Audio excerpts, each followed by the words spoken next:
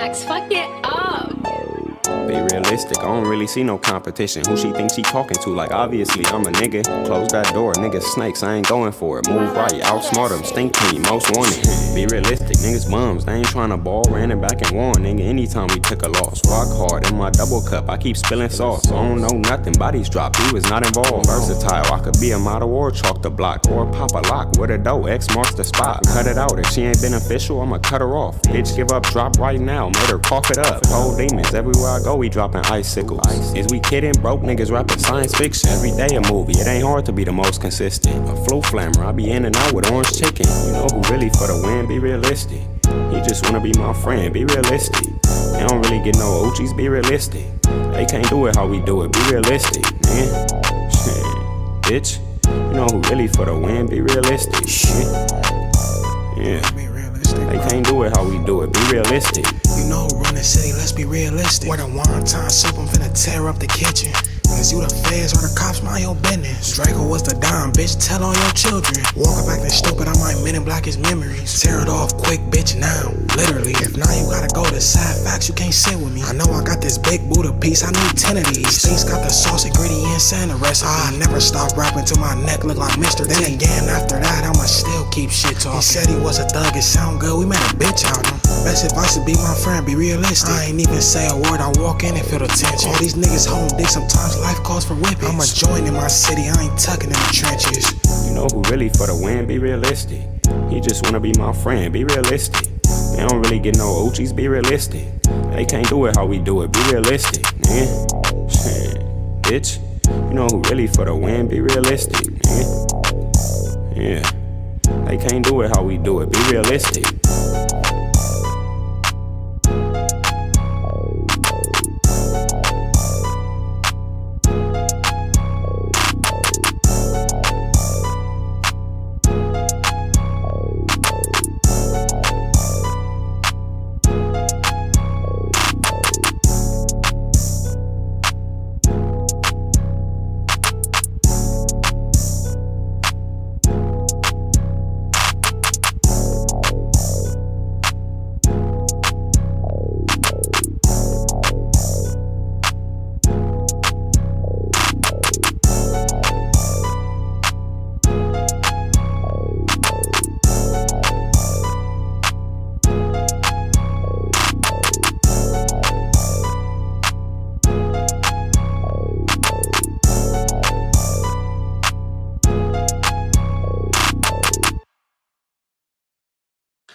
We Japanese still. You getting cooked in front of your family?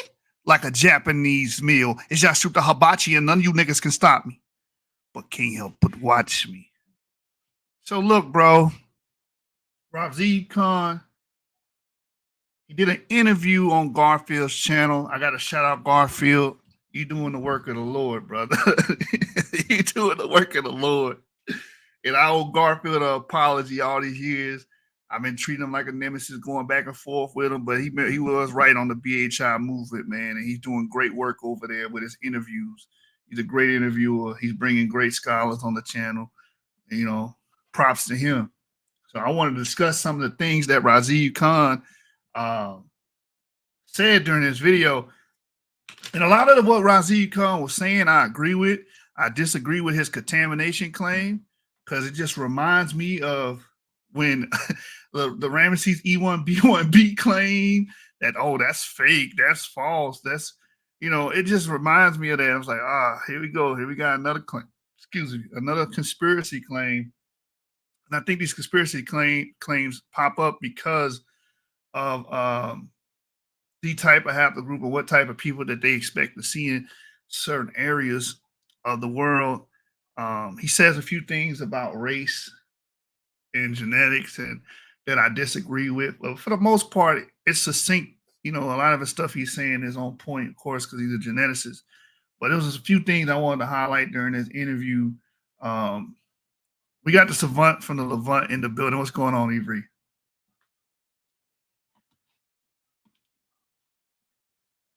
All right, I guess Avery needs some time to start. Somebody left a comment on my channel. So before I get into this interview, I want to deal with this comment before we actually dive into this interview. fair use, by the way. Someone left a comment about the J2 sample that was found in Israel. And I thought we cleared this up 1,000 times, so I'll clear it up again, or maybe make a snippet of this again. So the previous video we did dealing with the idiot, someone left this comment about the J2 sample. And Avery, when you get back, or when you hear, you can chime in on this too, because I did want to just address this very quickly. So Philadelphia Smyrna 0 left a comment. He said, it appears that different individuals with their Yap game have different views on certain particular areas. If the J2 haplogroup that was found in the ancestral tomb just outside of Jerusalem is indeed a late Iron Age Israelite, and either your model is flawed, the table of nations is not historical, or J2 cannot be a direct paternal descendant of historical Yaakov. I think Yap game needs to clarify those things, or certain individuals need to state the differences, because it does become a bit confusing. I think the only reason it's confusing because we say 1,000 times that Israel was a hodgepodge. So ancient Israel, just like if you found an American burial 2,000 years from now, you're going to see that there's different clades and different people coming in and out of America. There's no different in Israel. Israel was an important trade hub, and the Levant in general was an important trade hub and bridge between Africa and the rest of the Near East. So you're going to see people go in and out of those places. I don't understand how more we can make that, how can we make that more clear? Now, for your things about, your model is flawed, fine, you can say that. The model is just a hypothesis, it's speculation. You also say that the table of nations is not historical. That could be possible as well. It just depends on your worldview. J2 cannot be a direct paternal descendant of historical Yaakov. We don't know that. Maybe it was, maybe it wasn't. And we don't fucking know. There's no way to reference that. I'm here, by the way. If you called me, I was gone. Yeah, Avery, I was just reading this comment before I got started today, because I'm pretty sure we covered this every time this comes up about Israel being a hodgepodge. Yeah. Israel being, as you say, multi-ethnic. There are different people, different groups, different haplogroups. Because this person left a comment saying that he's confused how the Israelite remains as J2. Wait, what video is this? The video we did yesterday. Okay, and he's talking about J2. What does he say? He said it appears that different individuals. Oh, yeah, go ahead. Within the app game have different views on certain particular areas. If the J2 haplogroup that was found in the ancestral tomb just outside of Jerusalem is indeed a late Iron Age ancient Israelite, then either your model is flawed, the table of nations is not historical, or J2 cannot be a direct paternal descendant of historical Yaakov.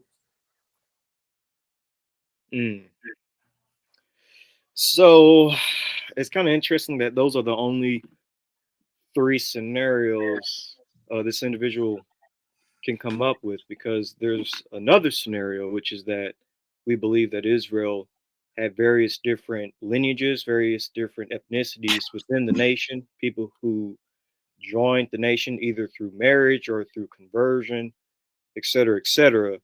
So you will have an Israelite who's part of the nation of Israel, part of the Commonwealth of Israel, part of the land of Israel, whatever, who could carry E1B1B or J1 or R1B or J2 or Q or whatever, or G. I meant to say G, not Q.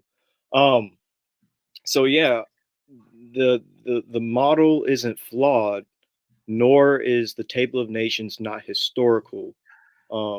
It very well, all of that very well can be true when it comes to the table of nations. I believe it is basically an example of, give me a second. All right. Yeah. So basically, I'm kind of confused. Maybe you haven't been watching us as much as we think you are, but we always cover this. Every time this is brought up, we cover that Israel was multi-ethnic. A lot of people were there. Different groups are there. It's also impossible to know who actually descends from Abraham. All you can do is speculate. all these things are going to draw some inferences and hypotheses at the end of the day. You know, so. Go ahead, Avery. But yeah, so yeah, those three scenarios that you gave, they don't compute. Like I said, Israel has been multi-ethnic, and that's what that J2 sample represents. It represents a individual who was in Israel, died in Israel, and likely adopted into the culture of the Israelites. And his Y lineage was J2. I don't see why that's confusing or why that's weird. J1 and J2 have been in the Levant since the early Bronze Age. And it remains in the Levant to this day. So finding an ancient Israelite or an ancient Canaanite or ancient whatever with J1 or J2 isn't going to be that strange. It doesn't necessarily mean that the J2 sample has to be a paternal descendant of Jacob. It doesn't mean that the J2 sample has to be a descendant of anything. Like those J markers were in the Levant for thousands of years. And also, when it comes to the whole paternal Israelite thing, because I know that's the issue that this person is having, he believes that because we're using the term Israelite, they think that automatically means a paternal descendant of Jacob. But keep in mind with the words that we're using, we're not saying, or at least I have never said, and I don't think Yeshua's ever said either, that J2 sample is a bloodline paternal descendant of Jacob. We don't know what Jacob's DNA was. We posit that it was E1B1B, some type of E lineage. Mm-hmm. But we're not saying like, so just keep in mind with the words that we're using. Try really hear the type of language that we're using because we're being very specific. But anyways, go ahead, Yeshu. Yeah, most likely M123 descendants, something like that. That's most plausible. But I just wanted to clear it up real quick, Avery, before we move on to the meat and potatoes. I didn't even know this comment was left. Yeah. Anyway, let's share Raziq Khan on Garfield's channel. We're gonna go over this. This will be my first watch. I haven't seen it because I've been too busy with schoolwork. But this will be my first time actually watching it. Okay, understandable. So we're gonna put the fair use banner here. Should we speed it up? I think we should speed it up a little bit. Yeah, I think so too. At least by 1 or 2 seconds. All right, so it'd say like the Hassalad. Where are the settings? I'm getting old, man. I'm forgetting how to. Oh, there it is. Okay, so 1.5. Speed up a little bit so we can just get to it. Fair use. We're doing this. Start from the beginning or in the middle? Yeah, we start from the beginning. We're doing this for educational purposes. We're giving our critiques and our commentary, so we're well within our right to cover this material. The light says, does this mean you guys also posit that 3A is a descendant of Shem? Yeah, because if Abraham's E1B1B, we assume that if Shem is a real person and he represents the division of humanity, we believe the best representatives of those will be the Yap markers. But that's just a belief, man. Don't get into your feelings behind that. If you want to go biblical, and I'm kind of getting sick and tired of the biblical art, I'm getting sick as shit behind it, bro. But anyway, let's start. Hey, peace and love, everybody. This is Brother Garfield podcast. Of course, you see my man, Brother Ong, right there, who they call the infamous God killer from the pseudo killers and the community of skeptics. How you today, brother? How you doing? What's going on, Brother Garfield Reed? How you doing, man? I'm here. I'm good, man. Today we got a special guest, a gentleman who I interviewed before. But when I interviewed him, it seems there were so many questions we never got to ask. And a lot of people sent me like 100,000 questions to ask Raziq Khan. And so let me just introduce this gentleman. He's one of the most down-to-earth guys I've ever seen on social media. Raziq Khan, geneticist. He's a smart guy. He's like the top of the line nerd power we're talking about right now. This guy is super intelligent. All right, peace and love. How you doing today, my brother? How you doing? You got to unmute your mic. I'm good. Sure. Ready to answer that. Like, start spitting questions and ready to answer. You know. All right. Hey, I know when that coffee kick in, man, you're gonna get super. Your levels go from 1 to the next. Talk about genes. Let's talk about genes, man. It's like I'll get excited about that. Hey, Razib, I never asked you this the last time, right? But what got you into genetics as a kid growing up? What made you say, you know what, this way I feel comfortable and I like this stuff? You know, I can't say anything like specific, but I was always interested in geography. And so, you know, people are in different parts of the world. And that kind of makes sense. And then, you know, like so my family's from Bangladesh. We moved to upstate New York. Obviously, people look a lot different. And, you know, when I was really little, we moved when I was 4. When I was really little, you know, like I had never seen, probably on cartoons I had, but I like never seen like black people or Chinese people. Hello? Yeah, go ahead. And so, anyway, so it was like, okay, like seeing all these different types of people, and I know they're from different parts of the world.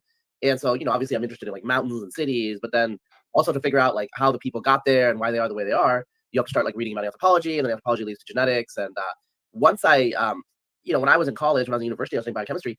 And once I stumbled onto genetics, I realized I really liked it. It interacts with my like other interests of history and geography, but also it's a biological field where you have a couple of theories, and then the theories give you a lot of information for free. Basically, like you can just do some quick mental math or algebra, like draw some conclusions. Whereas with biochemistry, for example, it's like these molecular shapes and all this stuff and all of these details and these huge pathway charts that you have to memorize. And so I think that's kind of my evolution of how I got into it. Like it's easier for me. I like it. It interacts with my other interests.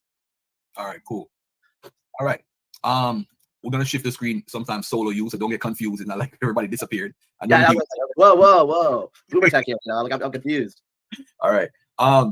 You know, we have so much. Let me just get down to it. We have so much politics when it comes to genetics, and people use it to sway their arguments, whether they are religious or they're non-religious. People have their own agendas, and I know you get bombarded daily. I remember a couple of times I would catch you on Clubhouse, and I'm actually subscribed to your what is it, Razib Unlearned, Unsupervised? Unsupervised learning, yeah. Razib Khan's unsupervised learning. Right. So we can get your stuff that you send out, you know, your mailing stuff. Now, what is the most fun thing about genetics that you do on a daily basis that keeps you going? Like, let me get up. I got to do this. What makes you get up in the morning? Ooh. Sometimes someone like, you know, someone sends me like DNA and they're from a population that like hasn't been studied yet. So I'm gonna be the first one to see. So yeah, I'm actually like not gonna go to sleep. I'll just keep working on that, you know. That sort of thing gets me up and motivates me a lot. Yeah, new results, new findings. You know, if there's an ancient DNA paper, same sort of thing, it's like, oh, it's like from Sumerians or something that's never been published. I'm like, yeah, I gotta get into it, you know. So it's like read it front to back, you know, up as early as possible. Wow. Hey, so we're from a community. I mean, some people call us a conscious community. There's really no conscious community, but people call it that. We deal with like different people from different backgrounds, whether they're atheists, agnostic, Hebrew Israelites, Christians, Muslims, all type of different religions. And it seems like every group is trying to figure out a way how to use genetics to make their argument stronger. You know, we have African Americans who think, some of them think that they belong to ancient Israelites. We have some African Americans and people who think that they're attached to ancient Egyptians, that they are the ancient Egyptians. This is so true, Garfield. You're right about this. You know, and we spiraled out of control. We seen it with Sadat last night. Now it's just getting out of control. It's getting ridiculous because they're going into these fields, but they don't want to deal with what the fields are actually saying because they want everything to concretize or Christian what they believe in. So what we deal with Black Hebrew Israelites, every bit of evidence that we present or anybody presents or a scientist published has to, you know, reconfirm or confirm their beliefs, or that, you know, the Deuteronomy 28:68 prophecy is only for African Americans, and that solidifies us, and the DNA is backing it up. Like, come on, man. Let's just look at the raw information, draw conclusions from it, and just move on. Just because everything's not going to center around your ideology, and that's what we're finding out every day with new papers and new information. Go ahead, Ibrahim. No, that's facts. You got to look at the information, the scientific information, with zero bias as much as possible. That's the best way and pretty much the only way to look at genetics and look at the science. You got to have zero. You got to have zero bias towards it. You can't put your preconceived notions onto the genetics. And this is why, like, I used to believe, just to give an example, I used to believe that Abraham potentially could have been E-P2. I don't hold that belief anymore because after looking more and more at the science, it just makes far more sense to just go ahead and say, okay, Abraham likely would have been a downstream of one of the E1B1B markers rather than him being E-P2. And you just gotta suck it up and take it and be like, okay, you're wrong on this issue, and the DNA, the evidence is pointing more towards something else that isn't what you previously believed. And I have two different ideas for Abraham. He could be a downstream of E-78 or E-123. So yeah, I can look at it in a biased fashion. And you got to look at multiple DNA papers to come to an understanding of the science as a whole, because there's a lot of different models and perspectives and ways of looking at the genetics of certain human populations. I'm not going to get into all the different ways, but yeah, what you said is right to shoot that. Right. We got to can be biased, but go ahead.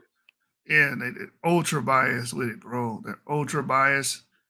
They don't want to accept, like, when people take their DNA test. I was talking more about this earlier. Like, you'll take your DNA test and it doesn't align with what you expected or align to your worldview of you being somehow, because a lot of these people in the Black Hebrew Israelite community, a lot of them hinge on the fact that African Americans descend from slaves. So when they find out that I have a Western European haplogroup or something of that nature, or non-African or non-Western Central African haplogroup, then they say, oh, well, that eliminates me from the equation, which is just a very dumb way of thinking.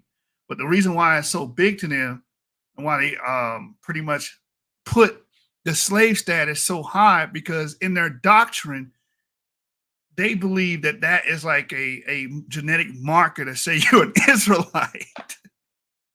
And that's what Garfield's pointing out. Y'all using certain things to try to strengthen your arguments. You know what I'm saying? I've been guilty of it because I came from a background of just foolishness and idiocy, Black Hebrew Israelism, and I pushed that for years. And I'm still, it took me all the way to this point to start shedding that identity and shedding those damn ideologies. But anyway. You have something that they're the ancient Moabites, the ancient Moors, and so forth. So everybody's going to be tuning in to watch what you say, because they hold you to a very high standard. Like you're like the god of genetics to some of them, you know. So lack of a better term. So they look at you, hold you to a high standard, because I know your history and I've studied a lot of things that you've written, and I'm part of stuff, your mailing list. So I read your stuff, I watch what you do, and I watch your interviews, and you seem to be one of the top guys in this genetic field.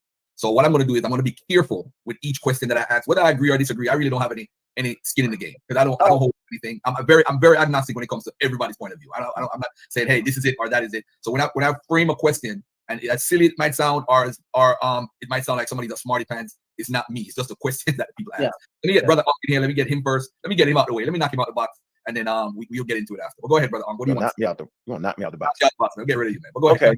All right, Razib, how you doing, man? Let me read this to you. The Gina Declaration, 2019. I want to know your feelings about this statement. Human race does not exist. It goes on to say, instead, the definable boundaries, genetic gradients run between human groups. Amongst the 3.2 billion base pairs in the human genome, there is no fixed difference that separates, for example, Africans from non-Africans. To be explicit, not only is there no simple gene that underpins racial differences, but there is not even a single base pair. So, what is your response to that statement? How do you feel about that statement? I think it's too strong. There's some base pairs. There's some base pairs, not many, but there's some. And I can name them off the top of my head. The base pair on SLC 2485. SNP. Let me just sorry, I'm looking it up. Yeah, SLC. It's a SNP. And yeah, it's amino acid position 111. RS 1426654. At that SNP, pretty much almost every single European is. So Avery, this is the part I was discussing with you. He said there are some base pairs that are pretty much race specific, and he mentions SLC2485. Can you speak to that? Yeah. So SLC.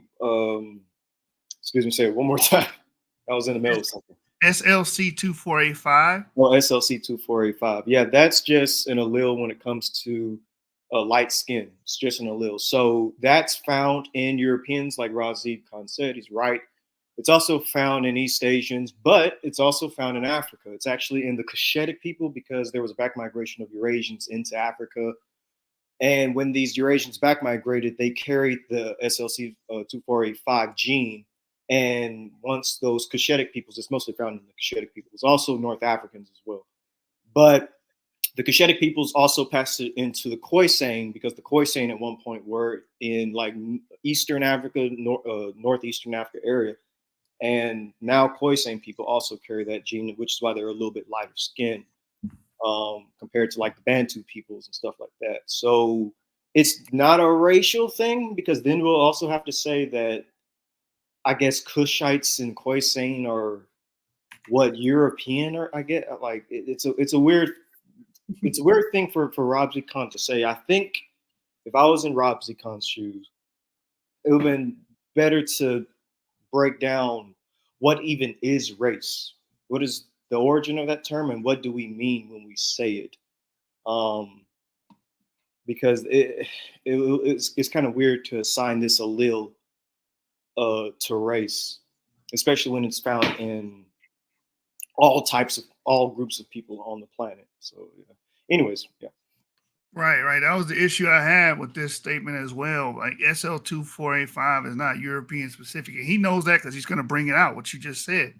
And it may be even older because it's also thought of that the Khoisan get their lighter skin variation from ancient times, not from recent times. They actually believed that they were lighter. And the Bantus coming in interacting with Central Africans, they have this darker pigmentation. I think it's MCIR allele.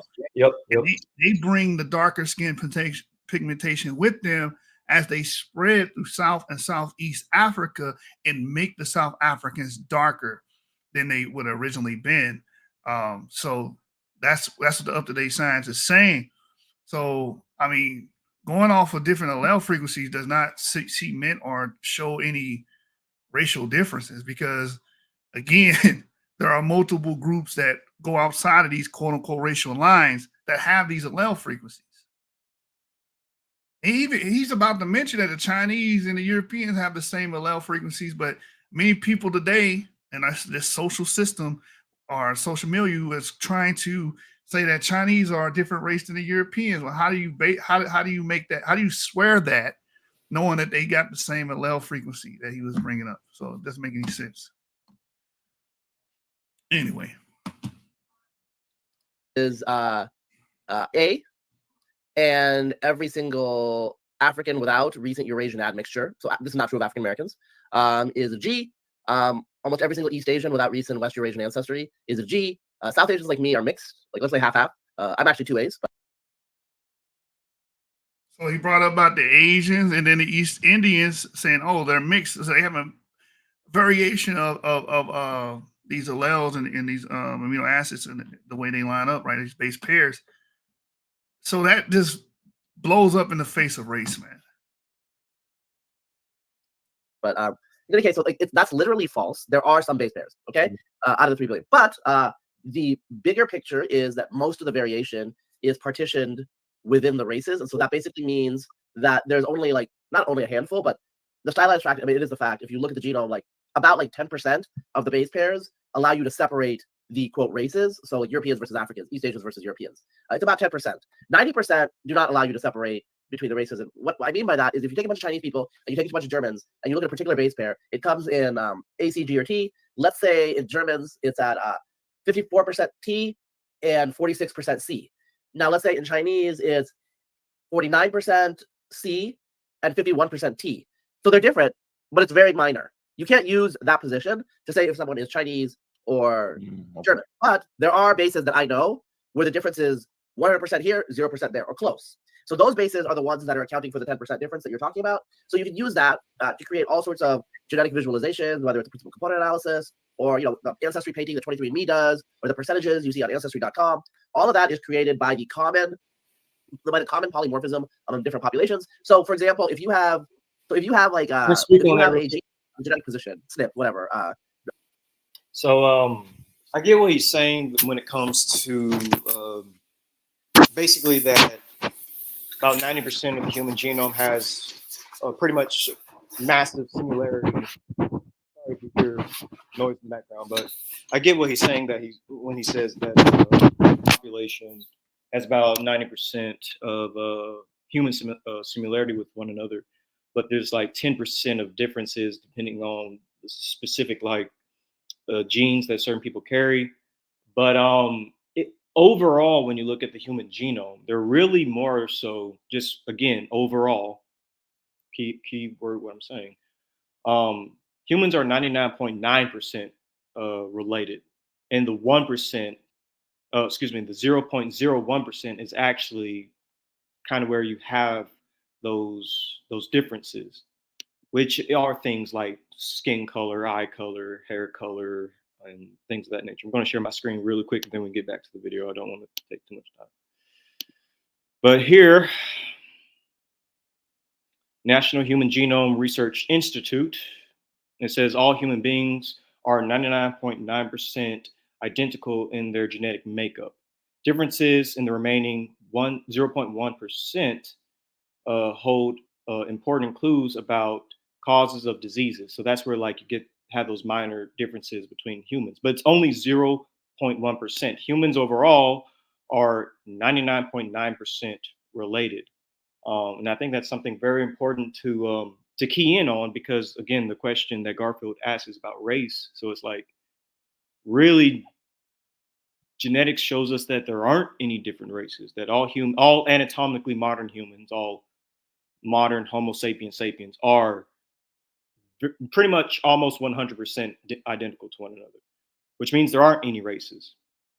And again, going back to the Tazara situation that I had when it came to my issue of saying why that there's no such thing as races, I'll also include genetics as a reason as to why there aren't different races, and why God couldn't be a racist, because really there's no such thing as race. We're all very, very closely similar with one another. That's why we can have kids with each other. Like a Yoruba man can have a child with a Germanic woman, and there'll be no issues, because they're all humans.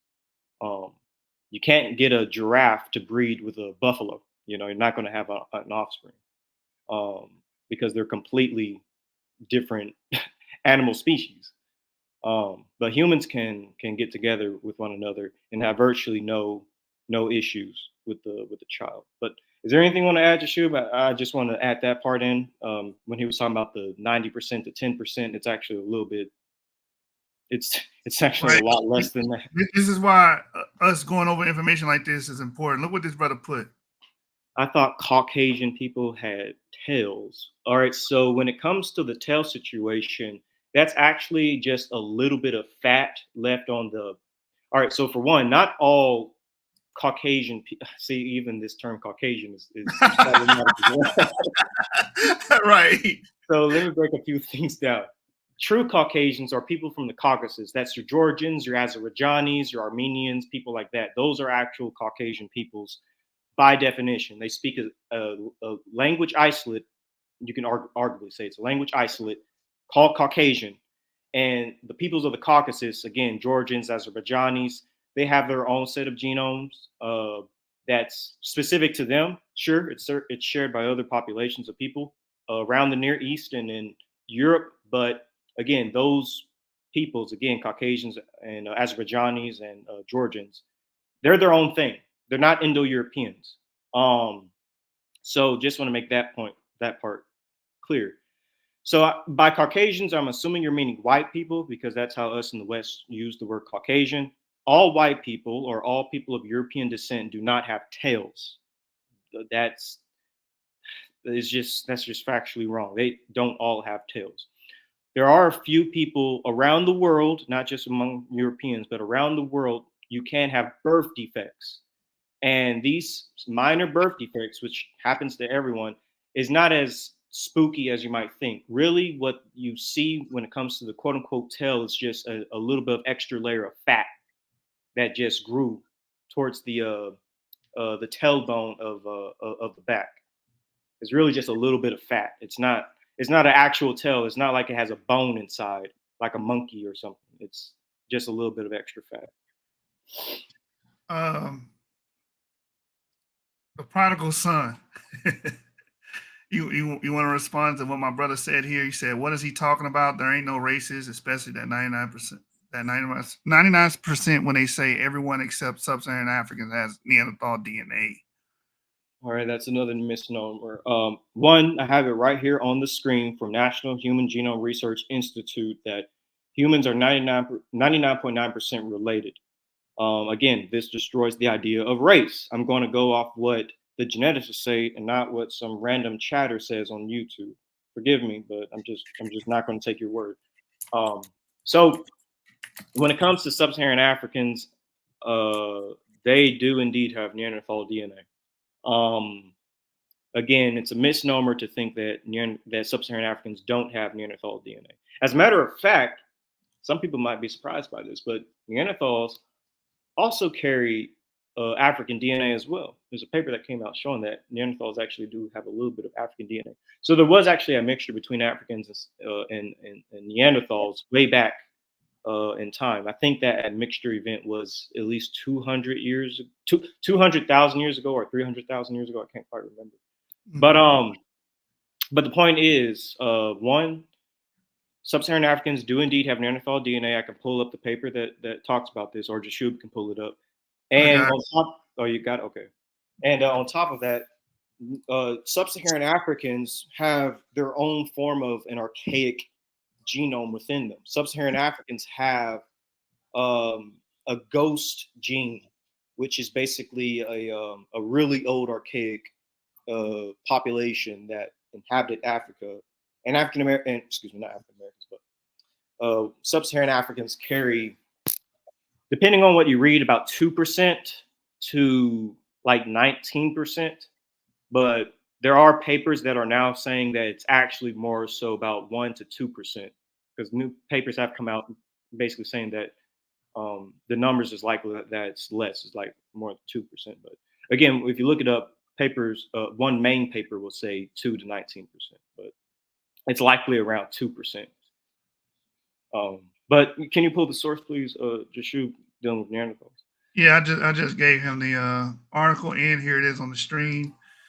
So this is science.org. Africans carry a surprising amount of Neanderthal DNA. People on every continent, including Africa, have a genetic legacy from our extinct cousins. So we went over this paper before. I don't see why. I'll read some of it. But time's sake, you can read it for yourself. I did put it in the link. It says, for 10 years, geneticists have told the story of how the Neanderthals, at least their DNA sequences, live on today, Europeans, Asians, and descendants. Not so in Africans, the story goes, because modern humans and our extinct cousins interbred only outside of Africa. A new study overturns that notion, revealing an unexpectedly large amount of Neanderthal ancestry in modern populations across Africa. It suggests that much of the DNA came from Europeans migrating back into Africa over the past 20,000 years. That gene flow with Neanderthals exists in all modern humans inside and outside of Africa. It's a novel, meaning new and elegant finding, says anthropologist Michael Petraglia of the Max Planck Institute for the Science of Human History. The work reported in this week's issue of Cell could also help clear up the mysterious disparity why East Asians appear to have more Neanderthal ancestry than Europeans. There's more papers that deal with this as well. Some good papers. Also with a lot of African. I'm going to read one here in a second. Oh, you got one? Go ahead. Yeah, I got one. So this paper right here actually says that the people that would have carried Neanderthal DNA into Africa would have actually been people who carried haplogroup E, which is very widespread on the continent of Africa. And it even says that it was Yoruba people who could have introduced Neanderthal DNA, as well as Berbers or the Amazigh. The paper is titled Carriers of Mitochondrial DNA Microhaplogroup L3 Basal Lineages Migrated Back to Africa from Asia around 70,000 years ago. So I want to make this quick, so let's just go straight to, there it is. So it says right here, highlighted here, this section right here. Moreover, our hypothesis of an early return and subsequent expansion into Africa of carriers of L3 and E haplogroups might help explain the Neanderthal integration detected in Western African Yoruba and in Northern African Tunisian Berbers. So when the back migration occurred in Africa, it would have been L3 and E markers bringing in this Neanderthal DNA. And it's detected in West African Yoruba as well as in North African Tunisian Berbers. They both have it, which is funny because, again, you often see a lot of beef between, North Africans and West Africans. Well, it looks like the E lineages that's among both populations brought Neanderthal DNA into Africa. Kind of interesting. Is there anything you want to say to this, or we can go back to the video? Yeah, that's a fact. That's a fact. And Raziq Khan later on in the video is going to address this in the questioning of who are the Africans. A lot of sub-Saharan Africans that have E, and he says basically, in a nutshell, a lot of the studies are saying that they're non-Africans, that they're Africans that migrated. He actually says that and bring that up in this interview. And it's because of things like this, Neanderthal introgression and stuff of that nature. Go ahead, bro. No, I was just going to agree with you and say that most genetic papers basically say that it's likely that DE formed outside of Africa rather than in Africa. Now, as I always say, there's a lot of different papers on a lot of different ideas and perspectives as to where haplogroups form and migrate to.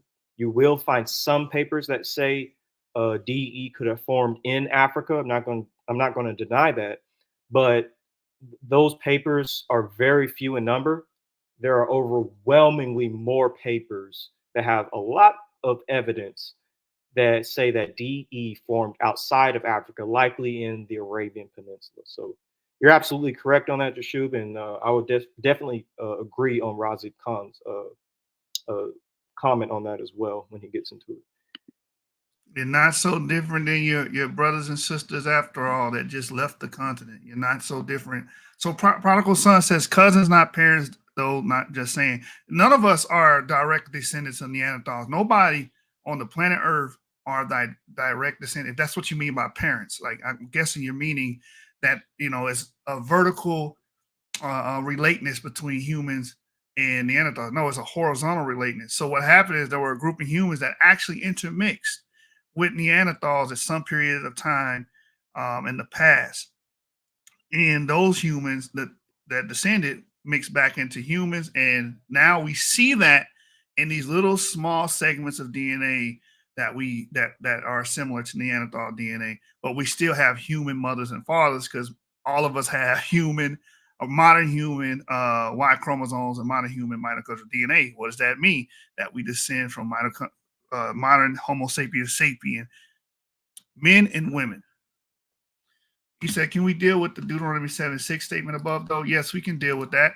You said Deuteronomy 7:6 says that children of Israel are above all people, so there has to be some sort of separation. Again, if you believe that that's some kind of supremacy statement, that it will be social. We're talking about biological. I'm not going to give you a biblical argument because I disagree with anybody thinking that that's some kind of the racial hierarchy thing there, because there was no such thing of race back then. The concept of race that we know today comes from modern thinking, like within the last 400, 500 years as we know it today. Yeah, nations use this type of ancient Near Eastern, and Jashub went over this like about 2 days ago. But Near Eastern nations use this type of language all the time when it comes to their people. Like you can find papyrus and ancient texts of Egyptians saying that, we are different from every other nation around us, et cetera, et cetera. We are the Egyptian empire, God, Amun-Ra, whatever, gave us this land, whatever. Egyptians love to talk about how different they are from other peoples like Nubians and Asiatics, and they love to differentiate themselves. Typically in artwork, you see them enslaving Nubians and Asiatics and Libyans. But funny enough, when you look at the genome of ancient Egyptians, even though they're making these statements, ancient Egyptians are related to Asiatics and Nubians and Libyans. So it's like, when it's the same thing with the ancient Israelites. They may talk about how they're better than other people, but they're genetically related to all the people that they're around. So it's like, Exactly. So it's obviously not a biological thing at that point. It's just like a national thing or the pride of their nation. It has nothing to do with what we got now is racial pride. These people are very multi-ethnic. Like African Americans, for example. African Americans are the greatest example of this because African Americans are so mixed, right? You got some African Americans who went over several papers. You got some African Americans that actually do descend from European Jews, that actually do descend from Western Central Europeans. Marlon, the Wayne's brothers descend from East Asians, right? But we all fit in this same racial category of Black or this same ethnic group of African American because that's social. By ancestry is completely different. You can be in the same social category because that's just created with our minds, right? That has nothing to do with what mothers or fathers we came from. So Another great example is like the Fulani. The Fulani are a mixture of different lineages of people. They have haplogroup T among them, haplogroup E1B1A, E1B1B, T, R1B, etc. But they all see themselves as one people. We are the Fula people. And when they were going out in jihads and making caliphates, they weren't differentiating between, oh, these are the R1B Fulani and these are the E1B1A Fulani and these are the, no, they were all just one people attacking other people as a united group. So yeah, when it comes to this concept of race and using again this verse to say that the Israelites are I guess like a pure ethnic group, they're not pure. There's no other way of saying it. They're just not. I mean, throughout the text, we literally read about Israelites mixing with other nations of people. I don't get how they can be pure if they're mixing with other nations of people. That doesn't make sense. I can give a bunch of examples, but I'm not going to. But yeah. He also brought up about what about the Sun people? Do they have any Neanderthal integration? The answer is yes, but then you could say, well, they got it from the Bantu, so it maybe the Central African, because he brings this up, maybe the ancient foragers, the ancient Africans that were there at the onset, maybe they don't have it, but they do have it today, or maybe they didn't have it, but somehow they did get it today. So even they have it as well. So, which Raziq Khan touches on. Bedside says, I like what Razib said about the derived SLC 2485 with the AA being the European thing and the ancestral ASLC 2485 GG and the African thing. That's all I needed to hear. That still doesn't give you no racial group, because within Africa, and that's what we were pointing out, within Africa, these people, let's use West Africa, for example. You got the Chadic speakers, you got the Tobu people we were bringing out earlier, the Lao people, many of the Niger Congo speakers, the Hausa. A lot of these people are fit in the same racial group, racial category, but have different ancestries. For instance, we brought the Hausa have R1BV88. That ancestry ultimately goes back to the Balkans, right? You got some EM778 carriers within West Africa that ultimately goes back to Ibo-Mauritian related peoples and stuff of that nature. We just keep going. Then, of course, you got the E1B1A carriers. You got other E1B1B variants. You got some T markers. You got some Bagara Arabs, all being called and socially categorized as the same racial group with different biological ancestries. Anyway. You got anything else you want to add, or you good? I'm good.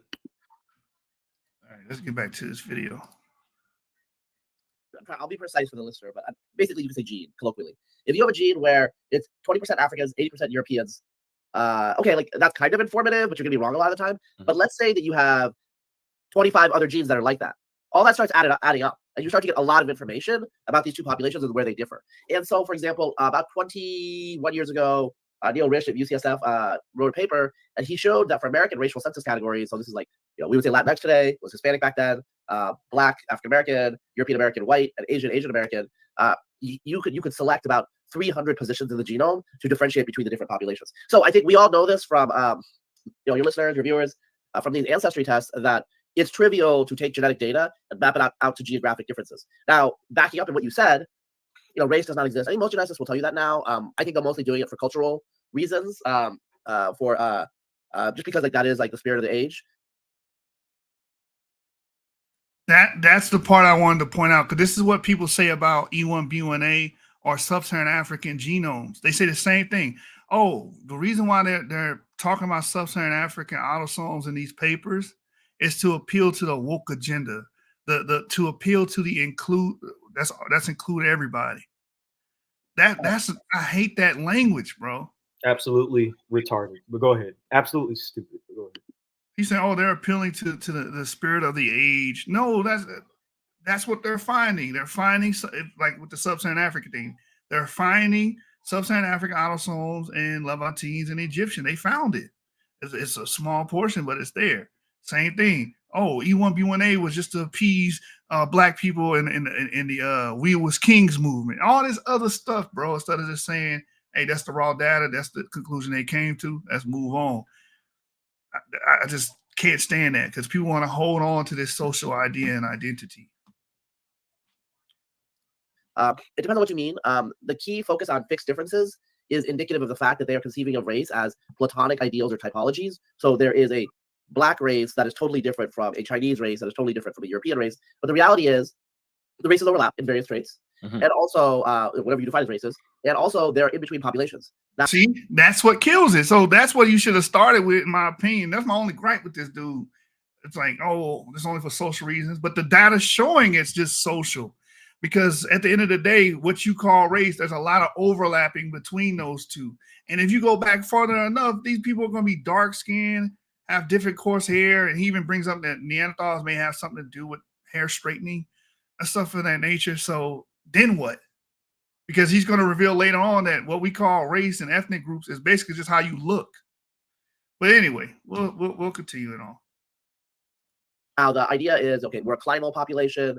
That's fine, but even in clinal populations, so these are populations where everything is smoothly shifting over space, the genetic frequency, so you can't like create easily, intuitively these categories. In those populations, genetic differences still exist and they matter, right? Even if it's clinal. So that's one thing. The second thing is I don't necessarily think we are so clinal that you can't create natural breaks, natural categories. The categories are human created, they're human constructions, but their utility is based on like what you're going to use it for.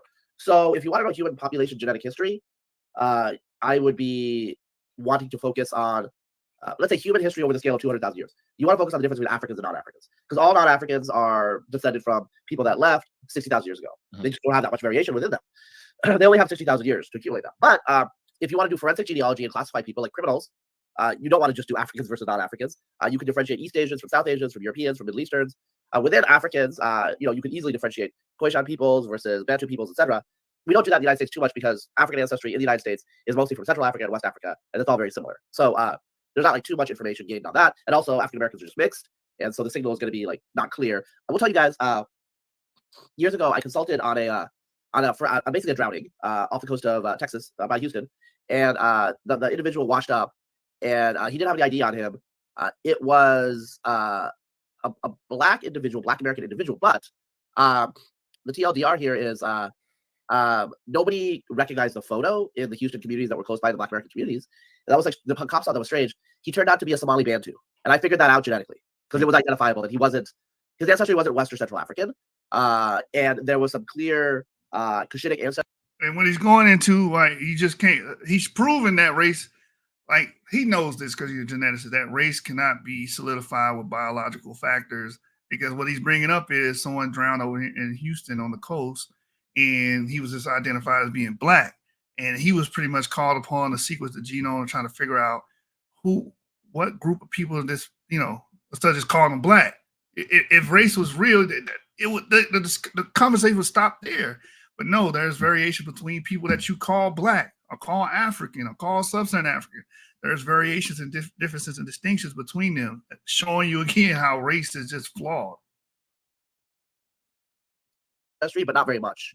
So I suspected probably he was a Somali Bantu, and I was actually correct. He was later identified as part of a small refugee community in Houston, and he had died. I don't know if it was suicide, but he drowned in the Gulf. In any case, that's just to illustrate there is obviously clear variation within Africa, and that's Ramal Yahoo. He didn't say too much.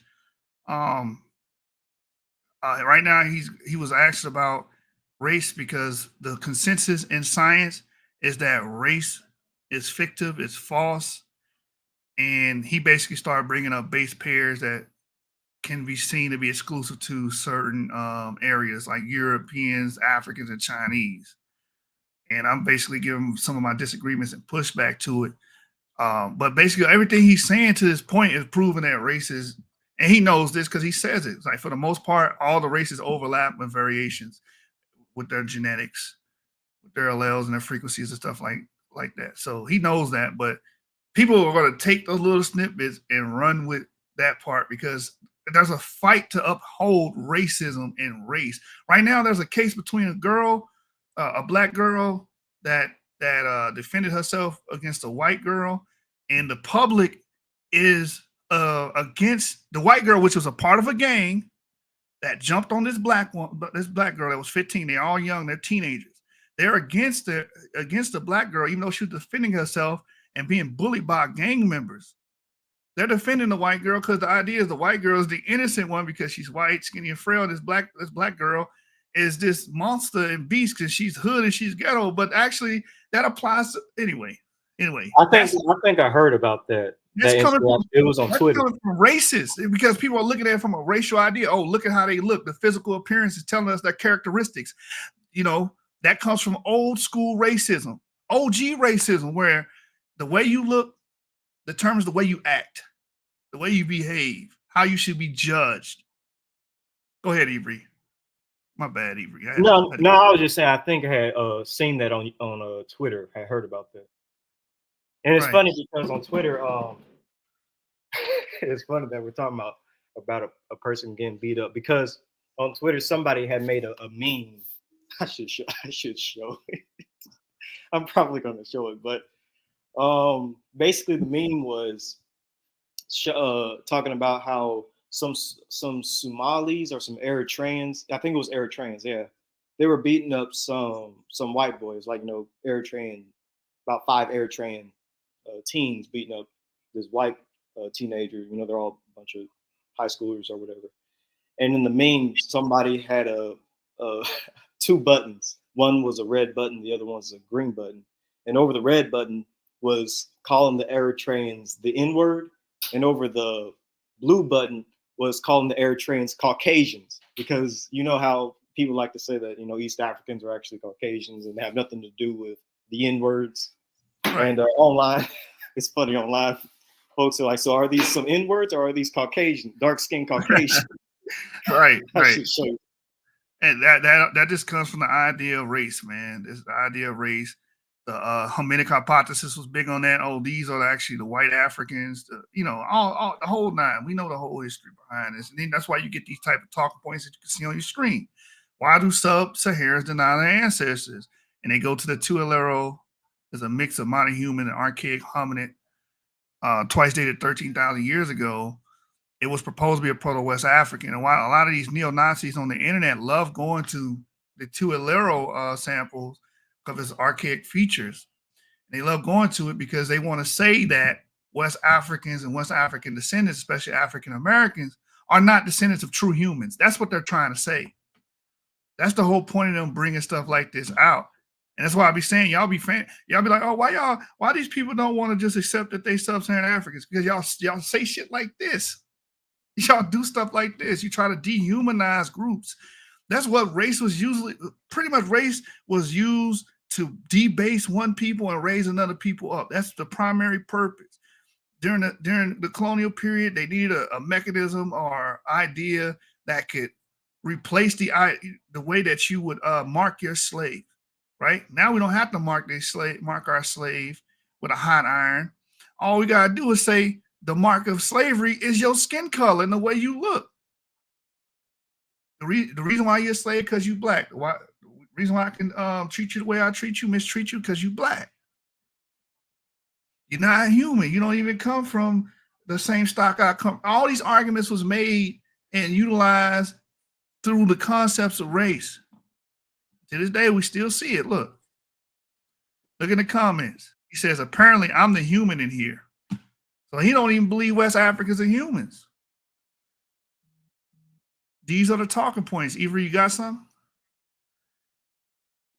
Yeah, I was going to just say, and it's funny because on the online anthropological community or the online genetic community, whatever term you want to use, but now that people are getting into haplogroups, getting into genetics and autosomes and things of that nature, now it's not just, oh, you're black. It's also just, oh, you have sub-Saharan African autosomes and you have E1B1A. And because you have sub-Saharan African autosomes and E1B1A, you can't be in any other part of the world. Your ancestors never could have been in North Africa, or your ancestors never could have been in Egypt.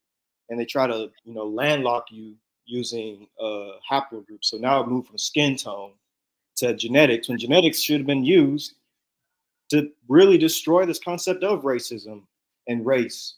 But now people have just used genetics as a new form of racism and hatred. It's unfortunate. Yeah. Yeah. You won't see that.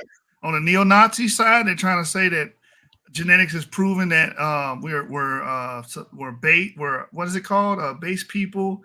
We're subhuman. We're not even real humans. That this is why we suck at like IQ tests and stuff like that, which is not even true. The people that are more African than us, Nigerians, are some of the smartest people on the planet, which makes no sense. If it's all if it's a genetic or biological thing, Avery, then the people that's coming from directly from West to Central Africa, right? Why are they so smart? Why are they achieving in academics? Obviously, it doesn't have anything to do with biology. Go ahead, Avery. I'm sorry. Go ahead. No, it's funny you say that the argument is that African Americans are stupid because they have African ancestry. But literally today, I was looking at a meme on Twitter. Not even a meme. Like this was actually an argument between two people. I might send you the link here in a second of that argument, actually. But the argument was that African Americans, and this was a white supremacist saying this, by the way, the African Americans, the only reason that they are more intelligent than Africans is because they have European ancestry. I'm about to send it to you. But I was thinking, when I read that, I was thinking to myself, all right, so you white supremacists need to make up your mind. Are we dumb because we have African autosomes, or are we intelligent because we have European autosomes? Because y'all kind of playing both games right now. Right. You want to have your cake and eat it too. Yeah, exactly. And then Caribbeans, they tend to do better. You know, when they come to the Americas and stuff of that nature, they tend to do better in the academics, and they tend to score higher. Like Jamaicans, they're more African than African Americans, and what I mean by that is they get more autosomes. They tend to have higher autosomes than us. Yeah, we saw that with Zion Lex. He was almost like 99%. We call it sub-Saharan African. But my bad. Go ahead. Right. So if the idea is because you're African autosome and sub-Saharan African relatedness is causing you to have these deficiencies, then why the people with the most of it don't have the deficiency? Exactly. It's not a biological thing. A lot of the things that we try to attribute to biology is actually just social, like race. That's just social. Our education level and attainment is because of social issues. Right. Poor education, poor practices, poor living environments and situations plays a huge role in why African Americans suffer in academics and whatnot. Why there's a high illiteracy rate amongst us. Right. It has nothing. It's our culture. Our pervasive culture is very negative towards education and progressing in the fields of academia. Like those people arguing me down about how Black people shouldn't go into academia. Black people shouldn't become computer programmers. They're like, I mean, we're a bunch of Edomites led by the white man and Jews because we're into genetics. Like folks are sensitive about us. Right. They make it a biological thing. This is something that you're not supposed to be doing. And a conspiracy theory too. Mm-hmm. Oh, like man, our community, bro. But anyways, let me get this meme really quick. I'm gonna show you the conversation. You can play the video if you want. I'm just gonna, or you can wait. It's up to you. You got it ready? Yeah, I'm about to pull it up here in a few seconds. Yeah, I can filibuster until then, but it's just crazy. The ideas. It just reminds me of oh, you speak proper, you're speaking white. What? That don't even make sense. I hate that argument, bro. It's the same thing. We try to, because race has us thinking that people have immutable characteristics that they can't change, and once they see something outside of that, they have to attribute that like speaking properly to another racial group because they believe once you are in this racial group, it's immutable. It doesn't change. It's a part of who you are. It's your genes. It's your biological existence. It's to speak a certain way, act a certain way, think a certain way. Mm-hmm. Every time I hear that, I think to myself, you're downplaying our own ethnic group when you say that I sound white or whatever. I'm like, bro, you're kind of dissing our people, bro.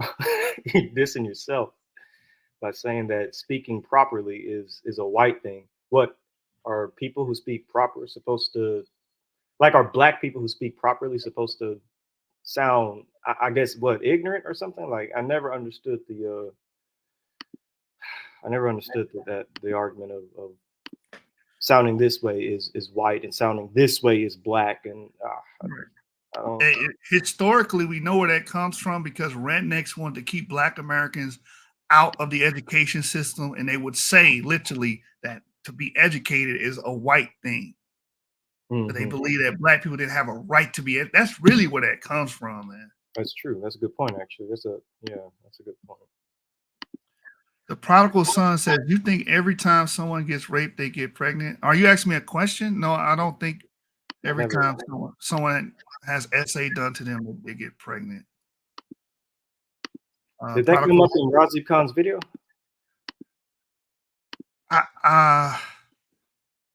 He might have brought it up with European integration, but I don't remember him saying anything in particular. Okay. Or did he bring up slavery or something? I don't know. Yeah, for the admixture, that we're pretty much mixed with Europeans.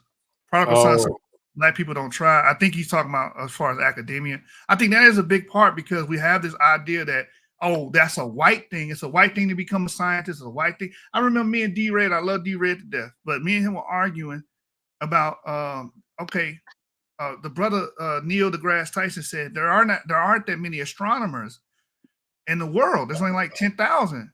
So I said, oh, a field is wide open. Go become astronomers. He was like, well, why would I tell them to do that? Ain't that many Black people in there. I was like, with that attitude, it ain't gonna be. So people are failing before not even trying or attempting. They're just that's not for me anyway. That's bad. You'll never break into any new fields like that. My bad. Go ahead, bro. No, I was just gonna say, I got the meme and also have the conversation where the person said that, African Americans are intelligent because of the white people, because they have European genes. But first, let me just show you the Eritrean meme, and then I'll show you the conversation here in a second. Can you see it? Yeah. Can you see it? Caucasians. I'm not gonna say the other one, but Caucasians and ends. 4 Eritreans beat up a white kid. Which button do we push? Are these Eritreans Caucasians or are these Eritreans N-words? Yeah. Yeah. They're about to push the N-word button, but then they realize, wait a minute, ancient Egyptian skulls are similar to Eritrean. Yeah. That's a great illustration of the confusion of race. Yeah. Great illustration. It's like folks want to cherry pick, and like when a black East African, quote unquote black East African does something, they want to consider the person, as a black sub-Saharan African at that point when they do a crime. But as soon as they, I guess, don't do a crime, they're all of a sudden Caucasians. It's right. If they're doing something good, like if they're getting like a award for in a field of science or something, or agriculture, now, oh, that's my Caucasian. That's my dark-skinned Caucasian, bro, from East Africa. Yeah, but the minute, my bad, go ahead. The minute they involved with like heroin trafficking drugs and stuff like that. Look at these niggas. Yeah. So that's the world we live in, man. We're in a fucking cartoon set. We are. I put the link in the back channel, by the way. You want me to show it? Let me see. Yeah. I'm going to try to sign into my Twitter. I haven't used it on this in a while, so I got it. Yeah, I don't have it on my computer either, but I got the link up here. Okay, try clicking the link, and I'm going to have to try to open up my Twitter on my computer because almost. Here it is. Here, I got it here. Oh, you do? Yeah. All right, you have to push the arrow at the top left-hand corner. Hold on. Because there's actually more to this conversation. All right, yeah, you're gonna have to sign into. Give me a second. Man, it's a problem with these damn phones because I do everything on my phone as far as social media related. So I didn't log into my account in like 2 years. Because it's just, you know how you have it on your phone, you never log into it, it's saved, you just click it. So I gotta actually think what the hell my password is. Yeah. And I'm putting in my my Twitter stuff because just like you, I haven't used Twitter in a long time, so I have to. Yeah. I think this conversation is important and it's relevant to what we're talking about, so that's why I want to cover it real quick. Oh my God! Black Africans get their modern form from Eurasian admixture. You think that's crazy? Just wait till you hear more. If it weren't for this Caucasian introgression, blacks would still look like Homo erectus types. Blacks are nothing but hybrids bordering near the animal level of physical and behavioral traits. Look, and a lot of people that watch us support race. This is what you get. This is the progeny of race. Yes. This is the product of race. This is that way of thinking. This type of shit here. Yep. Hold on. Can you filibuster just a little bit longer? I'm gonna answer Prodigal Son. He's been very engaged. He said, yeah, facts. I tell people in my barbershop all the time, we gotta tell our children to join different spaces, but it boils down to opportunities. We're just not exposed to certain things besides doctors and lawyers. That's true too. That's the job of the influencer and content creators. Instead of arguing about who's the Israelite, maybe we should focus and put more of our energy into stuff like that. So I do agree with you to let people know that, hey, you can become an actuary. Hey, you can be a computer scientist. Just go to school for 4 years. They're giving out financial aid to go do this, and a lot what has changed since I went to school. They give you living. What's it called? Either because you're going to school, you getting your master's right now. But there's something where they give you like money to live, like for food. I forgot what it's called. I think it's financial aid you're talking about. Right? Is that included in financial aid too? I think so. Yeah, I think it is. You gotta forgive me. I ain't been in an institution since 2011. Yeah. And I don't use financial aid, so I don't know too much about it. Right. Yeah, but that's a lot. That's a lot of assistance to and you don't got to go to Ivy League schools. People are like, oh, I don't want to go into debt. I don't want to owe $300,000. You don't have to go to Ivy League school. There's other local schools that give you the same education, the same certification to do these going to the fields for a lot cheaper. Go ahead, bro. No, I was just gonna say it's up, but if you want to finish what you were saying, I do have it up, but yeah, you can go ahead. Oh, you're right. All right. So this person, Dr. Kim, it's a troll account. You can already tell, but basically, they make a post, sort of trashing this Mansa Musa video. Mansa Musa, history's richest man documentary. I haven't watched the documentary, but I'm assuming it's just about Mansa Musa. But he decides to call it propaganda and post a bunch of, tag a bunch of white supremacists into it. But I'm just going to scroll down to the relevant portion of this section. All right. So look at this. This is what Dr. Kim says. Read that for me. Pure blacks don't have any diversity in skin color or tone. It's either dark brown or black. Nothing else. Anything that deviates from that is due to admixture from non-black populations. So are the Khoisan? And then he has a picture. Oh my God! What tribe is that there?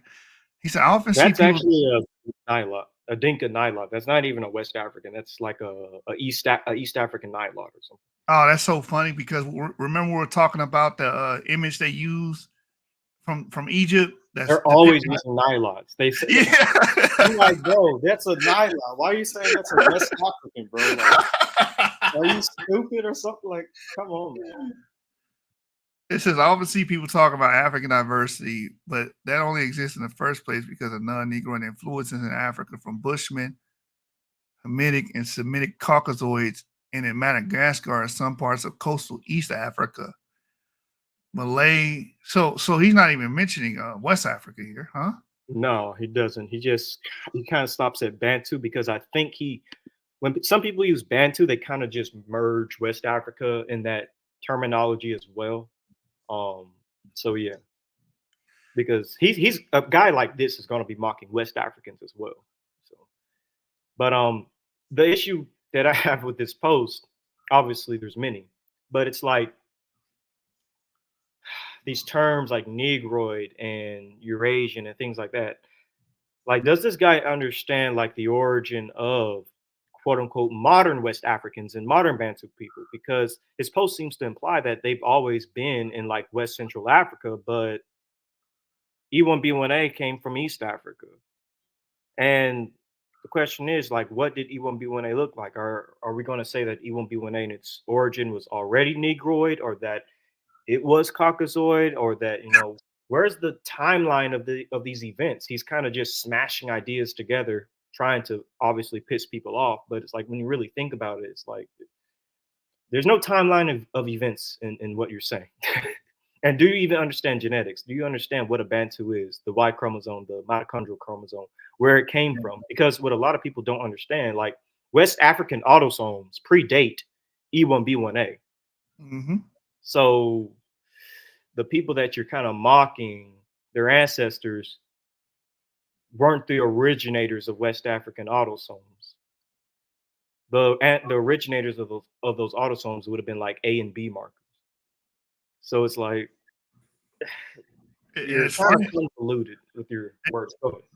It's funny because when you go into European populations and Near Eastern populations, the further we keep saying this, the further you go back in time, the more robust those populations are going to be, the more dark they're going to be, the more African, quote unquote, they're going to look. So the argument is just dumb. It is. Once you understand that, it's just stupid. Let me click out of that, go down. I'm not going to go to that one. All right, so here it is right here. Read this. This is the part. This doesn't prove anything. The fact is, all sub-Saharan Africans are a byproduct of Eurasians who interbred with various Homo erectus types. Any traits that go against their usual phenotype come from Caucasian admixture. We've heard that before. We've heard that before. All right, I want to make it bigger. There you go. Oh my God. Average American Black has additional admixture from European to varying degrees left over from the slavery days. This admixture gives them lighter skin with less pronounced Negroid traits, intelligence. Oh my God. See, that's what we talking about. I thought African Americans were supposed to be low IQ because now they're high IQ because of the age. Yeah. You can't have it both ways, partner. Intelligence and behavior is also modified, making them more intelligent and civilized, relatively speaking.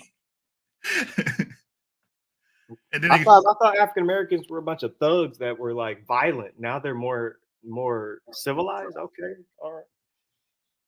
It says, okay, and this person don't know what he's talking about too, but I'm gonna get to it in a minute. It says Black Africans have also been hybridized, except the lack of European admixture found in American Blacks. Their admixture comes from ancient Caucasoids from the Near East, who back migrated into Africa during the prehistoric times and mated with Homo erectus type species, which created their current racial form, aka Negroids. In contrast to American Blacks, Black Africans have noticeably darker skin and more archaic Negroid traits, giving them their stereotypical simian look. With less Caucasian admixture, Black Africans are found to have IQs within 60-70 range, which reflect their primitive and savage way of life and thinking. Again, he has a picture of Nilots. These are not West Africans. He's showing Nilotic people that African Americans, by and large, do not descend from. But anyways, go ahead.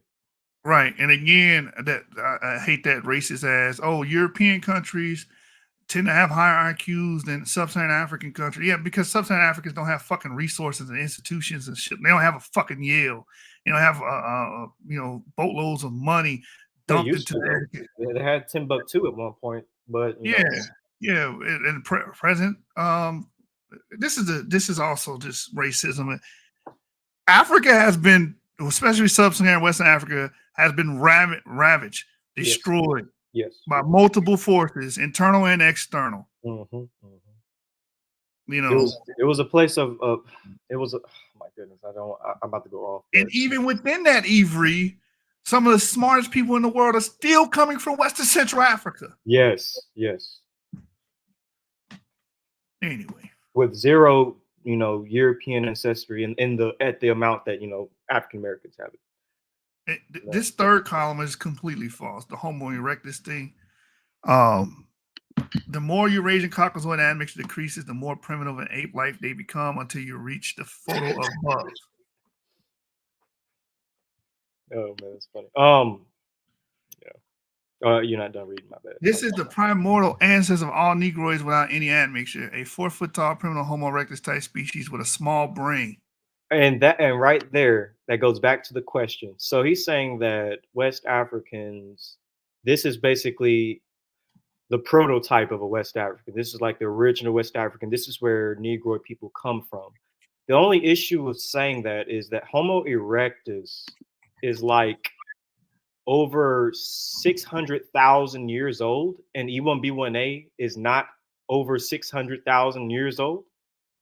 So it's kind of weird for them to be like our paternal ancestor if modern humans didn't even exist for most of Homo erectus' existence. Yeah. So it's a bit of a strange statement to make. Wasn't even around. You can't paternally or even maternally descend from Homo erectus, because the mitochondrial DNA of West Africans are anatomically modern mitochondrial chromosomes, and the Y chromosome of West Africans are anatomically modern Y chromosomes. Like, there's not a West African that carries Y chromosomes of Homo erectus or mtDNA chromosomes of Homo erectus. Like, it's stupid. It's retarded. I hate to use the R word, but it's absolutely retarded to say this and think this way. They took that paper that says archaic introgression was in Western Africans. It also says in Central Europeans as well, and China and some Han Chinese have it. But just ignore that part, right? They took that paper and now it's Homo erectus. It's a ghost population. We don't know where that segment of DNA comes from. And it's most likely just early human. That's all we're seeing. Some A000 markers. That's what we're seeing. Mm-hmm. It's funny. Neanderthals and Denisovians, they also carry super archaic ancestry as well. That is just as old as the one that West Africans carry. So it's like, and I see people online, particularly from the white supremacist realm of things, they love to praise Neanderthals and having Neanderthal ancestry and how Neanderthals are like this awesome whatever. But one, Neanderthals carry, like, we know that Neanderthals had admixed with Africans, for one, and two, we also know that Neanderthals have this super archaic ancestry. So it's like, you can't really use that to kind of mock West Africans, but then your precious Neanderthals also have the DNA as well. It doesn't make sense. I was about to flip to the next portion of the conversation, but I see that Morris here. Is there anything you want to add to this? Who taught you poor smokers to read the white man's words like this? Oh shit! Oh, man. All right, I'm gonna go to the next section real quick. It's basically the same thing. Let's see, and this will be the last one. Here's another one right here. Can you see that? Let me zoom in a little bit. Niggas make accounts. Niggas make accounts just to go in on black people. And that's such a loser way of living, because it's like you can be spending this time with your woman or spending this time hanging out with friends, but you rather go online and make fun of black people. Like, you got to be the biggest loser in the world to like have this be your pastime. Yeah, that goes both ways, because we got we got African Americans that do the same thing and go. It does go both ways. Same thing with Afro racist black people, put it that way. Yeah. If they spend time being racist to white people, again, you as well got to be the biggest loser in the world. Could we spend time with your woman or spending time hanging out with friends, hanging out with family, touch some grass for once. Come on. Outside? I haven't seen outside in months. Go ahead, bro. This is the last one because I don't think we need to go any further down. Twitter gets crazy. So It says Black Africans get their modern form from Eurasian admixture. If it weren't for the Caucasian integration, blacks would still look like ape-like Homo erectus type. Blacks are nothing but hybrids bordering near the animal level of physical and behavioral traits. and so this guy posits, and I'm starting to see this from certain white supremacists and certain people in the MENA population. This isn't something that you're going to find everywhere, but basically this idea that I'm beginning to see is that they're saying that, you know, it was the E markers that were Caucasoids, were white Caucasoids, more specifically Cro-Magnons, and they made it with like ancient archaic Africans, and that's where modern West Africans come from. But you're about to read it right here, but yeah, go ahead. Yeah, it says the true origins of the black race. There it is. Y'all, all y'all be like, oh, why you going against race to stickler? This is why. This is what comes with it. Are you sticklers for the race concept? It says here, around 9,000 years ago, Caucasoids, probably Proto-Berbers from North Africa, carrying haplogroup E, made it with primitive. So fucking with primitive Homo erectus type species, equaling this a Dinka brother or a Bantu? That's a East African Nilot. Okay. It says which eventually gave rise to Bantus and other forms in sub-Saharan Africa. The black race is nothing more than a result of hybridization between different hominid species. Now, this is starkly different from what we deal with on Facebook, Jashu, with the idiot racist trolls on Facebook, because they love to say that E1B1A was indigenous to Western Central Africa, that E1B1A originated in Western Central Africa, and that it never left Western Central Africa until the Arabic and European slave trades. They love to say that on Facebook. And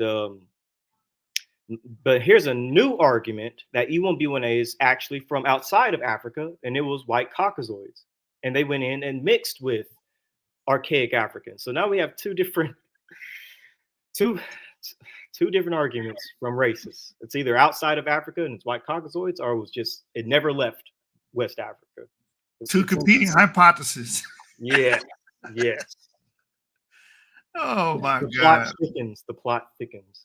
So it's like one day I'm debating with someone saying that no, E1B1A has not always been stuck in West Africa. That's day one. Day two, E1B1A has always been in West Africa, never left. It's crazy.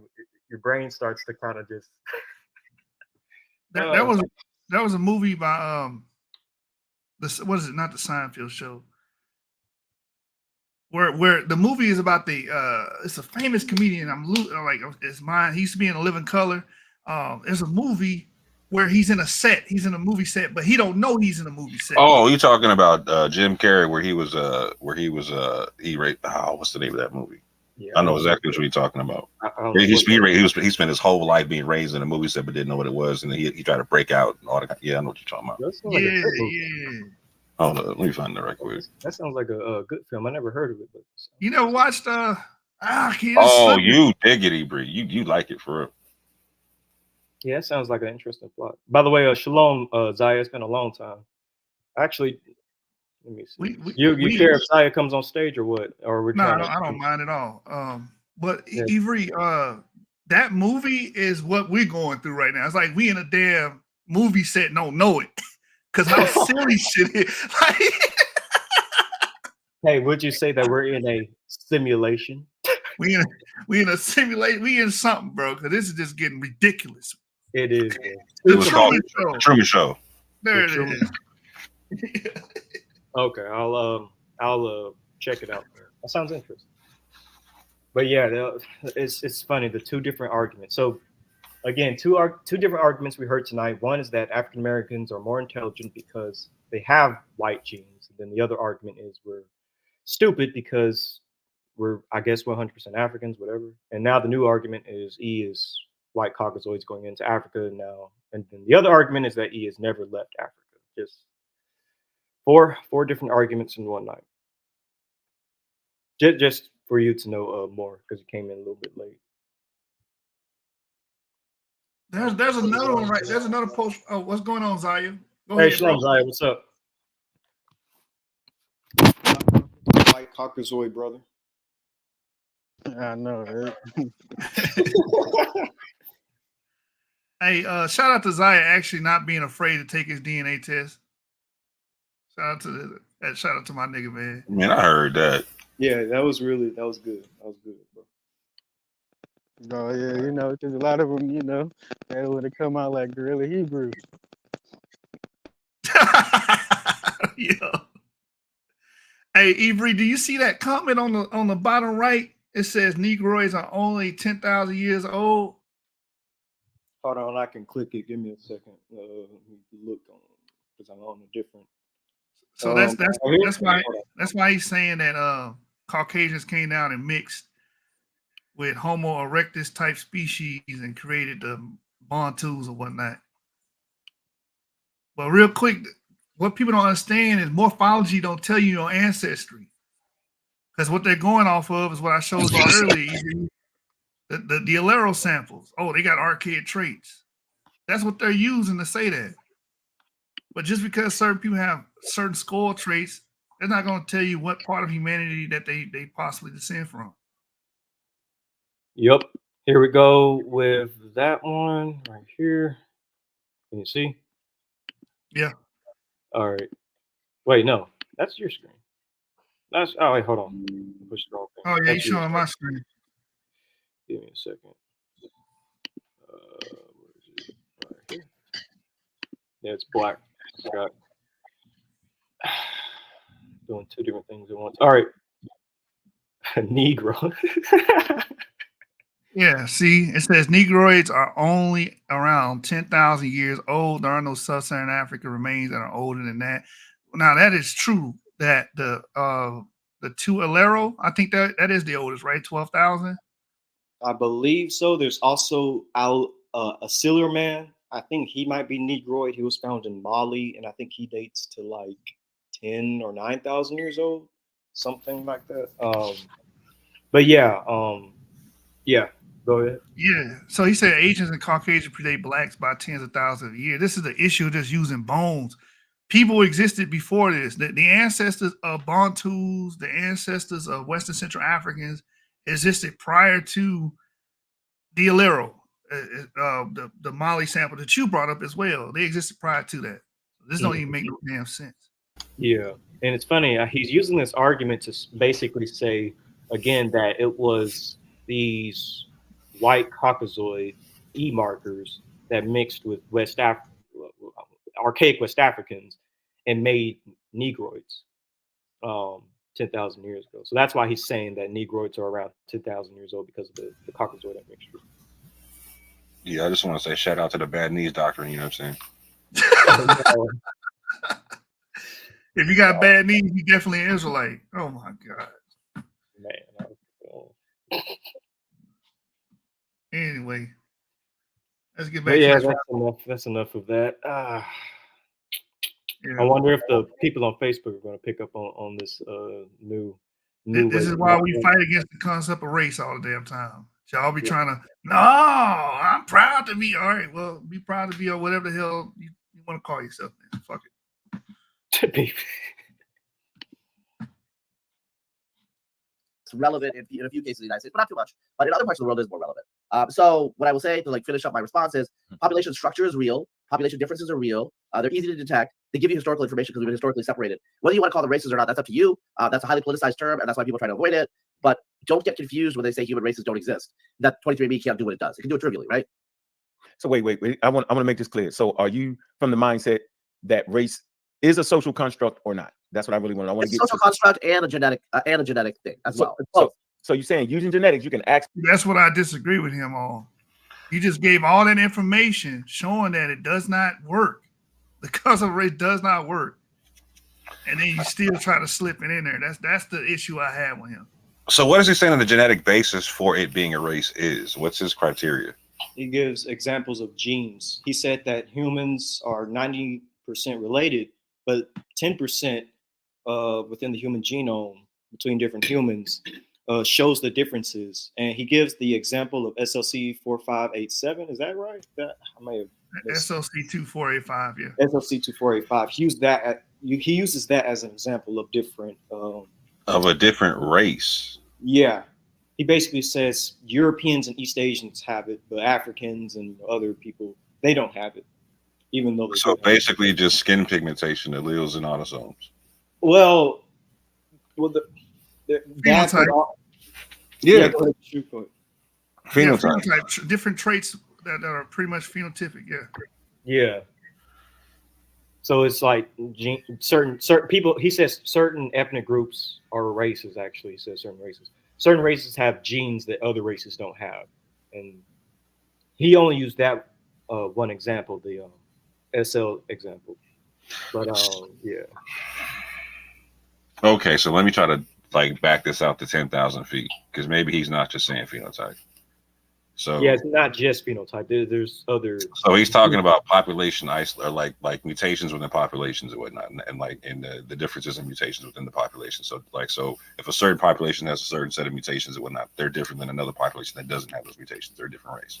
Yeah, like I wouldn't be surprised if he said like blacks are a race because they have sickle cell, like something like that.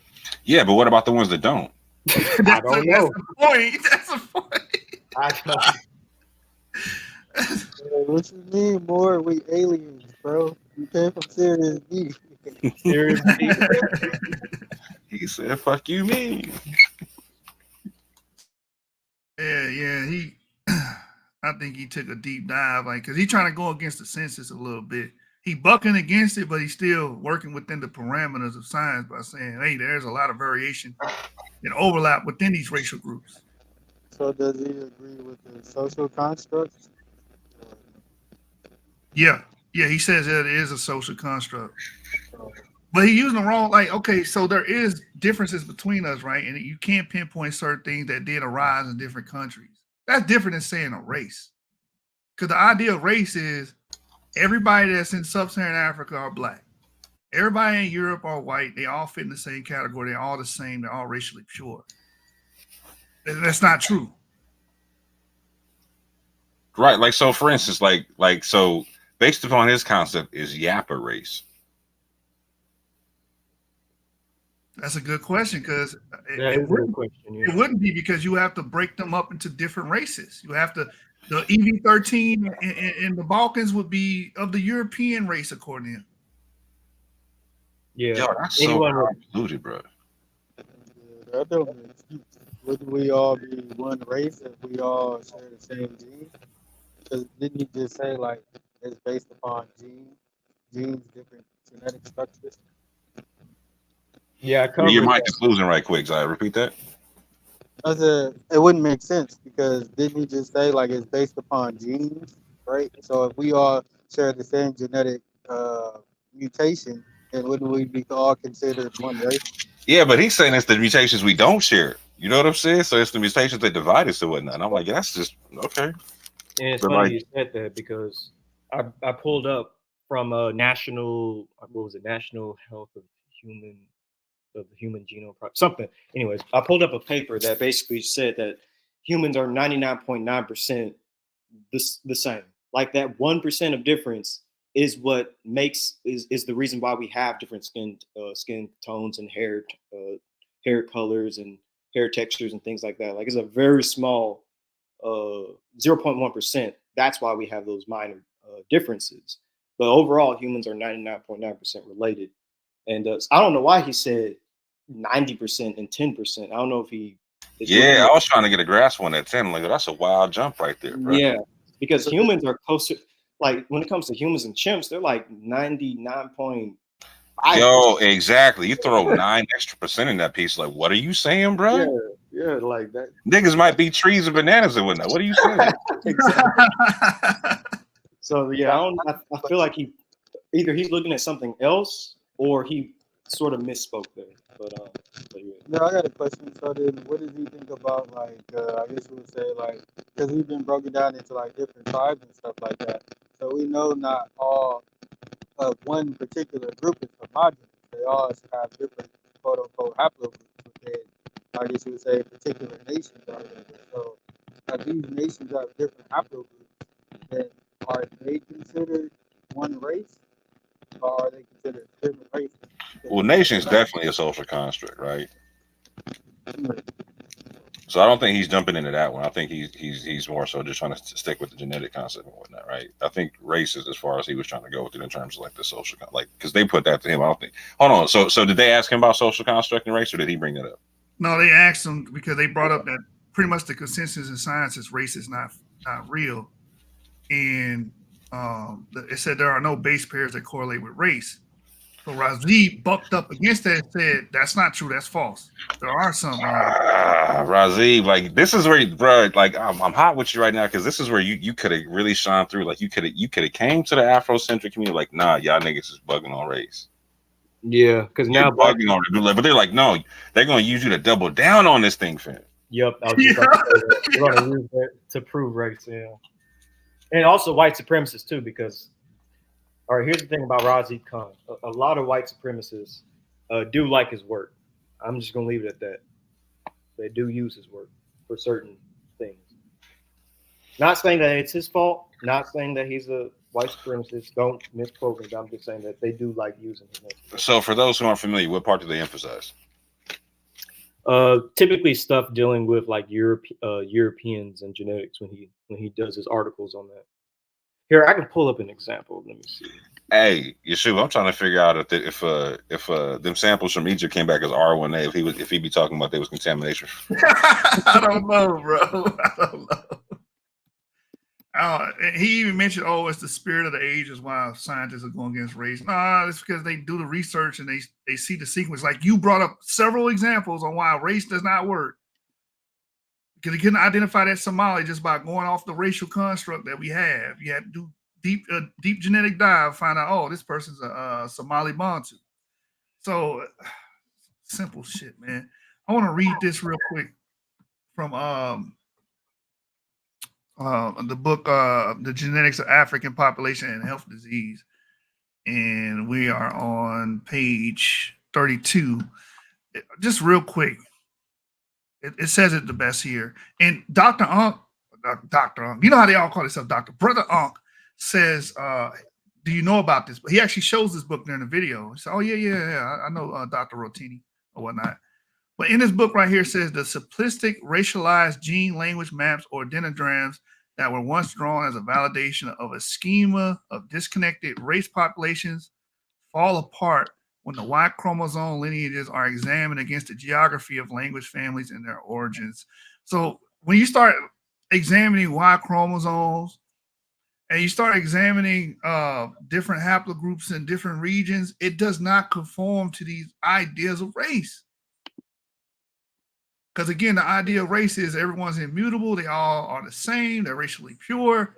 Okay, well, everybody that's called black in West and Central Africa are now the same lineage. Some of them are V88, some of them Balkans, some of them are North African descendants, some of them are Berbers, some of them have European derived haplogroups, some of them do have Sub-Saharan African, Central African forager groups. It just does not work. Same thing in Europe. Yeah, that's why I use Yap. You know what I'm saying? Because Yap looks like the whole four corners of the world, bro. Right. Facts. You put all the Yap in the stadium, bro. Like, bro, you looking like New York City when that Times Square like it's midnight. You know what I'm saying? On January 1st or whatnot, bro. Like, come on, now. Yeah. What about the Yap in Japan? The D markers. Man, that's what I'm saying, bro. It looks. That's what I like. Yeah, I don't understand the construct, bro. That's why I said let me see what he's selling right quick because he got to be slinging something right quick. You know what I'm saying? I'm about to pull something up. And again, I'm going to use words like allegedly and stuff like that, so no one tries to misquote me. So here's an article that you can read, though, dealing with Raziq Khan. Raziq Khan didn't make this. This is an article basically saying that white nationalists have used his work to kind of validate race and stuff like that. How white nationalists mobilize genetics, which absolutely is true because we just read some white nationalist stuff on Twitter. Here's another article you can read. Science Race, Science, and the Continuing Education of Raziq Khan. Not going to go deep into it, but basically, Khan had also spent more than a decade hanging around white nationalist fringe, basically fringe groups and stuff like that. He has been known to kind of sort of be in that. Like what groups? Because that's kind of vague. I have to read the whole article. I'm not going to do that right now, but I left the title up here for anybody that wants to look into the specific. Drop it in the back chat for me. Yeah. Oh man, this nigga more finna go on a sniper mission. He finna start sniping.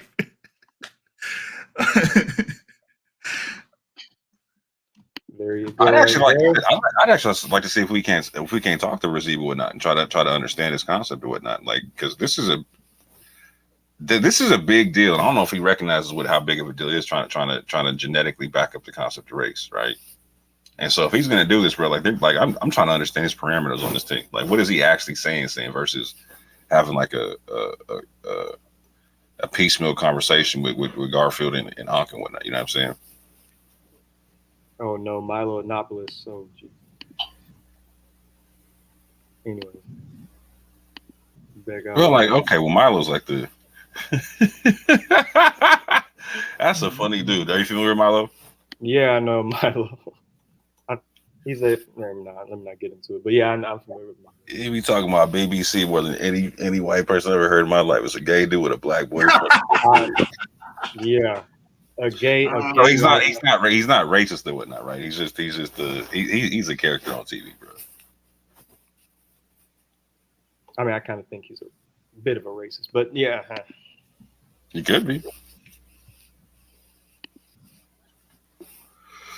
So different races. Are you saying that? I just want to get them right. Yes. That's the simplest way that I can explain it to people. But if I wanted to be like more PC, I would say, well, actually, what I mean is blah blah blah. But the person on the street, there's a genetic test that says they're Chinese. What's that doing? What's that telling? I don't want the answer. I need the complex. A genetic test saying that they're Chinese and not supporting race. The genetic test saying that you're Chinese or having percentage of Chinese people is that you're relating to these people that live in this geographic region. I said this before, bro. I said, y'all gotta start looking at it from that aspect of biogeographic ancestry, like the website tells you to look at it, like instead of trying to look at it from a racial point of view. But see, this is what I don't like, right? He's saying he's having two conversations, right? He's like, for the layman on the street, I'm gonna do it this way. For someone else, I'll break it down. I'm like, nah, bro. This is the whole point of, like, if you're going to be an academic, fam, this is the whole point of you being a damn academic, so you can take the big and break it down to the small real quick, right? For the like, you don't separate it for the layman. Like, you're talking the same thing, but you're breaking it down in a different way, right? You're not going to be like, oh, I'm going to use a completely different construct over here to explain it to the layman, but I'm going to jump over and use a scientific one for, like, no, fam. Because it wasn't hard for Yeshua just to say what he just said. Like, that was super easy to understand. What did he say about peace? About being PC? Yeah, rewind that and slow it down just a little bit because you know he speeds up sometimes. Oh, basically what he said earlier, that people are calling race fake because it's the spirit of the time, like basically woke. You know what I'm saying? I want to be PC, politically correct. Like, how is that woke? What is woke? Like, the whole woke concept is to gravitate towards those kind of things like race and them and all, like, and act like they're like the firm construct and whatnot, and reinforce that and just use that to separate people and whatnot. How is it woke to be like there is no race? It's like the anti-woke concept. Right. That's the opposite, right? Yeah. Oh my God. I don't know. Maybe somebody reach out to Raziq Khan, man. Boy, you got to interview him. Yeah, well, no, I promise you, he'll cuss me out. You know what? I'm gonna see if I can make that happen for real. Because this breaks my heart, bro. Because he could have done a lot of service right here, good service to a lot of people right here. You know what I'm saying? Imagine any a conversation we're having with Garfield after this, and like Raziq Khan was like, "No, race is fake, fam. It's just a social construct. Blah blah blah. It's not scientifically accurate. Blah blah." Fam, it'd be a whole nother universe talking to these guys. Right. Right, especially the type of audience that he. Yes. Yeah. I think I can understand the complex answer to make sure people don't twist your words and say. Okay, so what I'm saying, well, the issue is like the human construct of what a race is. Okay. Is based on social forces which are shaped by your physical appearance. The Okay. physical appearance is correlated with your genes, but it's not a perfect correlation, Okay. right? So, for example, Melanesians, Mhm. Melanesians in the older literature are called Asiatic Negroes. Okay, why? Well, because very dark skin. Papuans tend to have like woolly hair, like Africans, and so European anthropologists were like, okay, well, these are black people that are in Asia somehow. They're Oceanic Negroes, Asiatic Negroes. That's what they call them. Mhm. Okay, that's how they classify them. They're called Melanesians, the Black Islands. Okay, well, and also like when Australian Aborigines, who are a little bit different, their hair form is not woolly, but in any case, mostly, they refer to themselves as black fellas, and like the whites is like white fellas, I think. But in any case, when you look at the genes, these Asiatic Negroes, these Melanesians, are descended from the exact same people that gave rise to the people in Sweden or China 60,000 years ago. Yep. They have no more genetic closeness to people in Africa. Mm. So when people make racial categories based on what they see, that does reflect some of reality, but it misses. So he knows better. He's telling you, hey, you can't use these racial categories because if you go to the Malaysians or you go to the Austronesians or the Negritos, basically, they look dark. They have Africoid, quote unquote, what we call Africoid features, but they are more genetically close to Chinese people. And I think he said Sweden. That's how he said Sweden. Yeah. The sub-Saharan Africa. Yeah. He about to come through with a cold ass butt though. I want to see how he quantifies this. The other aspects of reality. Okay. Right. And so you have to be careful. And the reason we do science, the reason we do all this complicated stuff is to figure out counterintuitive realities, right? To figure out things that like don't follow our intuition or what our eyes say. The biggest like I'm trying to use the word the biggest genetic fissure, the deepest one in humans, is between San Bushmen, Khoi people, and everybody else. Yep.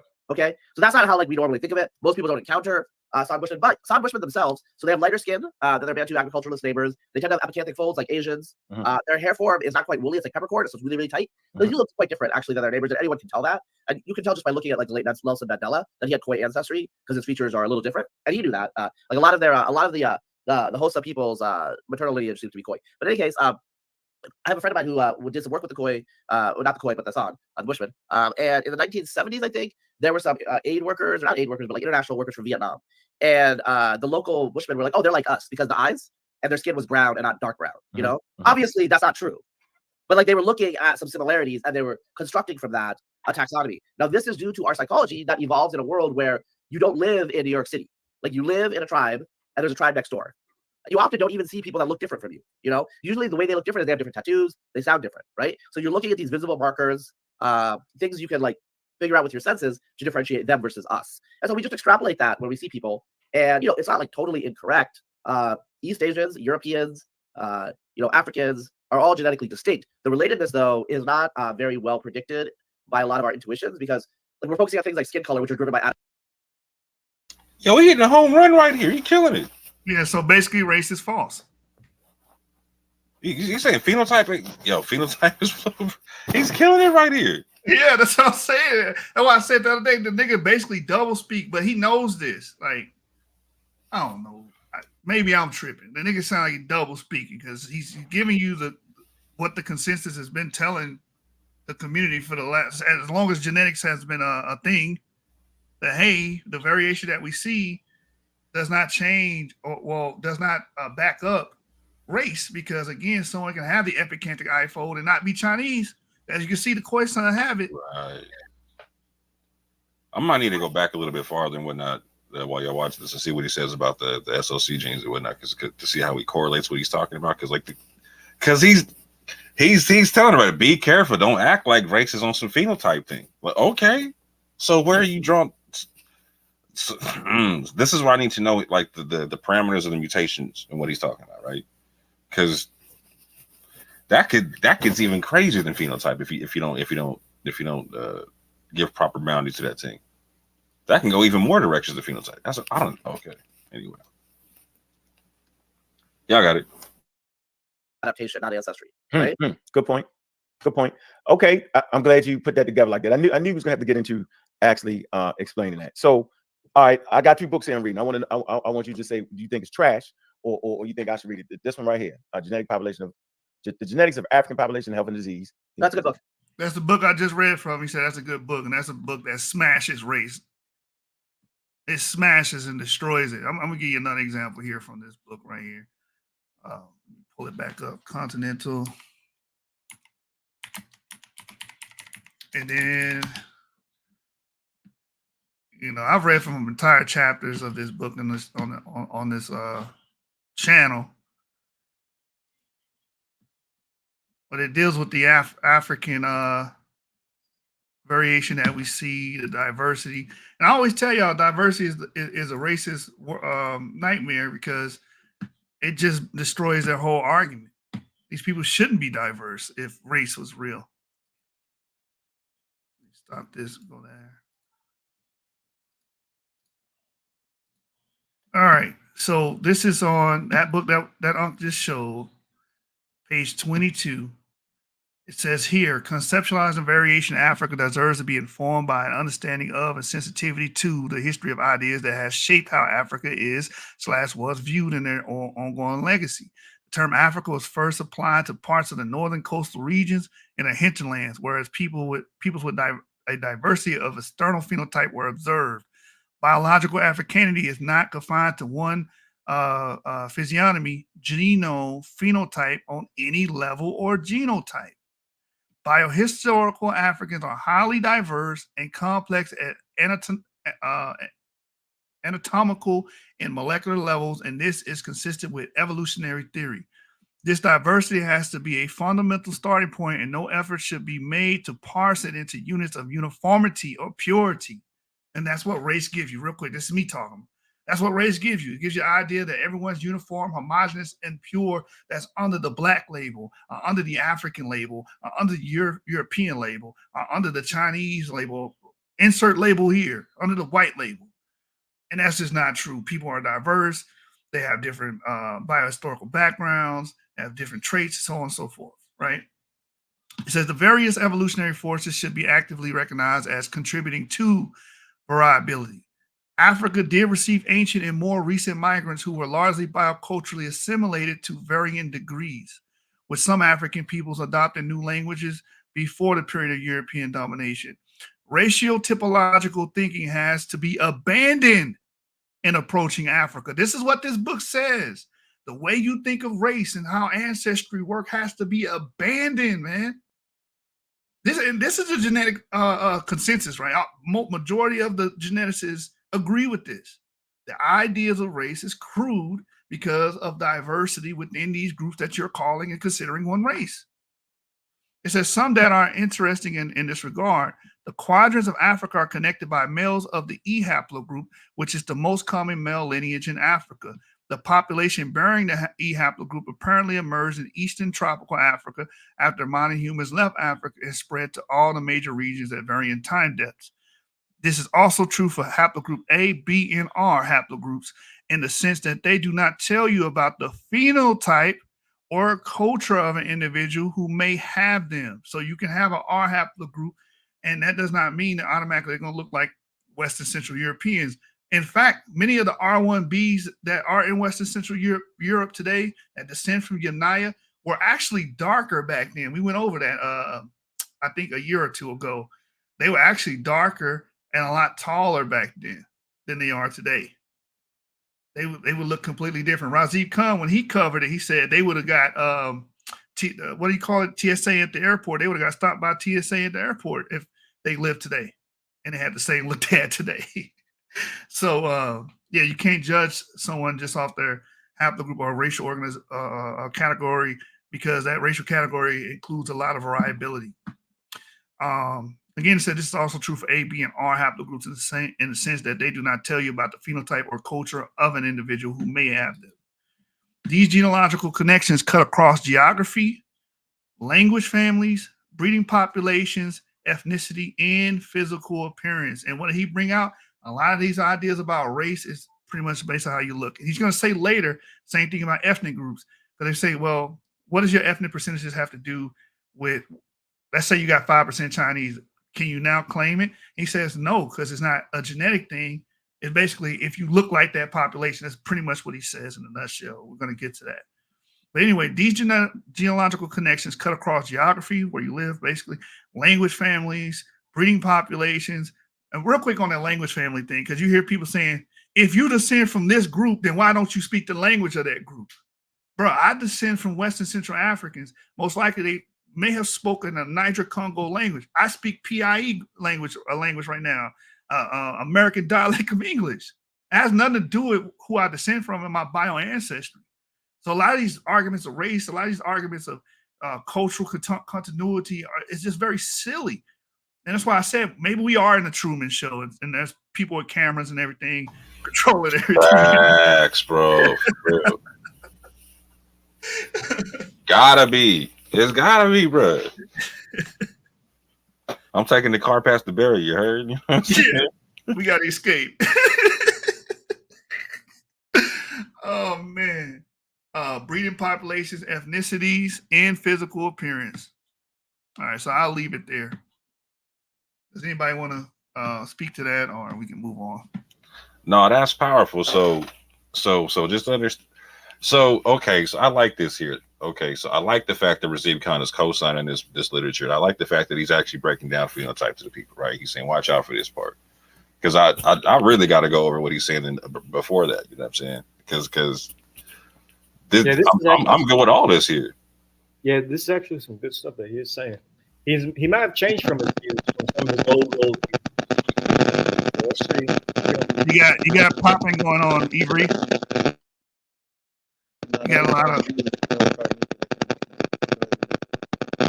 No, that's I. Is that me or? I think that's I. No, Yeah, that's I.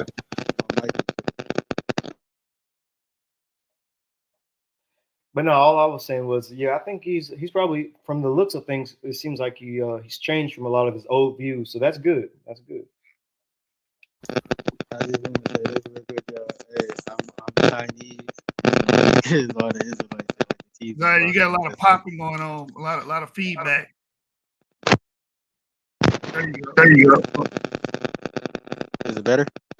No, I keep. All right. Yeah, go out and come back in right quick. Yes, try dropping out, come back in, bro. Oh, it's No, clear. is it better now? Yeah, it's clear. It's clear. You're good. Yeah, my bad. Nah, but like they like to tease me because I'm half Chinese. So I guess I'm part of the Asian race now. You're a Moabite or a Canaanite, brother. I'm a Moabite all day. Moab in the building. All right. Yeah, nah, but I agree with them too, though, because it's just like I said, like because when they try to tease me about that, it's just like, come on, bro. I grew up black. I look black, so I mean, But I do agree with them. Yeah. This is where I want to sit down and have a conversation with Raziq Khan and whatnot. Because if I'm understanding what he's saying based upon the mutation concept, I can somewhat understand what he's saying if he's talking about like a population isolate that creates a phenotype, right? Via the mutations within that population that circulates. I got you. But at that juncture, you're making like that's where it gets muddy for me, because you're talking about like what would create a phenotype then. But you're gonna tell me that phenotype, I gotta watch out for saying that race is phenotype. I mean, the weird thing about the whole gene argument is that, are the Basque people in Europe like their own race? Because they have genes that are different from other Europeans. I think they have, I think it's the Rhesus monkey factor or something like that, the Rh negative. They have genes that are specific to them. So it's like, are they a different race now? Are they their own race? Is they're the Basque race? So like let's use like a modern Jewry for example, right? Like there's a lot of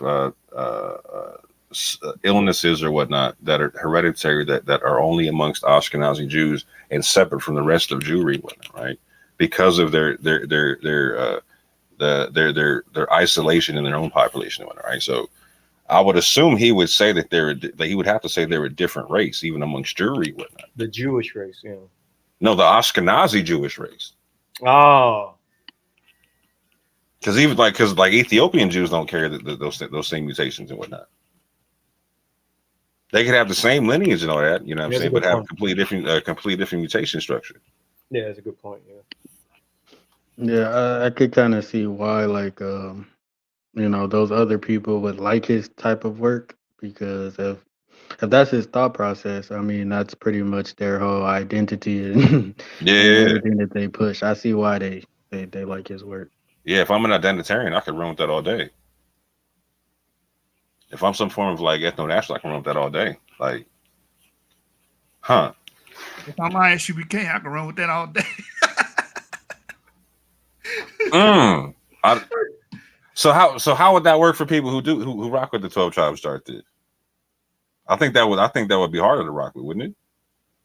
Yeah, you're right. Yeah, yeah. I think they wouldn't jive with it too well. But Negro only would. Yeah, exactly. I think the Negroes would love it because you could be any haplogroup and be Negro. You know what I'm saying? Like, yeah. We're about to see the Taylor twins running Raziq Khan hard. They already were. They already were. Remember, he said Raziq Khan downplays haplogroup. Yeah, he shot up haplogroup. We were supposed to do a show on that a long time ago. We were. We were going to read his 2 articles and actually break down what he's saying. Wait, didn't we do that on the other channel? Oh yeah, we did do that, right? I don't think so. No. I gotta check. We didn't do the haplogroup one, the one they recently did when they pretty much double spoke using haplogroups. But I know it's by reputation of a legit person. All right, so now how about this one? I know this is not written by expert right here. What do you think about this? Superior? I'm not a big fan of her. Say it again. Why not? I'm not a big fan of her. Okay, why not? What do you think? Very sensationalist. Okay. I know people she's talked to. Okay. So he's against somebody that's wrote. I haven't read that book, but it says Return of Race Science. And basically, if you look up Return of Race Science and stuff like that, it's a bunch of people and geneticists that are fighting against people that are trying to use race. I think Ivry just showed y'all one of the articles where they're trying to use genetics to back up their ideas of white supremacy and stuff like that. Yeah, there's a resurgence going on in white nationalism. Yeah, big time, 100%. The bell curve going out crazy right now, bro. Hell yeah. Yeah, that's a big one. Yeah. And Raziq Khan said, "No, I'm not a real big fan of her." Yeah, he's not a big fan of the concept. See, again, this goes back to red flag. Have you read her, Ibri? No, I haven't. I'm gonna get that book now. Yeah. I'm gonna get it now because he said, I'm not a big fan of it. Why are you saying this? Let me go ahead and read this book real quick. Gotta do opposition research, you know what I'm saying? What's going on? What everybody's saying in the building right now. I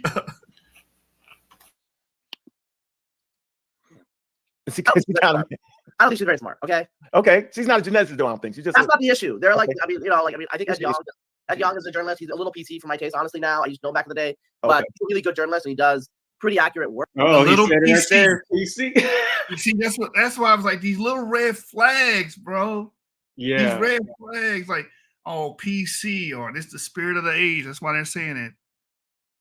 Mm-hmm. Yo, PC is not. Yo, I'm trying to figure this out, bro. Because PC is using that super woke shit now. You know what I'm saying? That's what's PC. He's about. That's what I was about to say. He's going to soon say woke. I wouldn't be surprised if he said. A lot of stuff that I've seen from her is sensationalist. I mean, she's gonna like sell a lot of books with a book like that. Okay. Mm-hmm. I'm not saying everything she says in there is wrong, but like I know people she's talked to. She's the type of journalist, from what I can tell, who has a conclusion and she's looking for people to confirm her conclusion. Oh, okay, not good science. She doesn't even do journalism. I mean, maybe it is journalism today. I think it is journalism today. She had a conclusion, she had a book proposal, and she was going to find the people to confirm what she said. Gotcha. Okay, so we like this. Okay, so tell me about the conclusion, my nigga. Hold on. Disease. That is a pretty good. Tell me your beef with the conclusion, though. Yeah, it's a good point. He should at least like tell us what the book was. Nah, never mind. Oh no, man! I was just getting red flags. I was watching this, bro. Yeah, now I definitely got to see this thing. You know what I'm saying? Rules of the road. You got to read both sides playbooks, man. I'm about to look up the book right now. What's it called? Superior by who? I put it back on the screen. Hold on. Superior. Oh, I got it right here. Superior by Angela Saini or Saini. It's not expensive. It's like $11 on Amazon. Yeah, I'm gonna get it on Kindle. You got it? There's ways I can get this book. No, I'm saying, do you have what you need so I can go back to where we were? Yeah, I got it. Hey, first of all, first point, when you say African and non, pretty accurate work. A lot of Okay. stuff that I've seen from her is sensationalist. I mean, she's gonna like sell a lot of books with a book like that. Okay. Mhm. I'm not saying everything she says in there is wrong, Mhm. but like I know people she's talked to. She's the type of journalist, from what I can tell, who has a conclusion and she's looking for people to confirm her conclusion. Okay, my good All right. stuff. Not good Well, she methodology. doesn't even do journalism. I mean, maybe it is journalism today. I think it is journalism today. She had a conclusion, she had a book proposal, and she was going to find the people to confirm what she said. Gotcha. Okay, so we like this. Okay, so we'll recommend Genetics of African Populations, Health and Disease. That is a pretty good read. I'm reading it. Okay, yeah. That's a pretty good read. Okay, so we moving along. Here's one for you. Nobody can seem to get this right. When we say, first of all, first point, when you say African and non-African, are you saying that the non-African don't come from Africa or are not African? What is the distinction in that statement? African and non-African. What is meant by that? Yeah, I mean, mostly I actually mean like genetically, because when you look at like a bunch of world populations, they went through a bottleneck that we went through. Like, so like I guess about like 7 dates or 5, What's a bottleneck? What's a bottleneck? I know what it is, but the audience might not know. What do you mean? Yeah, so there's 320 million Americans. Of those, let's say about like 70 million, 100 million are breeding or something like that. Some people are old, some people are childless, some people are kids. So 100 million breeding population. Now, bottleneck is when you take that 100 million and you go down to say like 100 people breeding. Okay, that's a bottleneck. Like the genetic diversity crashes. Everyone's descended from those 100 people. So what seems to have happened for thousands of years is there was a tribe where its population fluctuated between say 100 and 1,000 for thousands of years, and so it became genetically homogenous. Like everybody looked like everybody else. They lost some of their genetic diversity from their ancestral population, and that tribe left Africa, probably from the northeast, obviously. Just look at geography, and settled the rest of the world. And that tribe is the ancestors of people in Papua New Guinea, people in India, people in China, people in the Amazon, people in Europe. When you look at the genomes of all of those people, basically what you see is there's a way with the genome, with looking at the genetic diversity, you can calculate the ancestral population size. All of those populations, about 60,000 years ago, they crash. They simultaneously crash, and they stay really low for like, say, 1 to 10,000 years. I'm giving you a big info, you know? But they were isolated, something happened, and then they expanded. And so that is the out of Africa event, and that defines all non-Africans. Now, some of those people are now back in Africa. North Africa is a back to Africa migration from, say, the Middle East. Some of those people might never have left Africa. Technically, the geography, everything's south of the Mediterranean. So that's a little complicated. The big difference between Africans and non-Africans genetically are the populations south of the Sahara versus the populations north and east of the Sahara. But there are populations like Ethiopians that are mixed. So Ethiopians show a middle signal. So like their curve drops, and that's because of their non-African ancestry, their Arabian ancestry that came back. But it doesn't drop as far as Arabians. It drops halfway because their African ancestors had much larger breeding populations. So the world's largest, 60,000 years ago, the largest breeding population of the world was of the Khoisan, of the San Bushmen. Because they're in southern Africa at the peak of the ice age and whatever. It never got super cold down there. Like they're far from the northern glaciation. And so probably they never went through these bottlenecks. Other African populations went through milder bottlenecks than non-Africans, but they also went through bottlenecks, partly because a lot of other African populations probably, I mean, for example, they descend from, you know, like a third of people in Africa speak Bantu language, and that's a very recent expansion. It wasn't a very strong bottleneck, but it was a bottleneck. And so other African populations, besides the San Bushmen and the Mbuti Pygmies, aside from these original foragers, seem to have gone through these sorts of same dynamics that non-Africans did, but just to a milder extent. Also, most of the other African populations have non-African ancestry at some level. So like say like a common like genetic sample set is the Yoruba, the Hat Map.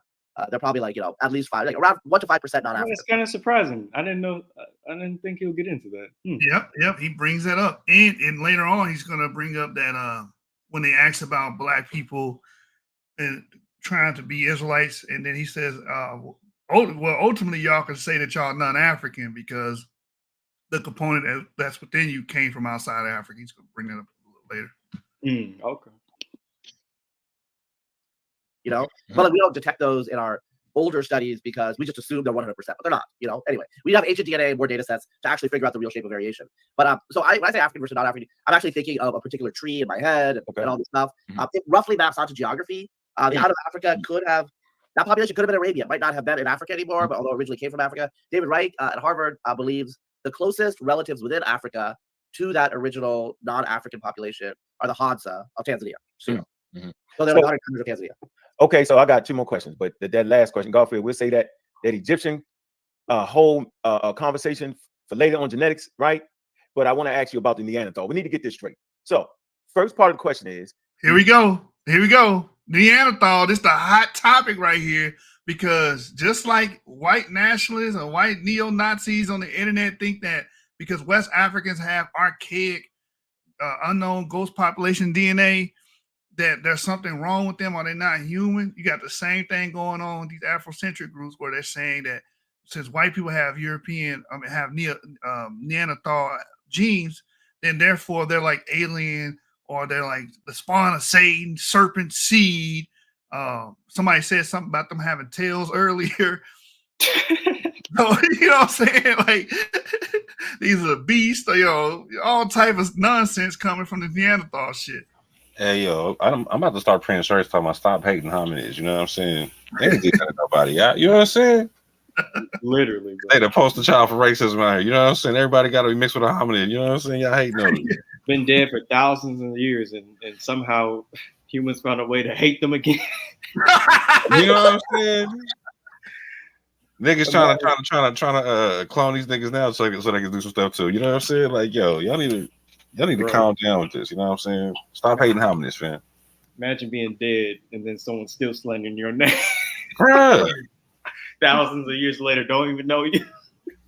30,000 years later. Made them go extinct and we hating on them. That is crazy. All humans living today have some fraction of Neanderthal DNA. And two, what is meant by 1 to 4% of DNA in non-Africans are shared with Neanderthal? And does that make them like a whole different thing? Because we're arguing with a person. I'm going to say it, Neanderthal, we call him Neanderthal James. And he has mixed this up horribly. You're the tiebreaker here. We want to know what is meant by this whole Neanderthal thing. Does it make a Homo sapiens sapien, a non-Homo sapiens sapien, and distinctly different from the other Homo sapiens sapiens? What's going on here with this Neanderthal? Bro, I'm part Neanderthal. Like, stop hating. What are you trying to say about me, man? Like, so, probably I would assume every single modern human probably does have. So what scientists would say, like 15 years ago, although at the time they kind of already knew that it was probably not totally right, but they didn't have the data to confirm it. Okay.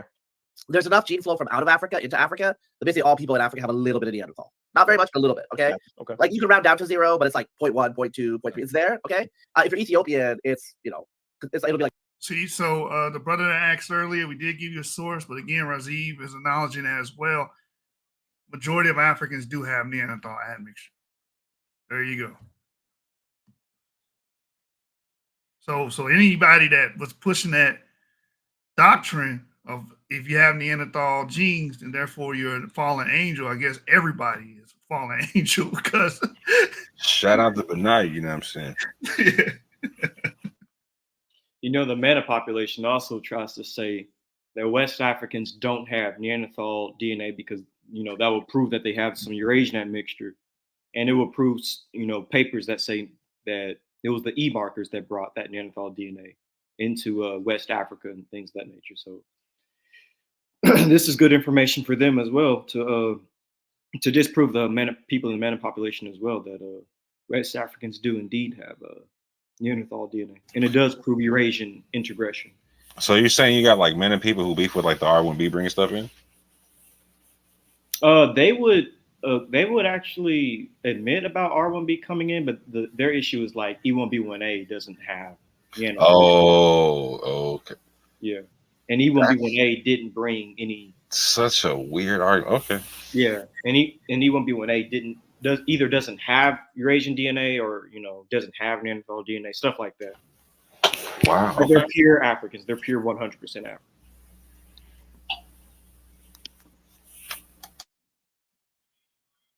0.5, whatever. The only exceptions that I would be able to think of that I would suspect is there might be some tribes and individuals among the Mabuti pygmies of Eastern Congo or the San Bushmen. The issue here, though, is Mabuti pygmies seem to have some, a little bit of agriculturalist ancestry, not too much, but a little bit. Those people probably had Neanderthal ancestry, so they would get them by that, even though it was diluted. San Bushmen seem to have interacted with Nilotic pastoralists from East Africa who had some distant West Asian ancestry. So if I had to put money on it, I'm not sure that I would bet. I could not detect. Basically, I think there's a 50% chance that I can detect with the methods we have today, Neanderthal ancestry in every single human alive today, if I could do it. Okay. There's a 50% chance that there are some San Bushmen and Mabuti who don't have any segments from Neanderthal. So I'm not sure about that. When it comes to the rest of Africans, it's detectable everywhere. Okay. Okay. Let's go to 1 to 4. So basically, everybody got it. And if there's anybody that won't have it, it's going to be within the ancient Paleo-African forager groups like the Mbuti and Khoisan. But everybody else had it. So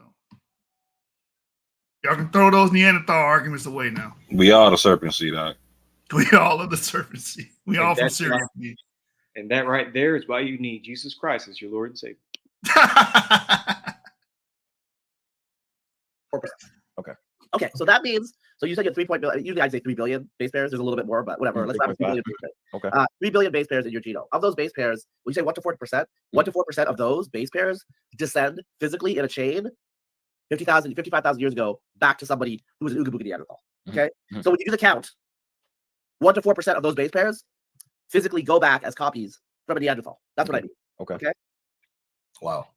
Does it mean that that because you share that 1 to 4% that goes back to Neanderthal, some kind of way change your mental thinking, some kind of way happens you from being a geneticist, or some kind of way make you inferior to these African? Like, man, I done heard it all, man. Like, I'm in this fight. I'm like, come on, man, you messing that up. It doesn't mean you are Neanderthal. Bro, like, I was always a Neanderthal in part before you knew it. You know what I'm saying? Nothing changes. You see what I'm saying? So it's like that shouldn't like update your priors too much, right? But what I would say is like there are some things that are adaptive. A lot of it have to do with immune response, like adaptation probably to local diseases. The one thing that in the brain that I would point out is it seems like circadian rhythm. There are some circadian rhythm adaptations that northern Eurasian populations have that seem to be coming from Neanderthals. And why would that be? Well, it makes sense because like, they lived in northern latitudes, right? So that there's some possibility that straight hair could come from Neanderthals. So there's some things like that. Mostly that 1 to 4% doesn't do anything. But there are some things that come from Neanderthals. There's one muscle gene that seems to be under selection that comes from Neanderthals, dystrophin. So you know, there's certain things Neanderthals were like they're probably like a little bit stockier, a little bit more muscular. I mean, we know they were. Like we have their remains, right? And you know, they had different adaptations. They were diverse in their pigmentation, just like modern humans. Massive noses. You know, and probably like local. You hear what he said? They were diverse in their pigmentation like modern humans. You had dark and light ones. The reason why it has to be stated because they believe. They believe it. No, they was looking like some hairy weasels. You already know. Yeah, they believe that Neanderthals are a bunch of fucking pale skinned people. And that's where pale people come from. Hey, I'm not gonna lie, Razib putting in some work. Yeah, like I'm digging most of this interview shit. Facts, yeah. Most of it is on point. Adaptations to diseases because they were there for like over 500,000 years, you know, before they went extinct. Were absorbed by it. A long time. Yes, just like I thought, like having the Neanderthal genes. And so I like to talk about. Let's finish up with people are talk crazy about Neanderthal genes and non-Africans, but I always say, but wait a minute, what about the ghost genes that are in the Africans? Can you talk? It's the same thing. One occurs outside of Africa, one occurs in Africa. It's still archaic humans. So if you think that you're crazy because of Neanderthal, then you don't know what in the world is going on. Because can you explain ghost genes, please? What is meant by that in the African population? Yeah. So basically, with Neanderthals, we have the genomes, so we can just do the comparison. Like you look at the Neanderthal genome, we sequence it, you compare it to modern human genome, you know, or the people that are alive today.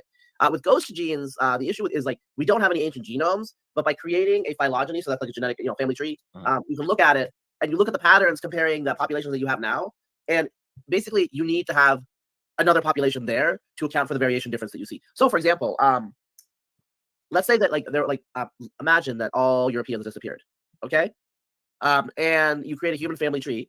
All Europeans are gone, but like Black Americans are still around.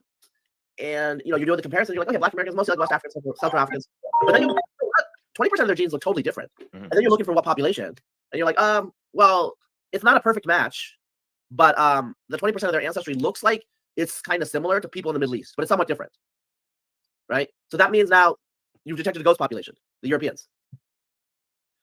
Oh, I was on me. Okay, so I got you. I got the ghost genes. All right, Garfield, I'm good because you know I want to get into the okay, I'll do this. So can you when it comes to genetics, if you was to break it down into 7 categories of humans, would they all safely fit on a continent? I'm saying before we started migrating back and forth, like when humans migrated out of Africa and ended up in the Americas, right? Could we have like 7 different signatures? Like, am I saying this right? Meaning with cluster with all the humans cluster in America, would they cluster in Africa, would they cluster in Asia, would they cluster in South America, North America, Australia, Africa? You know what I'm saying? Would it cluster like that? You mean before when? Before we started having those intercontinental ships. I got it. Kinda. Yeah. Okay. I mean, it's just like the continents separate people. Okay. Just emergent separations, right? Okay. So that's why I mean, like the people in the New World were Siberian, like Native Americans, whatever you want to call them. They were just a Siberian people that like crossed over. Okay. But after like 15,000 years, they're distinct. Okay. Because they're not breeding with people in Siberia anymore. You know, right. People that left Africa 60,000 years ago were just like African foragers. But after 60,000 years, they're Chinese now. You know, Got you. So here's my point for asking that question. So if we take the Egyptian population, which is a high bid topic right there, right? If you separated them in 7 categories, what would they, what population would they coalesce with? If you separated them in 5 categories, what would they coalesce? And if you separated them in, say, 3 categories, what population would they coalesce with? Are you getting my question? If you take all the world population and you put Egyptians in there, Yeah. and you do 3 categories, that's K3. I know what you're saying. Yeah. Talk to us. Okay, so K3 would, depending on how you balance it, but K3 should probably be, like, unless you have Khoisan in there, like, let's get rid of the Khoisan. Let's like have Nigerians, Kenyans, whatever, like, just like generic Africans, Europeans, East Asians, South Asians. What you would say is K3 would be like Chinese, Europeans, and Nigerians. And Egyptians would be like 75% European, 4% Nigerian, and 1% Chinese, something like that. Okay. All right. No, that's interesting. I get what you heard that? Yeah, I heard that. That's gonna hurt people's feelings, bro. Ain't nobody gonna be happy with that, man. Yo, he just swept a lot of niggas, bro. I told you the niggas was Edomites.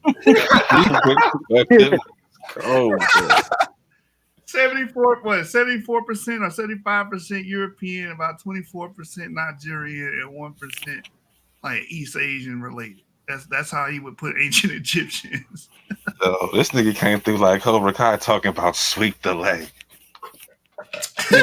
People don't understand what that means. Basically, Egyptians plot closest to Eurasian populations. He's using like European as a proxy. Like if you were to use French as a proxy, they'll be closest to French.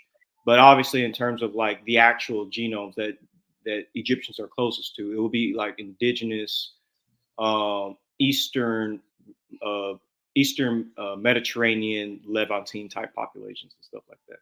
Because some people might be Avery, they enslaved us in Egypt, and they was the Edomites over there, the Edomites over here. It all makes sense. Yeah, Avery. But yeah, hopefully folks.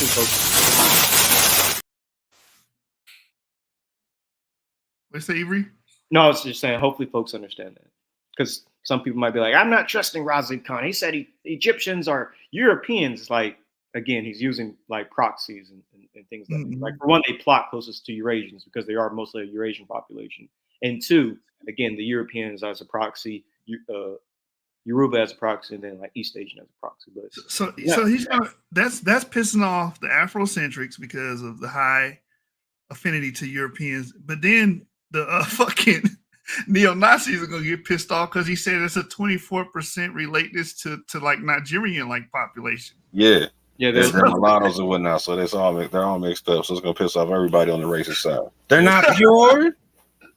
Yeah, both sides would be mad. Emotional, damn it. I'm good with that. Wait, more? You got something? No, I'm on mute. Oh, Avery, did you say alhamdulillah?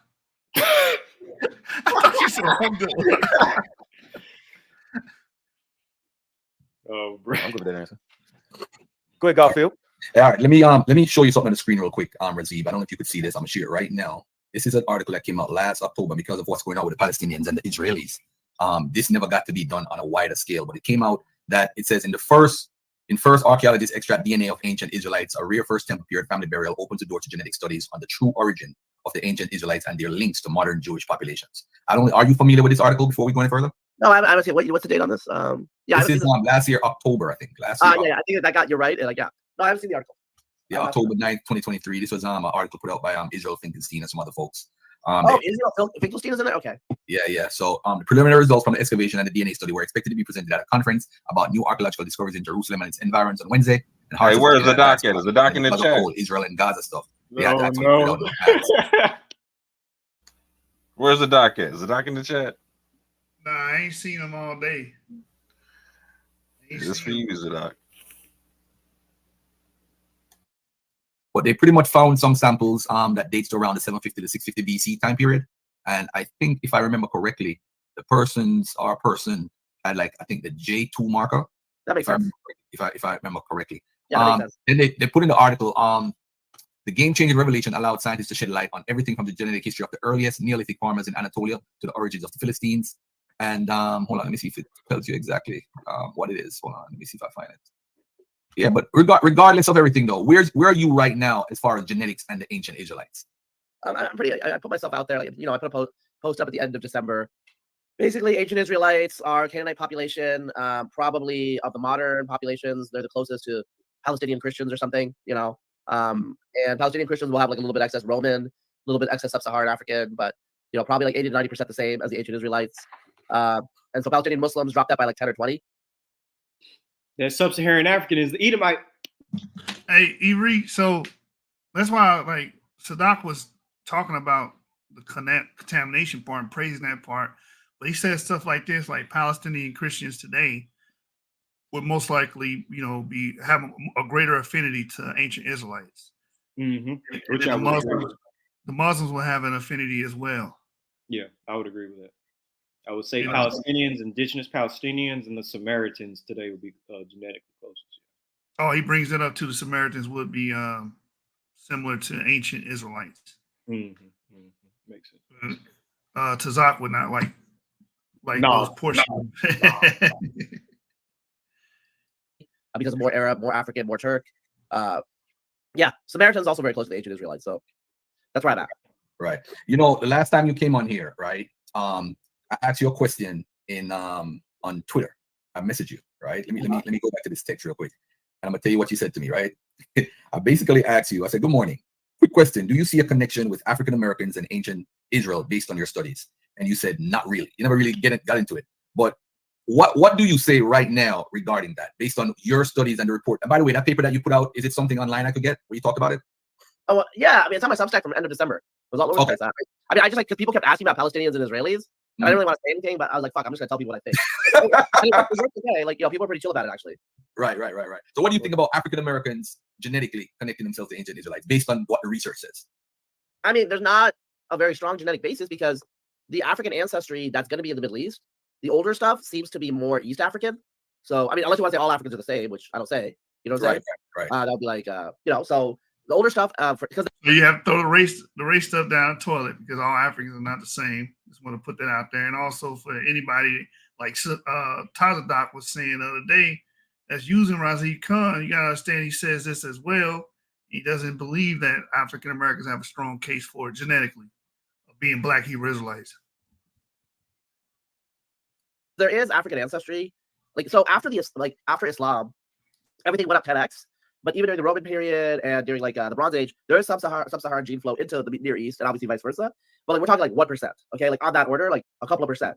That's probably mostly from Nubia and other parts of East Africa. So that's not the source of the transatlantic slave trade, which is Guinea down to the Bight of Biafra, right? A little bit of the Congo, maybe Angola. If you're Portuguese, if you're Brazilian, that's different, but that's more Angola, right? But whatever. The point is, it's the western part, the western facade of the continent. So that's genetically different. Now later on, after the Islamic period, there was more West African ancestry than I see in the data.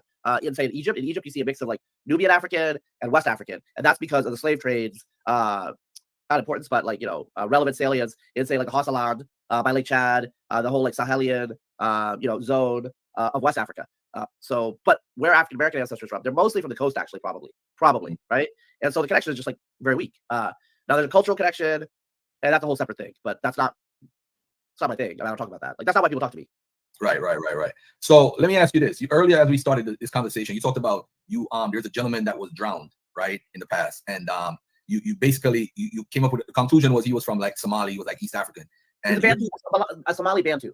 Somali Bantu. All right, cool. Thanks for the clarity. And you were saying that African Americans mainly come from West and Central Africa. All right.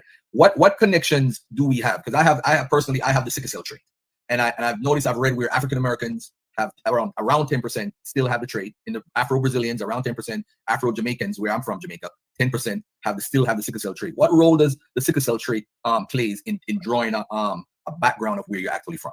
Yeah, I mean, so back in the day when we didn't have whole genomes, we didn't have all 3 billion, you would look at traits. So sickle cell is one.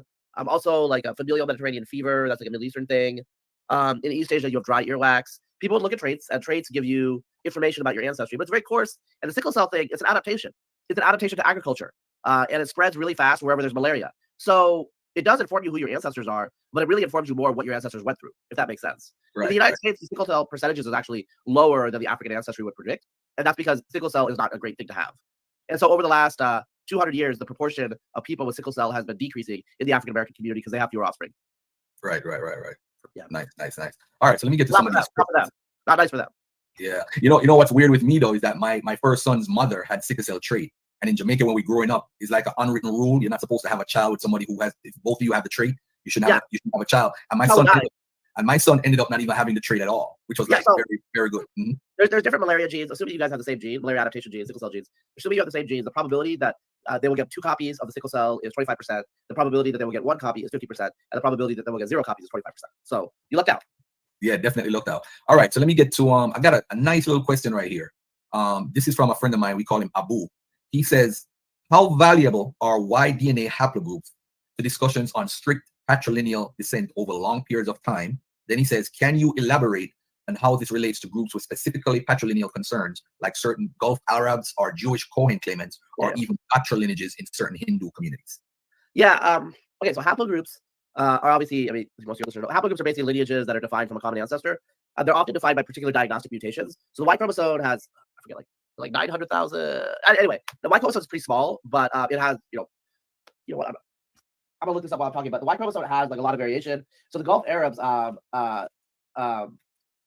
they do a lot of the whole genome sequencing. So they look at the whole Y chromosome, and 59 million. So 59 million SNPs, or not SNPs, 59 million bases of those. A small minority are SNPs. But in any case, so they look at the whole genome sequence. And the reason that they do that is they want to confirm their paternal lineage. Like their lineages go back sometimes like 1,500 years, 2,000 years. There are clans that date to before Muhammad. Okay, so the Khan royal family is from a lineage of non-Quraysh, so they're not from like Muhammad's like extended group of tribes. I think the Ibn Tamim, and like they are like a different rival group of tribes, and but they have this like common descent, and they want to confirm it. If you do whole genome sequencing, you could get the sub branches of the family. You get all the variation. So I'm R1A Z93 mutation. That's very common in Asia.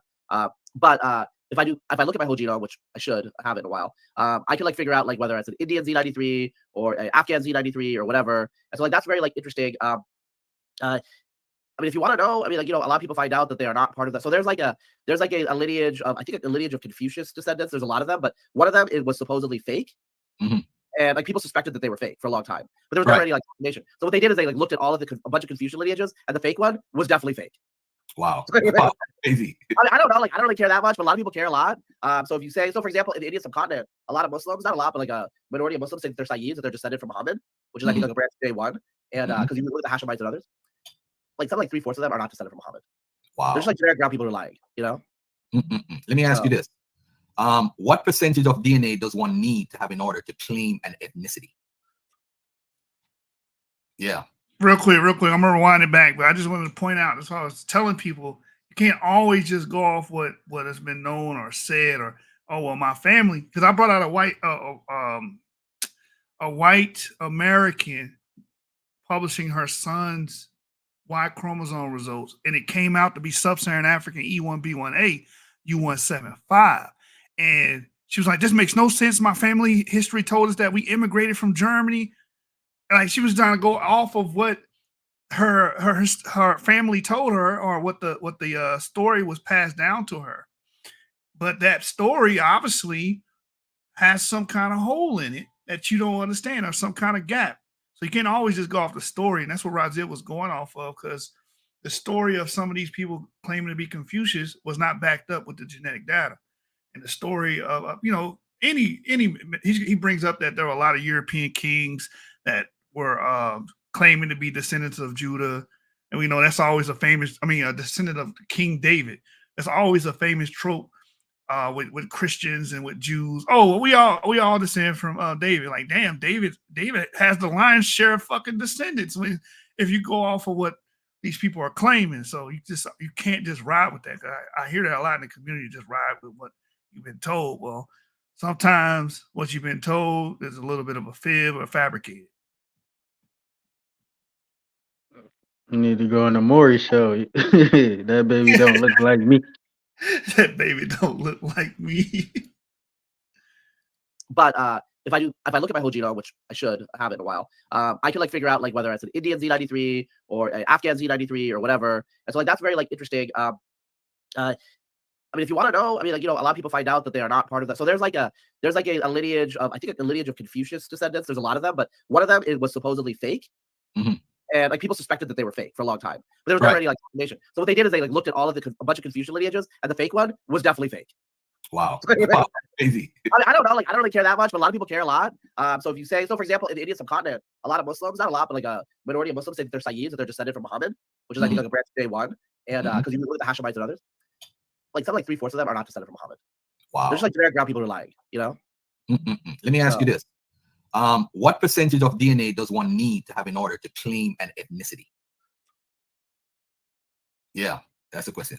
Let me say it again. What percentage of DNA does one need to have in order to claim an ethnicity? Yeah. So I don't think you need a percentage. So the issue is I think, I mean, this is kind of like, I'm not gonna say it's a retarded question, but it's like, okay, like who cares? But like let's like take the question at face value. It's not the percentage of DNA that's important, it's what you look like. So like Rashida Jones, Quincy Jones. Did you hear that? Wait, yeah, what? but that is how ethnic groups work. It's not about your percentage of DNA that you have, it's what you look like. Like, And he look thought at that him. was a stupid question at that. What? Yeah. So, okay. Okay. What about mixed? I mean, I told y'all I'm Chinese. I'm Chinese, man. What, But you don't look Chinese, so that's how social rules work. what about racially ambiguous looking people though? They never consider logic, Avery.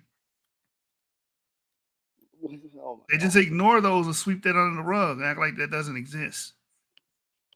yeah, because it's like, what about mixed people? Like people.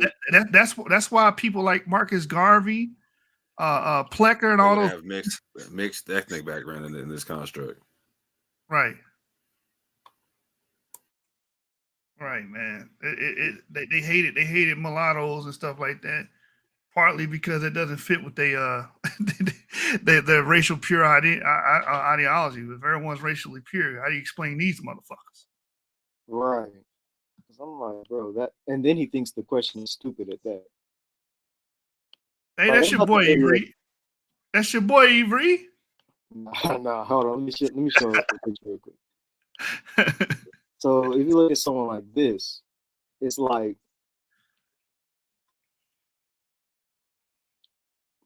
I wonder what Raziq Khan would say. He would say that the white boy ethnically would be white. And I'm just trying to speak for him. But and the black will be the one that's darker will be the black ethnic group, even though that's probably his son right there. Yes. So the black man produced the white boy, the white race, a black race, a person from the black race produced a person from the white race. Yeah, this is why all this shit is just like we read earlier by Dr. Rotini and Muntaser. The idea and concept of race should be abandoned, but everybody wants to reinforce it. What race is this woman? Oh, that's an actor right there. I forgot her name. That's Ahsoka. She's probably African American or something else. No, Rosalia Dawson. I know the race. Yeah, I think she's mixed though. I think she's she's black and white. No, there's no mixes. There's only races. What race is she? No, but yeah, the phenotype. What's her background? I think she's black and white. I think she has Hispanic ancestry or something. Oh yeah. I'm tripping. Rosalia Dawson. I forgot her name. Afro-Latina. There we go. Yeah, she's part of the Afro-Latino race, which is problematic considering, No, she Latino, bro. She Latino. Yeah. They didn't, in the colonial time, they didn't know what to do with people like this, so they would call them like mestizo, mulatto, and all this other stuff. And they hated people like this because, again, it didn't fit the idea of how humans should work. Yeah, same thing. Raziq Khan, what race is this woman? No, I'm playing. Moore said she's a Dominican. Oh, Dominican. I don't know who this is, but Yeah, it's just a random person. Racially ambiguous. Yeah. Which also is an element of race, because there shouldn't be anybody racially ambiguous if racism was real. Nope.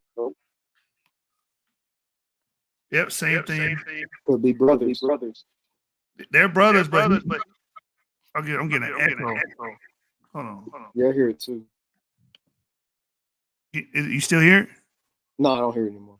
All right, so they're brothers, but Raziq Khan will say ethnically, which he is right about this, because everybody's going off their eyes and just the social climate that we're in.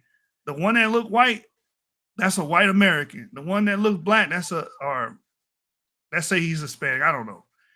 Whatever. Yeah. Insert brown ethnic group here. He's right. that. There are two twins, same parents. One phenotypically looks white, the other one phenotypically looks quote unquote black. Right. And they same thing. They're a different ethnic group. This is the stupidity of how we look at race and physical attributes and relateness. This is the stupidity of it. This is revealing the stupidity of it. Mm-hmm. So it's like, should she identify as the white race and the other one identify as the black race? They got the same parents. That's why it just needs to be abandoned, man. Yep. Stupidity. We should be using physical attributes to describe how people look, and that's it. No, that's how you get. We already know that's how you get Nazis and stuff. Yeah, it doesn't mean, oh, this person's black, he must come from monkeys. Like, that's the dumb shit we be talking. Like, anyway. Yeah, like that comment we were reading earlier, saying that the closer you are to the Homo erectus is the closer you are to like the Negroid race and stuff like that. Yeah. Yeah. It's funny how they always call us monkeys, but they got the thin lips. Yeah, this shit's ridiculous, bro. Oh, I know your background. You black. You must be from slave. That person probably a slaver. You know, he might be a descendant of a slaver. You don't fucking know just about looking at somebody, man. Anyway. Daughter, you know, a lot of people don't know that she's like 35%, 30% black, African. Okay. Yeah, that's the question. Let me say it again. What percentage of DNA does one need to have in order to claim an ethnicity? Yeah. So I don't think you need a percentage. So the issue is, I think, I mean, this is kind of like, I'm not gonna say it's a retarded question, but it's like, okay, like who cares? But like, let's like take the question at face value. It's not the percentage of DNA that's important. It's what you look like. So like Rashida Jones, Quincy Jones' daughter, you know, a lot of people don't know that she's like 35%, 30% black, African. Okay. Quincy Jones is like 60 something. Like he's done the DNA, whatever. Okay. So I mean, that's a lot actually. And I've seen people who are like, there are people who are, they have to be like around 25%, probably lower than her, because, you know, they have like a Nigerian grandfather. Like I'm thinking Europeans, Nigerian grandfather, and then 3 white grandparents. Okay. Like there, you know, the percentages, they're not like African Americans, right? Those people look more African than Rashida Jones. And so, like, what does that mean? Well, it's because of like the random noise and the genes and stuff like that. So Rashida Jones and Khadija Jones, her sister, they've talked about the fact that they look very similar, but Khadija looks noticeably more black. It's very, very, very, very small, the difference actually. Like, they're clearly sisters. But Khadija, you'd be like, yeah, she's like a light-skinned black woman. Whereas Rashida, you would say she's a light-skinned black woman after you find out her dad is what's his name? Quincy Jones. His 2 daughters. I believe, yeah, Quincy Jones, because one of his daughters is famously known for dating Tupac. Yeah. Okay. So you can look up Quincy Jones and the 2 daughters, and he's saying one of them would look more like she's white, and one has noticeable African features, but they're sisters.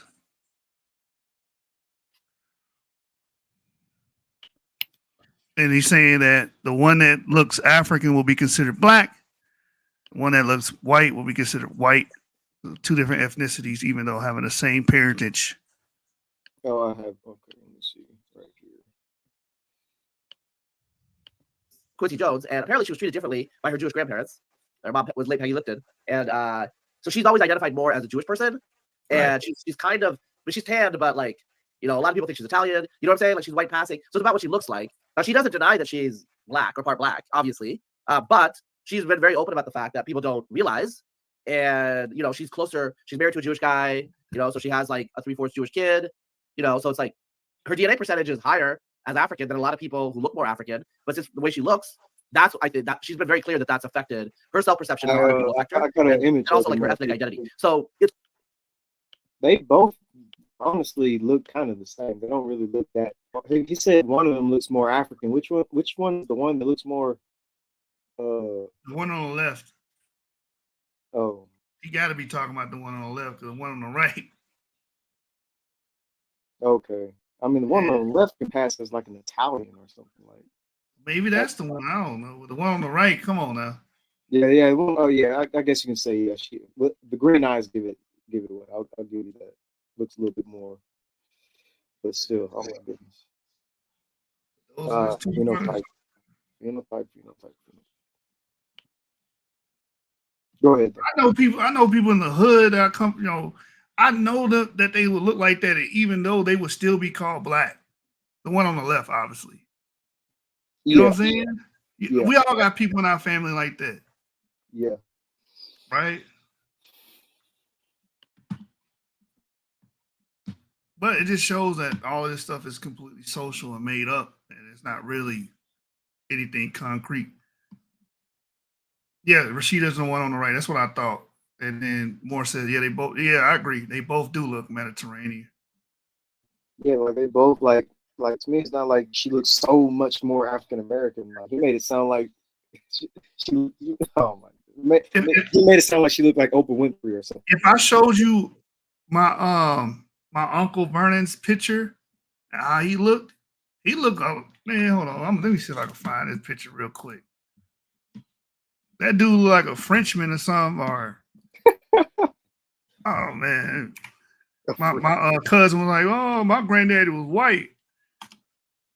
They used to call him half breed. Everybody got them in their hood, man. Where they from, man? Everybody got them people that they call half breed or breed or yellow.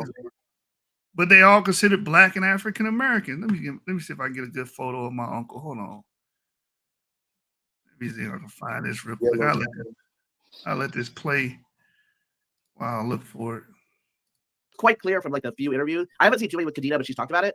Khadija identifies, I think she did Tupac. She identifies much more African American, whereas Rashida identifies much more as Jewish. Not that they deny that they're other heritage, but that's just the way they identify. And partly they both attributed it to how they look.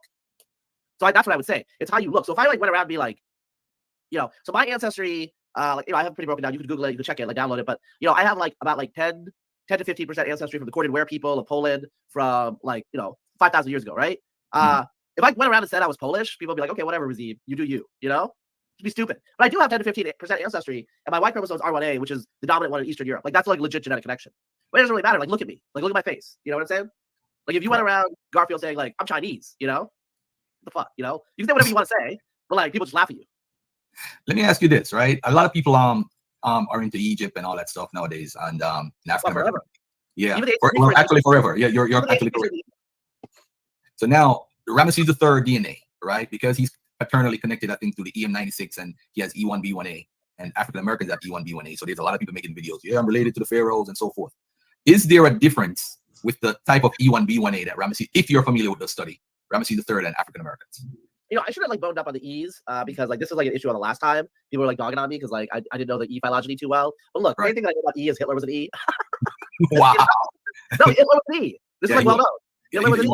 Yep. And so you know, I don't know about that. People online trying to say whether you're descended from someone or descended from the same like lineage has to do with which diagnostic mutation there is. So it's like if I say I'm That's my uncle to the left right there, Avery. Oh, really? Yeah. He would be called half breed. He had long, stringy hair. He didn't have coarse hair. He had long, stringy hair, bro.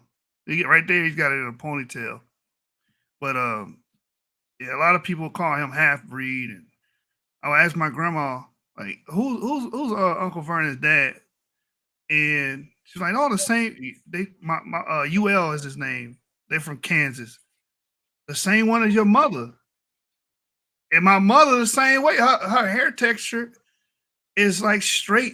It's not coarse. It's not coarse. Like my hair is coarse. It's like Well, it will get nappy, right? My mother's is not like that, and his is not like that. Mm-hmm. You know, so and all my life they still consider him an African American. They still consider him black, right? Because again, none of this shit has any concrete lines to it anyway. Because it's just us saying it. It's just social. It's just us. Hey, you black, you African, or this person's white. That's it. It's not biological. Right. You know. I'll see if I can find another picture of my uncle. Anyway.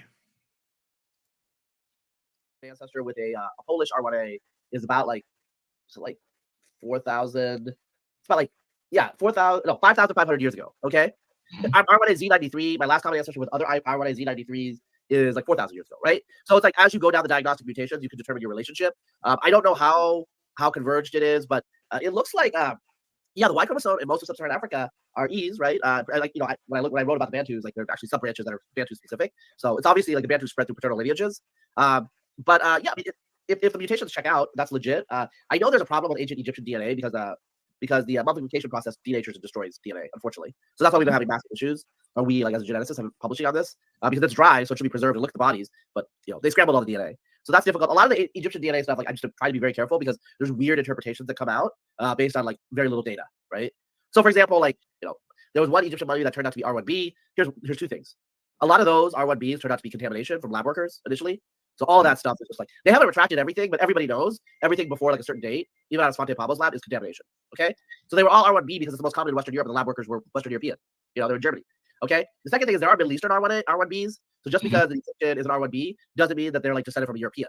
Like R1B was around in West Asia. You know about R1B, the V88 in the Chad region. So all these things are just like more complicated than what people say. But a lot of times what happens is people want to make the interpretations that they want to make. When the ancient Egyptian DNA, mostly Ptolemaic, but I think a few like Border New Kingdom that came out. One of the statistics, the F3 statistics, showed like a very, very high correlation with Sardinians. And so, a lot of like, white nationalists were like, we was Egyptians, like they were just like, we were the real Egyptians. And I was just like, but that's not what that statistic says. Like, if you read the literature, there is a known artifact where a lot of populations match Sardinians because they're an isolated population that hasn't had any gene flow. Well, has had very little gene flow. So when you look at ancient populations, around the Mediterranean, there's a weird, it's not a statistical artifact. It's just because they're ancient. So the Sardinians are a little bit like an ancient population in the present day. And so there's like a correlation that automatically pops up. Everybody who reads the literature knows this. These people don't read the literature, so they don't know. They saw that correlation. They're like, they're not even Middle Eastern. They're Western European. They're Sardinian. But the issue is like the samples are from like 2,000 to 3,000 years ago. There's been a lot of gene flow to the Middle East. There's been a lot of gene flow to other parts of Europe. But Sardinia has been relatively isolated. Therefore, ancient DNA studies tend to correlate from the Mediterranean with Sardinia a lot. But that's just an artifact of the lack of gene flow in the ancient world because that was 3,000 years ago. So remove 3,000 years of gene flow, and the closest you get is Sardinians. And so even though they're not that. Avery, you got anything you want to say on that portion of the video? Him going in on the cross contamination and those obviously it's wrong. Haplogroup originated in Sudan, so of course it's going to be in Egypt. But yeah, it's funny that he's saying that R is contaminated, which because the people testing the samples were Germanic of German background, which for one, that's just an assumption. The geneticist could have been I, for all we know. They may not have been I, they may have been G or whatever. So to say that because every single scientist who had the remains was R is a bit fallacious to say. But but no, as far as I understand, those remains aren't decayed or whatever to the point that you can't tell that it's R1B. It seems to be pretty established that those remains were R. And we see the same argument in the Mana population try to deny that Ramses III had E1B1A. They say, oh, it was contaminated. It's interesting to see people use it the other way around with the R markers among the Egyptian remains. It's kind of interesting to see that. Right. Usually you see when there's African results, that's got to be an issue. But now he's doing the reverse with the R1B results. But Avery, you got somebody in your family look like this? Who? To the left, that's my Uncle Vernon. Yeah, and then that's his two kids. And the baby boy, look how white he is. Today, that dude light as hell. To this day. Yeah, it's funny too. Yeshua and Avery, like they did like a social experiment, right? I was watching it on YouTube, and it was like one white guy and like 6 black dudes or whatever, and it was like blindfolded, and then based on like speech or hearing the person talk, they was basically trying to eliminate, okay, which one of these dudes is the white dude Oh, or I whatever. don't know about that video. Yeah, keep going. Keep Yeah, going. they all got that shit wrong because the white dude, he's from like the ghetto, so they was like, oh, by his speech pattern, by the way he talk, he been to jail, shit like that. They was just like, oh, he's black. We need to watch that video you shoot. I know that video that Zai's talking about. We need to review it. That's actually a good video. Yeah, it's pretty funny though, because it's just like based on like those experiences and the way the person talked, they'd be like, oh, he's black, but he's actually white. So it's like the whole concept and like how he's breaking it down. Like I do agree with it. Like it's kind of like pointless at this point because it's based on where you raised at, culture, who you grew up around. Like because if you was raised around black parents, whatever, you might pick up the lingo. You might sound like us, and if they blindfold you and be like, okay, point out the white guy in this circle, you ain't gonna probably be able to know the difference. So it's just like I think like the main point of the experiment was to show that well from like you say a deeper understanding of like genetics and stuff like that. Like you can't tell based on phenotype, culture, all of that stuff. Facts. Big facts. Hey, Avery, my thing with Raziq is all he gotta do is show published information that's retracting it, and he doesn't. Mm-hmm. Yeah. Because when you go, hold on, let me pull up Yahya Gads 2021. Mm. 2020. Let me see if I can pull it up. When you go to this article about the ancient Egyptians, look, R1B. Yep, there it is. And right below that, there's E1B1A, Ramses. Ramses and the unknown man E. Yep. They always focus on Ramses III, but there's 2 samples here. That's true. There is 2. Yeah, that's true. And it's called as E1B1A. Right. What about NavGen? You put those same STRs in there, and you got R1B, and you was like, no, he R1B. And then somebody else put it in there and got E1B1B. So give me an official paper, and then we'll go from there. That's how I deal with it. Right. You're right, because people put it in, they get J, they get E1B1B, they get R. It's like, all right, so clearly somebody ain't putting it in right, or that thing ain't working. Get 3 different haplogroups. Exactly. So yeah, I completely disagree with his cross-contamination idea. If it is so prevalent, then show it.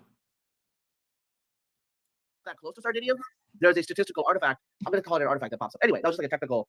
I just wanted to put it because like a bunch of people were privately chatting about it. Like these fucking retards like don't understand that this is just like a statistic that comes out of like like lack of like migration on an island. We know why that's happening. It's not because they're Sardinians. Right. Let me stop for a minute. Let me time out for a minute. I want to ask you this question. African Americans are saying, some of them, not all of them, a minority of them, are saying that they are connected genetically to the ancient Egyptians. What do you say about this? What do you say about this? Oh, you left off that piece, Garfield, because they say they have, and I got my DNA test. I want you to take a quick look at it. And so some African Americans say, see, you got Ramses marker. You get what I'm saying, Garfield? And they think that make them an Egyptian. Yeah, that's the two. That's the two. What if they have Hitler's E? Are they Aryans and shit now? You know what I'm saying? Wow, that's crazy. Like, oh man, you crazy. E1B1B. Hitler had it. Yes, he did. And Beethoven and them, they had E1B1B. So what is people trying to deny saying that look, if you diagnostically make. No, I was just saying it's funny because our good old #1 fan is trying to deny that Hitler had E1B1B. Like in the comments the other day, Biblical DNA put in that Hitler didn't have E1B1B. But yeah, I wonder why is that the case? Because I remember we was on Clubhouse, and I was saying we were in a Jewish group, and I was saying that Hitler had the same DNA as Jews, and they're related. And a nigga came up there and was like, "No, he not. He not related. That's disgusting to say." And I was like, "Yo." It's like Albert Einstein. Yeah, go ahead. It's like Albert Einstein has E1B1B. Hitler has E1B1B. I mean, Jews carry E1B1B at like 30%. So it's not out of question to say that he could have had some type of Afro-Asiatic ancestor. Yeah, real talk. It like that's I say that to say this to the viewing audience. When you're looking up ancestry, take your emotions out of it. Yeah. It's always filled with emotions when folks deal with this thing, especially folks that people don't like. Right. Because African Americans would do the same thing and be like, it's impossible for, I don't know, Marcus Garvey or Martin Luther King to have R, because you know the things that happened during slavery. Like, we don't want our famous Black people to have R markers. Like you know, Jewish people might not want Hitler to have E1B1B or something like that. It's like, it's not about what we want; it's about what he is. You know, right? If he has E1B1B, then he has it. Right. Yeah. You don't choose your mothers and fathers. Like, it is what it is. You descend from who you descend from. And just because you're Western European does not mean you're a slaver or a child of a slaver or a child of sexual assault. And just because you're African doesn't mean you're not, or you're a descendant of a slave. Don't work like that. Nope. It doesn't. And also doesn't mean people are trying to hate you for saying that. Just because you say that, that for instance, Marcus Garvey has R, that's not people trying to like do a one up on you. It's just the facts, you know. Exactly. Or that Hitler has E1B1B. It's not like someone's trying to one up you. It's just the facts, you know. Right. And then this is another fallacy I've been hearing is well, they started this. What do you mean they? Because the people that exist today have nothing to do with colonial slavery, because we're not in that time period actively selling slaves. Oh, you mean their ancestry? Well, you have that ancestry. So are you talking about your ancestors? Are you getting some of that blame? They never logically think about stuff like that. None of the arguments are logically coherent. And the reason why, because it's always an appeal to emotion. It's how you feel about something instead of what's actually taking place here. Same thing when I brought out, Moore was on the show, D-Ray was on the show about Blacks with indigenous American ancestry. There were people that were upset and angry that, what do you mean there are some Black people with, they didn't want some Black people to have ancestry. We're not saying all. There's some Black people that have it, but there's some racist hicks, I'm gonna call them what they are, that don't like that because they don't, that's unsettling to them because they don't want anything to do with Black people. Let's just put it out there. Nope. It's like when Black people find out they're European, they don't want anything to do with white people. Nope. So it becomes less about your ancestry and more about how you feel about certain groups. And that's what it is. That's the issue. That's the fucking roadblock. Yep. Match Ramsey's why? Obviously, you share a common ancestor somewhere, okay? And people who want to identify that way, that's on them. That's fine. I'm just saying that on the whole, so this is complicated. Let's think about it this way. Like, I use this to illustrate it. It's the culture of genes. So you guys probably know, genetics makes it pretty clear. Indo-European languages from the Bay of Bengal to Ireland originally come from the Pontic steppe, okay? And like we have the genes of those people, so we know how much of those people are in different populations, right? So in Northern Europe, it's about like 45%, okay? Is like from the Pontic steppe, okay? Like from that original, like, Yamnaya population 5,000 years ago. In Indian subcontinent, populations like Brahmins, probably like, 20%, okay? But, so they're way less, Yamnaya than, say, like someone from Sweden. But which population preserves the cultural memory of the people of the Pontic steppe more? If we read the Vedas, it's quite clear that the Vedas were from a population that were until recently steppe. There's things in the Vedas that are elaborations of things that you see as like glimmers, as like faint echoes in European populations, because Christianization eliminated all of that. So I'll give you a concrete example. The Vedas record things called dog warriors, which is basically like an initiatory ritual in your late teens and your bodyguard for the Raja or something like that. Harald Fairhair, the first like historical king of Norway, he had a dog warrior bodyguard. Okay, so he's a pagan. This similarity is almost certainly due to an ancient Indo-European tradition that persisted over thousands of years. So things that we see in the literature about Scandinavia right before it became Christian clearly echoes things that you see in the Indian Vedas. So if you want to know about what the early Indo-Europeans did, you have to go to the Indian religious sources because they're the only population that has a genealogical cultural connection to those people. Now, genetically, they're way less related, but the memory of those people is gone from Europe, right? Like the European royal dynasties made up shit about how they were descended from the House of David. Yeah, right, like Hebrews. Like they did the exact thing the African Americans do. They say that until William's generation, until Prince William's generation, from Queen Victoria onward, the males in the House of Windsor, what was like Saxe-Coburg Gotha, they were circumcised specifically because they adhered to British Israelism and they thought they were descended from the Hebrews. It's all made up. Okay. Yeah. Like, Northern Europeans. So like you brothers that do your DNA test, like Sakari, your ancestors have a long history of saying that you're Israelite. And claiming to be from different houses and different Hebrew Israelite tribes, whatever. Or some of them saying they're King of David because they were doing that. The European aristocracy were known to do that. Yeah, shit. That's actually interesting. Hey, I'm just saying, Zaya, like they ancestors was already on that. It was already on that, bro. They have a Hey, what history. did you say? You are who your father is. They have a history of both claiming to be the Jews and also a history of being anti-Semitic. Yeah, at the same damn time. Said from people from the steppe, blah blah blah, but they don't remember any of that. It's all gone.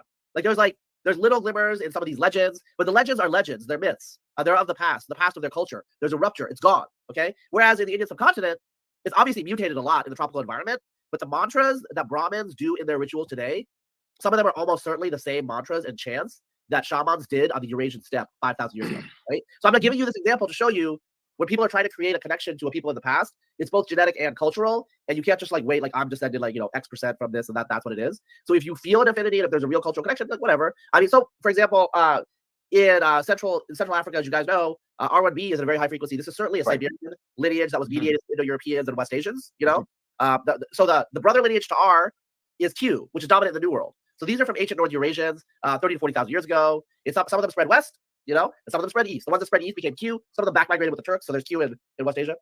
But R1b in like the Lake Chad region and into Hassaland, like what's that from? Well, my old boss, Spencer Wells. He and a team eventually did further research, and you can see a small amount of genome-wide autosomal ancestry that looks West Asian. So 5,000-6,000 years ago, there were some pastoralists that were pushing from the northeast, from what it was Egypt, into Central Africa. They carried R1b.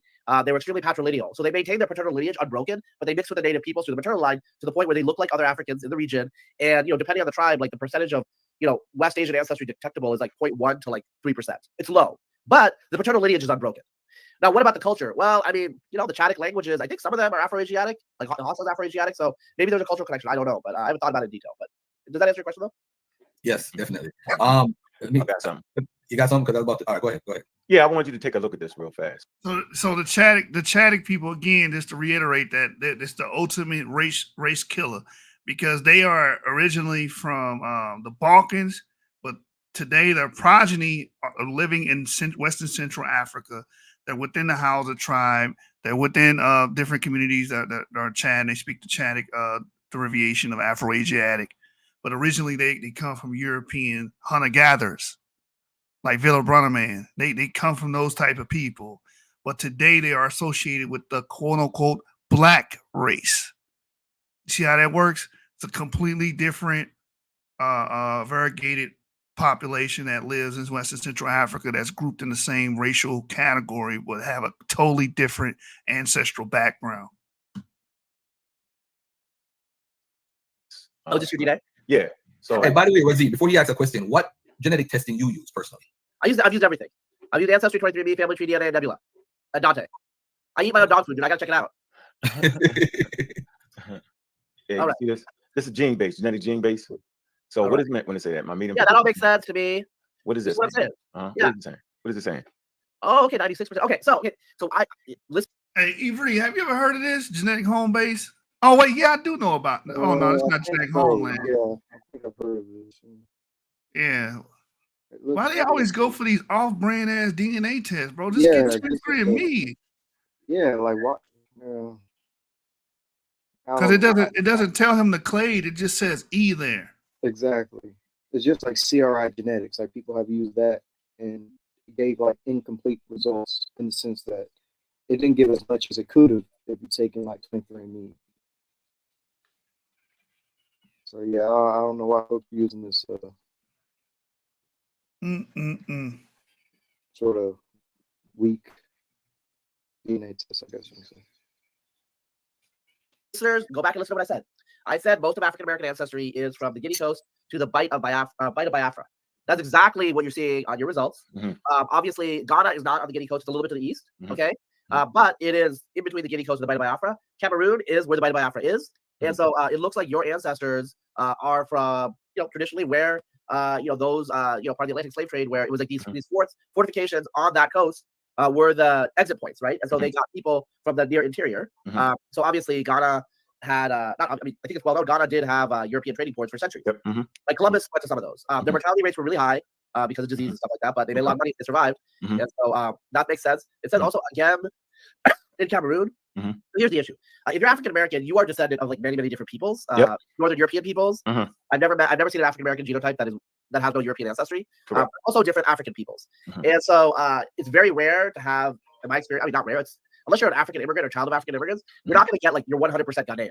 Right, gotcha. So all African Americans are like a distribution of a mix. Different areas of the country have slightly different distributions. The slaves that came into, say, like the tobacco country, I don't remember which one it was, but they're somewhat different in their concentration than the slaves that went straight to like the Gulf Coast like 50 years later, right? But they're not like that far different. It's not. There's very few. I think like 10 to 20% might be. I think I'm exaggerating here, but they might be as far south as Angola. But really, like probably like 90% are from the Gulf of Guinea to about like Cameroon, Gabon, that area, right? And a lot of people are obviously from Yoruba land because and Benin, like the Yoruba people, because the Orisha religion turned into Vodou and other things. So there are still some cultural connections. Less so in the United States. Really, obviously in Haiti, you guys know Haiti has the cultural connections. Brazil to some extent, and this is a function of the nature of slavery in the south of the U.S. The mortality rates were much higher, which means that each generation has a much larger number of Native Africans among the slaves. Whereas Americans blacks, which was like 80 to 90% slaves in like 1800, they were predominantly this reading goes back 15 years, so maybe it needs to be updated. They were overwhelmingly English-speaking, native-born in 1800. Like there were very, very few people from Africa around the revolution. It was mostly the children, grandchildren, great-grandchildren of people, and so they had already been like heavily Americanized, and that means that their ancestry would already be mixed from different parts of Africa, and no one group dominated in the American slave demographic mix, and so you have this hybrid synthetic population of Africans, obviously with some Northern European ancestry. So okay, now this is my L, a female lineage, right? Okay, yeah. Now, see, this gets interesting right here. What is meant by this? See? Yeah. So I mean, one thing is like Y chromosomes tend to be much more geographically informative than mitochondrial lineages, and the reason is it looks like most human populations were patrilineal, so they exchange females from tribe to tribe. Okay. And so that result is the result. Like it's more found in the Somalis of East Africa, but it's partly because the maternal lineages, like L is the dominant one, I think, in Africa. Those maternal lineages have been swapped and exchanged across the continent a lot. So it wouldn't shock me if you had one from a different part of the continent. It's more surprising when the Y chromosome is from a different part of the continent. Because men migrate long distances, but once they settle down, they settle down. Like women move to the villages of the men. This is not true in all cultures, but it looks to be true in the overwhelming majority of the cultures, and it's being genetically confirmed. Okay.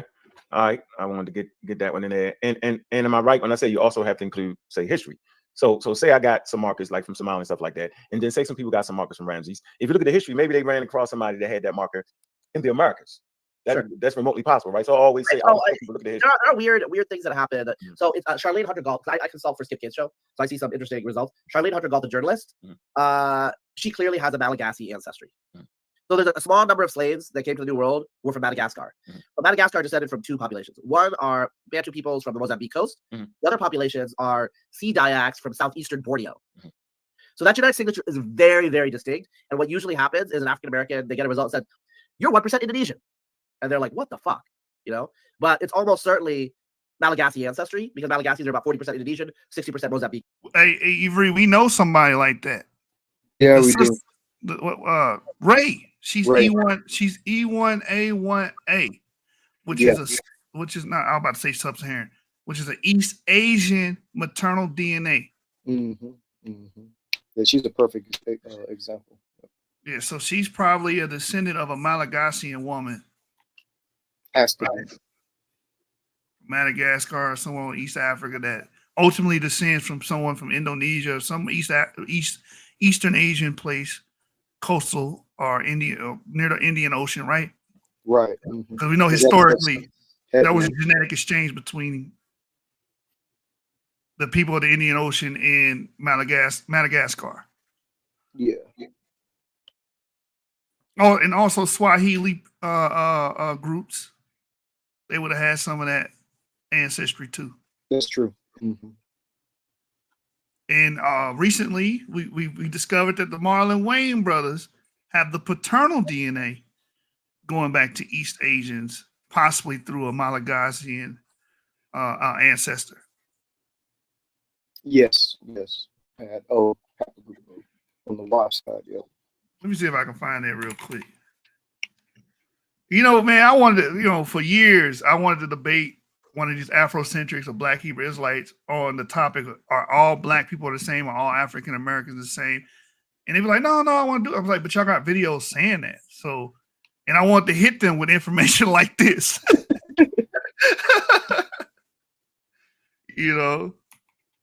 Wayne's brother. You'll have to debate someone in the Manna population for that. They'll take not only African Americans, but West Africans too. They're all the same. Debate of white supremacy. All the slaves brought to North America originated in Madagascar.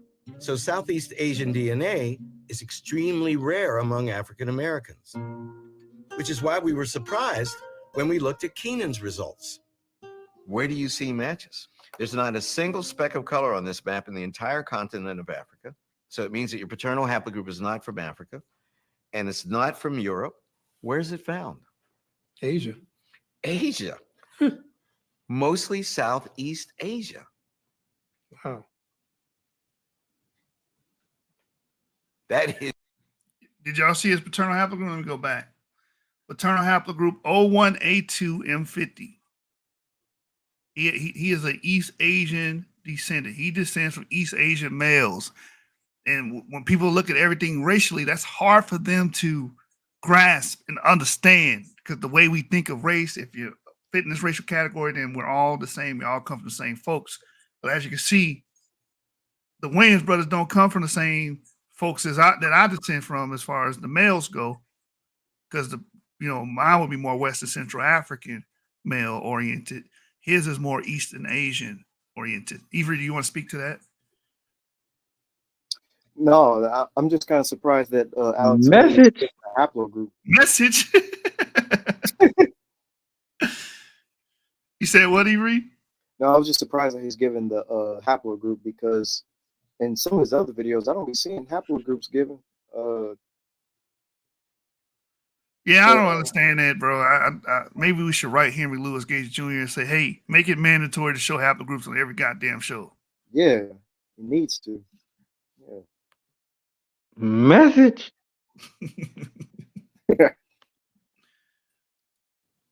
That is your deep genetic history.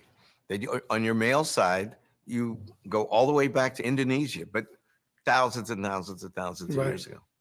And 300 years ago, you go back to Madagascar. That's your Kunta Kinte. Yes. Came from Madagascar. Wow. You have these ideas about who you are, right? And when you find out things like this, I'm a Black man and I'm Chinese. It's like, what happened? I had no Oh, Stan, what did idea. I'm sorry. I'm just getting emotional.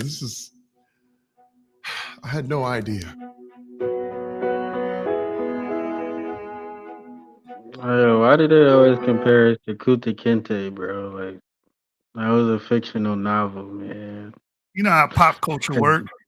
That's pop culture, like pop culture reference. You say it, everybody get it because everybody watched it. That's why they do that. Oh, Kunta Kinte, that's an African slave. He's saying that's the African slave he come from. Nigga, that shit was a work of fiction. Nigga. What the fuck is he talking about? Your name is Toby. That's the way you would want to break it down. But that Malagasy culture, its language is actually a dialect of Sea Dayak from southeastern Borneo. But in any case, so it's quite clear where they're from. In any case, you get results like that. I've seen all sorts of weird things. There's also I think he was from Colombia, There was a Colombian guy who was Afro-Colombian, but genetically he was like 55% African. The rest of it was like mostly European with some indigenous. And then it turned out he was 2% Filipino. He was like, what the hell? Well, what a lot of people don't know is the whole Pacific coast between Lima and what's the Mexican city? Acapulco, or maybe to the north. The galleon trade that went from the Philippines to South America, Latin America, those sailors were mostly Filipino. And so a lot of them would settle on the western coast of South America. So it's a whole thing in Mexico where the western people in Mexico, a lot of them have a little bit of Filipino ancestry. People would talk about them in Mexico City. They'd be like, these Orientals are showing up, they're annoying and stuff like that. So people find out all sorts of random things through genetics. I don't know what that means. I think it's interesting. And, I like history, so why not, right? So, okay, question. Can a person be your genealogical ancestor and not be your genetic ancestor? Say your great-great. Explain that. Well, so what happens is like you can have a validated line. So every generation, you're 50% one parent, 50% the other parent. That's guaranteed. But there's no guarantee about the grandparent. So one of my kids is 30% one parent, 20 grandparent, 20% the other grandparent. So there's like noise at the grandparent generation. So every generation, you obviously get a smaller and smaller fraction. So let's say it's like plus or minus 3%. Okay. So grandparents is 25% plus or minus 3%. Okay.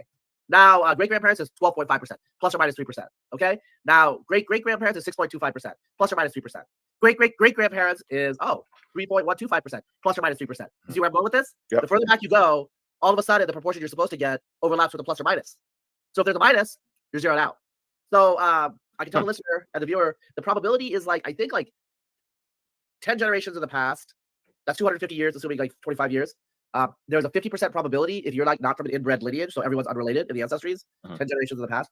There's a 50% probability you will not inherit any DNA from a random genealogical ancestor. Does that make sense? Yes, absolutely. So that's what it is. So like, for example, Pocahontas, every single elite. Show this real quick. Date of marriage, October 20th, 1887. Full name of groom and bride.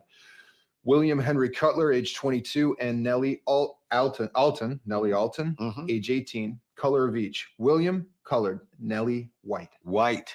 Your great-grandparents were an interracial couple in 1887. In Rhode Island. Yes.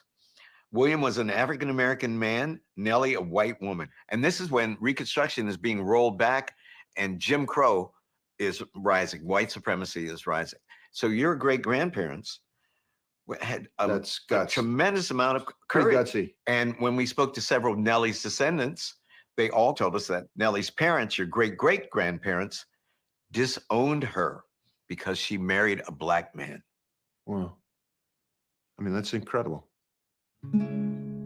Providence, Rhode Island. So there's a white man that's descendant of an African-American male. So again, your racial identity or racial group is not going to conform with your ancestry like that. There's a great video that should I might pull it up here in a minute, but it's a white woman, a phenotypically looking white woman who finds out that she has African American ancestors. I might pull it up here in a second. Yeah, pull it out, man. Pull that one up, bro. Family in Virginia has a documented genealogical lineage back to Pocahontas from her son, I think, like John Rolfe, through the Bowling family, which is one of the elite families of Virginia. So the Bowling family intermarried with everybody. So all of them, like, so I think George H.W. Bush is also descended from Pocahontas that way. But this is a descent that goes back literally 400 years now. So that means the vast majority of those people with genealogical ancestry do not have any Native American ancestry. Now some of them might, some of them should actually, because there's so many of them. But it depends. It's a very, very distant line. Does that make sense? Yep.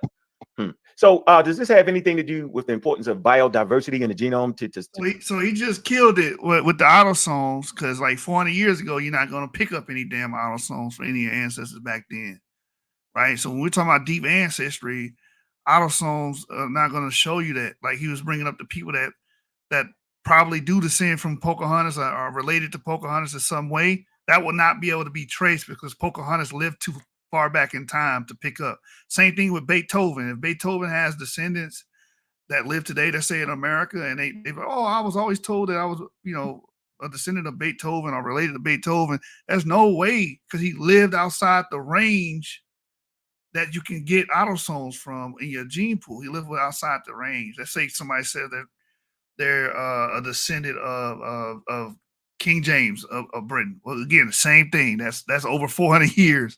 Autosomes, you can probably get 200, maybe 250, somewhere around there. So you won't be able to detect that through an autosomal DNA test. Go ahead, Avery. I got a video right here.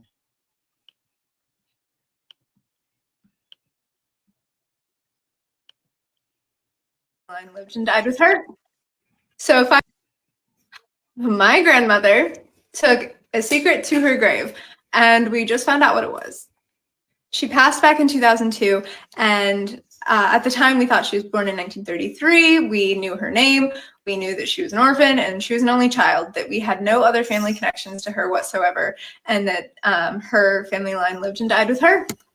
So find me confused when our family gets results back from a 23andMe test telling us that we are African American when my grandmother said that we were English. And I know looking at me, you're going to be very confused, because I am too. And currently my family is still figuring out all the details, so I don't have all the information.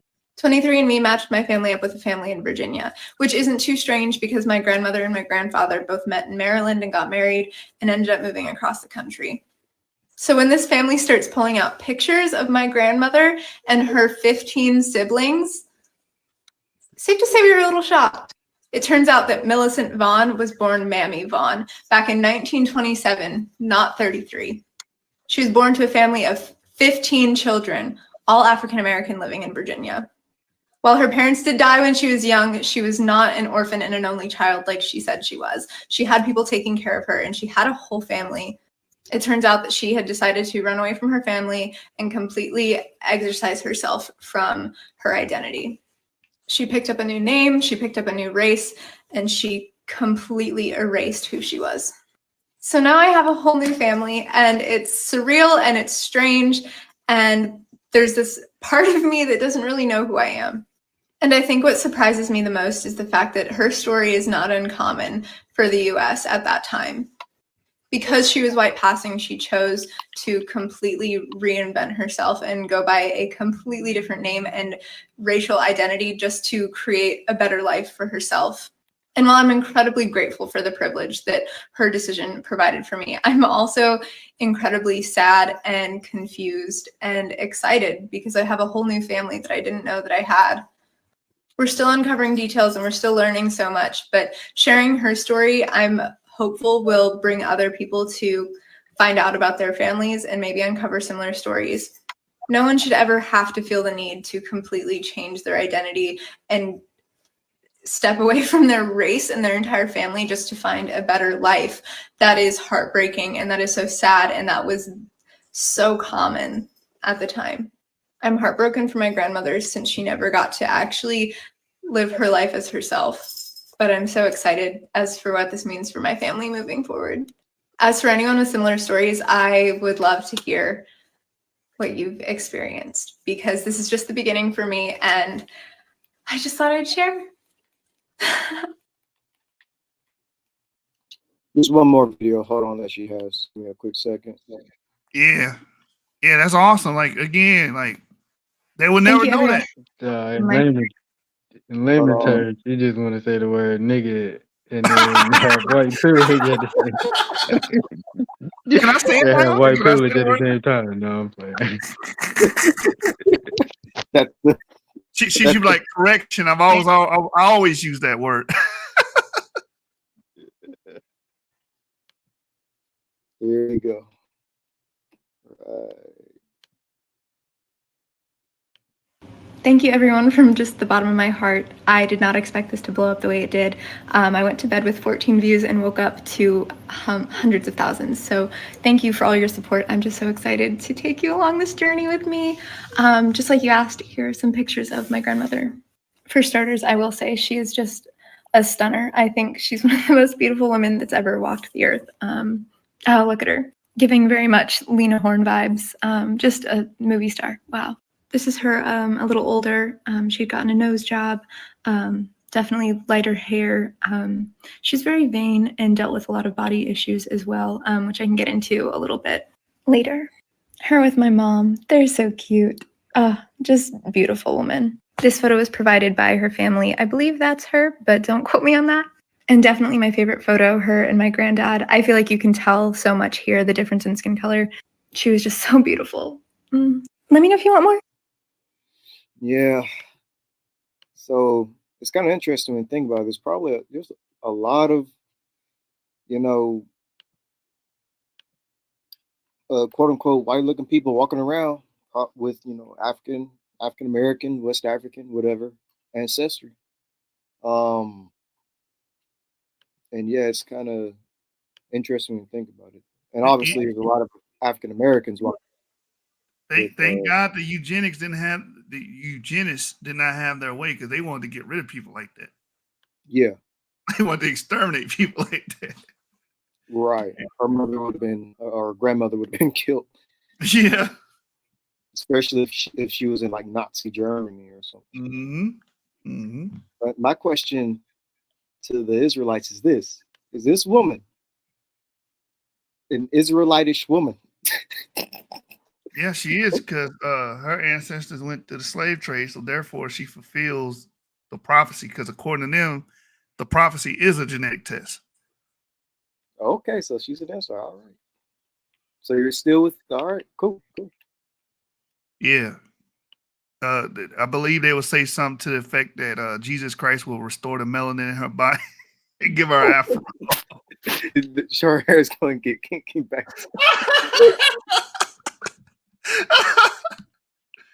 Oh man! Revert back to her original self.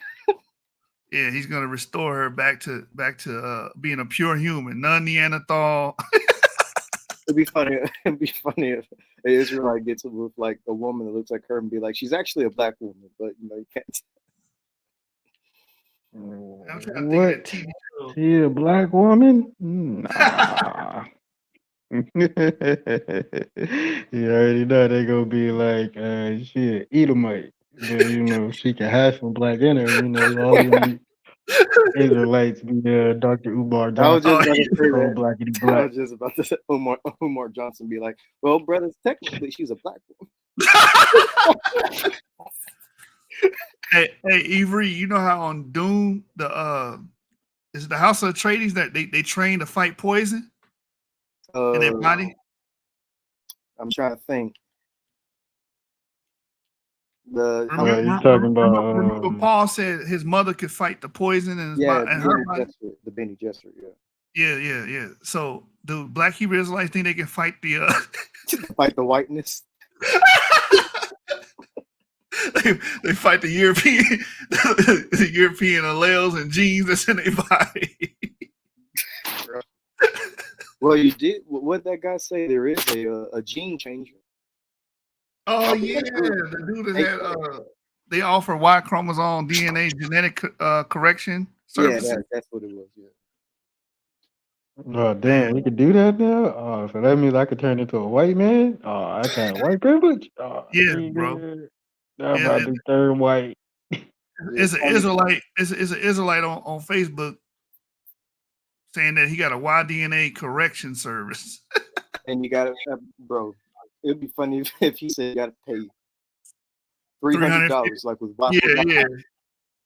That nigga probably rich right now. Nigga, I'm about to turn white and sing country music. Nigga, I'm gonna be a star. Shout out to Beyonce. Beyonce got a country music album coming out. Oh yeah. Oh really? Yeah. I didn't even know that. Yeah, they trashing her though.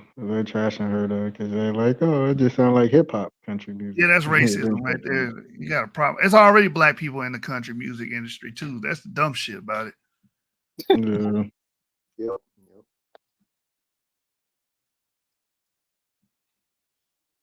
To fighting against infectious disease and stuff like that. What role does that recombination of the genes play in that?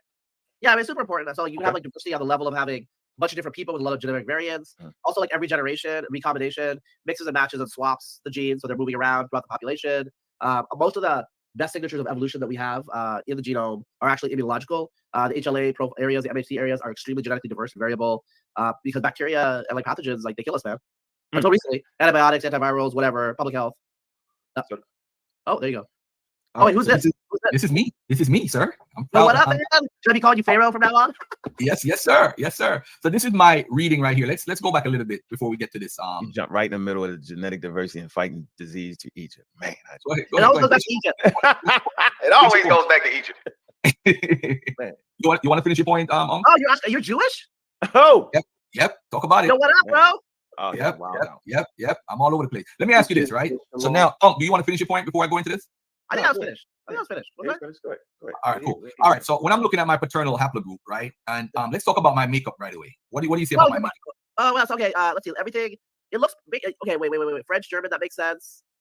Yeah, everything makes sense. Spanish and Portuguese. Okay. I mean, you're Jamaican. It's a little different than American blacks, right? African Americans. You're a Jamaican American, but so that's Jewish. That's legit. That's real. That's way too high of a percentage to be fake. Some Latin Americans get that because they're Sephardic, but you don't have very much Iberian. So I think like you are descended from some Jewish trader or something, right? At some point. Did you know that? Did you hear that? Yep. You are a descendant of some Jewish trader at some point. Did you know that? Watch what Garfield say. He's gonna be like, nah. No, I do have yeah, well, but you heard him. Wow, he wants to diss his own ancestry. Okay. You don't want to accept that shit. Hold on real quick. He is the. It always goes back to Egypt. Man. You want to finish your point, Oh, you're Jewish? Oh, yep. Talk about it. Yo, what up, bro? Oh, Yep. I'm all over the place. Let me ask you this, right? So now, do you want to finish your point before I go into this? I think I was finished. Was Go ahead. All right, cool. All right, so when I'm looking at my paternal haplogroup, right, and let's talk about my makeup right away. What do you say about my makeup? Oh, well, okay. Let's see. Everything. It looks big. Okay, wait. French, German. That makes sense. Yeah, everything makes sense. Spanish and Portuguese. Okay. I mean, you're Jamaican. It's a little different than American blacks, right? African Americans. You're a Jamaican American, but so that's Jewish. That's legit. That's real. That's way too high of a percentage to be fake. Some Latin Americans get that because they're Sephardic, but you don't have very much Iberian. So I think like you are descended from some Jewish trader or something, right? At some point. You are a descendant of some Jewish trader at some point. That's true. How else you gonna have an autosome? Yeah, because that's a high percentage. That's basically 4%. 3.9 round it off. That's 4%. Mm-hmm. So you know that? No. I do have no. Yeah, well, let me ask you this, because this is where you're trying to change the subject. Yeah. That was one of the uncomfortable laughs. That was an uncomfortable laugh that came out. That nigga said, "Hey, you do know you're a rape baby, right?"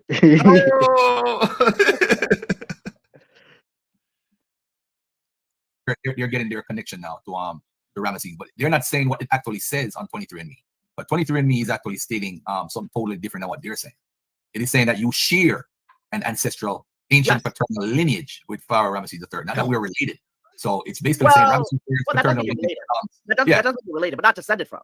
Right, exactly. They think you're descended from. It's saying paternal lineage belongs to haplogroup EV38, from which your line also stems. Yeah, so like, what does it say? What was the last common ancestor? It says you and Ramesses III share an ancient paternal line ancestor who probably lived in North Africa. Probably about, like, somewhere between Ramesses' time and like say 10,000 years ago, right? So let's just okay. So click the paternal tree again. Click that paternal haplogroup tree. Let's click that. I think it's saying 10,000 years ago or something like that. For me. That sounds about right. That sounds about right. A tracing male grade. Yeah, so that sounds about right. So there's still a lot of argument about the prevalence of haplogroup E in Africa. Some people want to say all the mutations are within the continent. Some people say it's back migration. I think my friend Mark Haber published a paper like 3 or 4 years ago. You see that? He's talking about how Yap back migrated into Africa. Impossible. He won't be when they was always in West Africa. Never back migrated. That shows that it's actually all within the continent. There's like deep E lineages, but basically we don't have like a very good handle on African back migration, which is basically like an out of Africa population that moved back.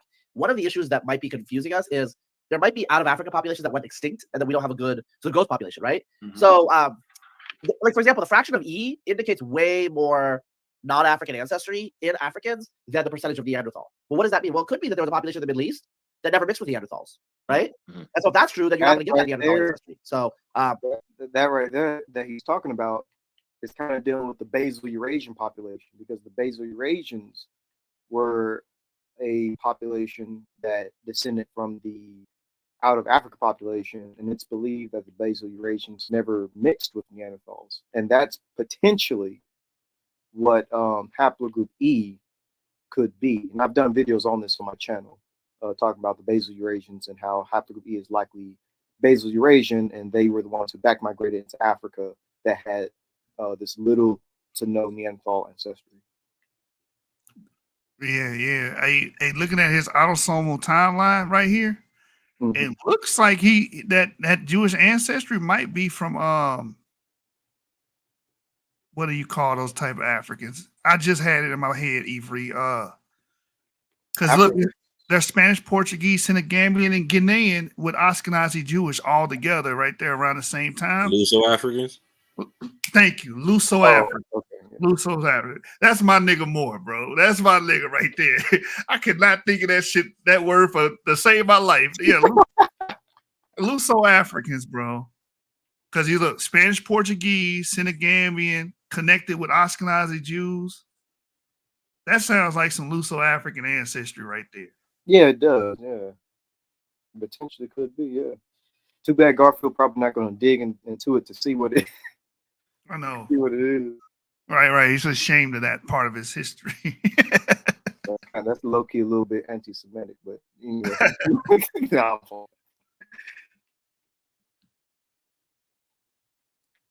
I think it's like a lot of Black Americans. Maybe they should say we were all not Africans as well.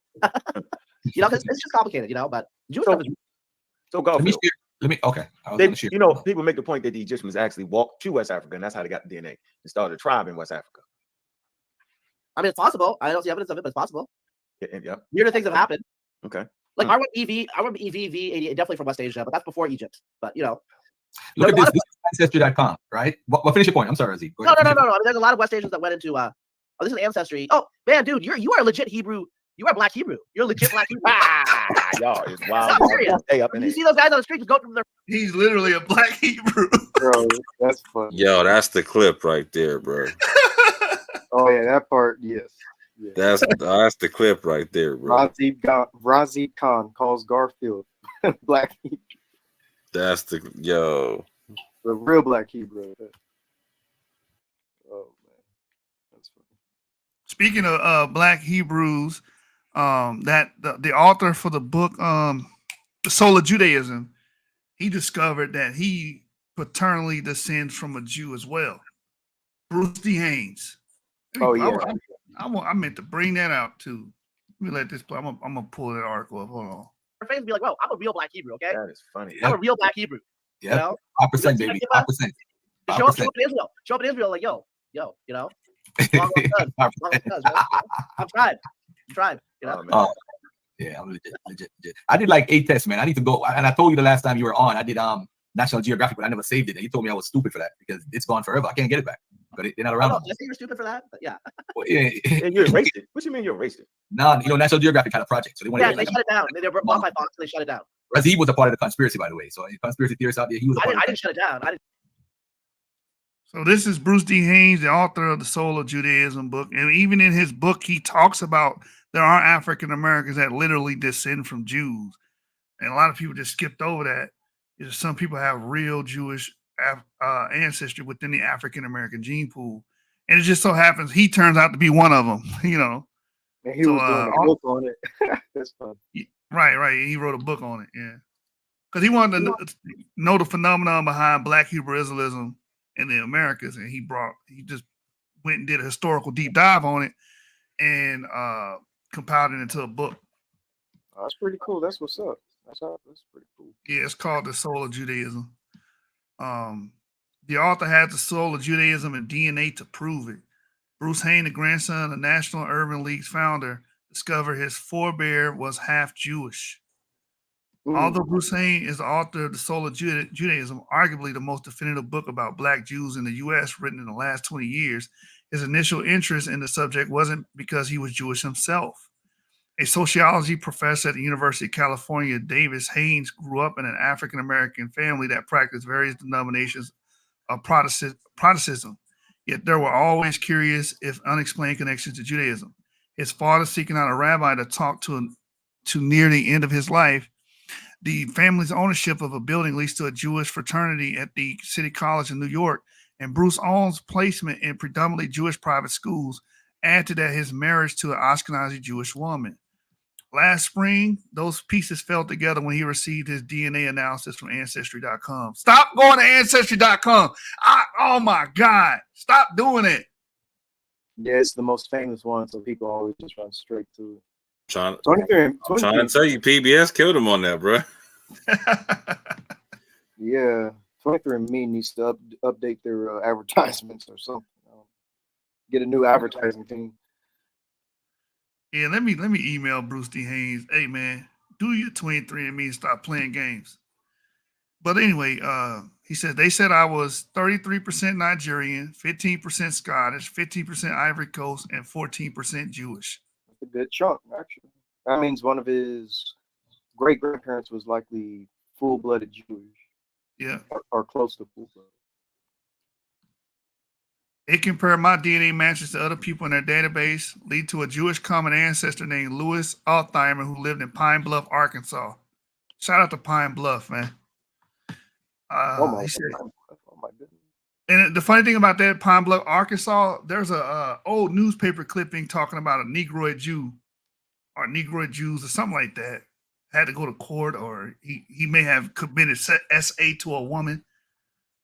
But anyway, open quote, guess where my grandfather George Haynes was from? Pine Bluff, Arkansas, close quote.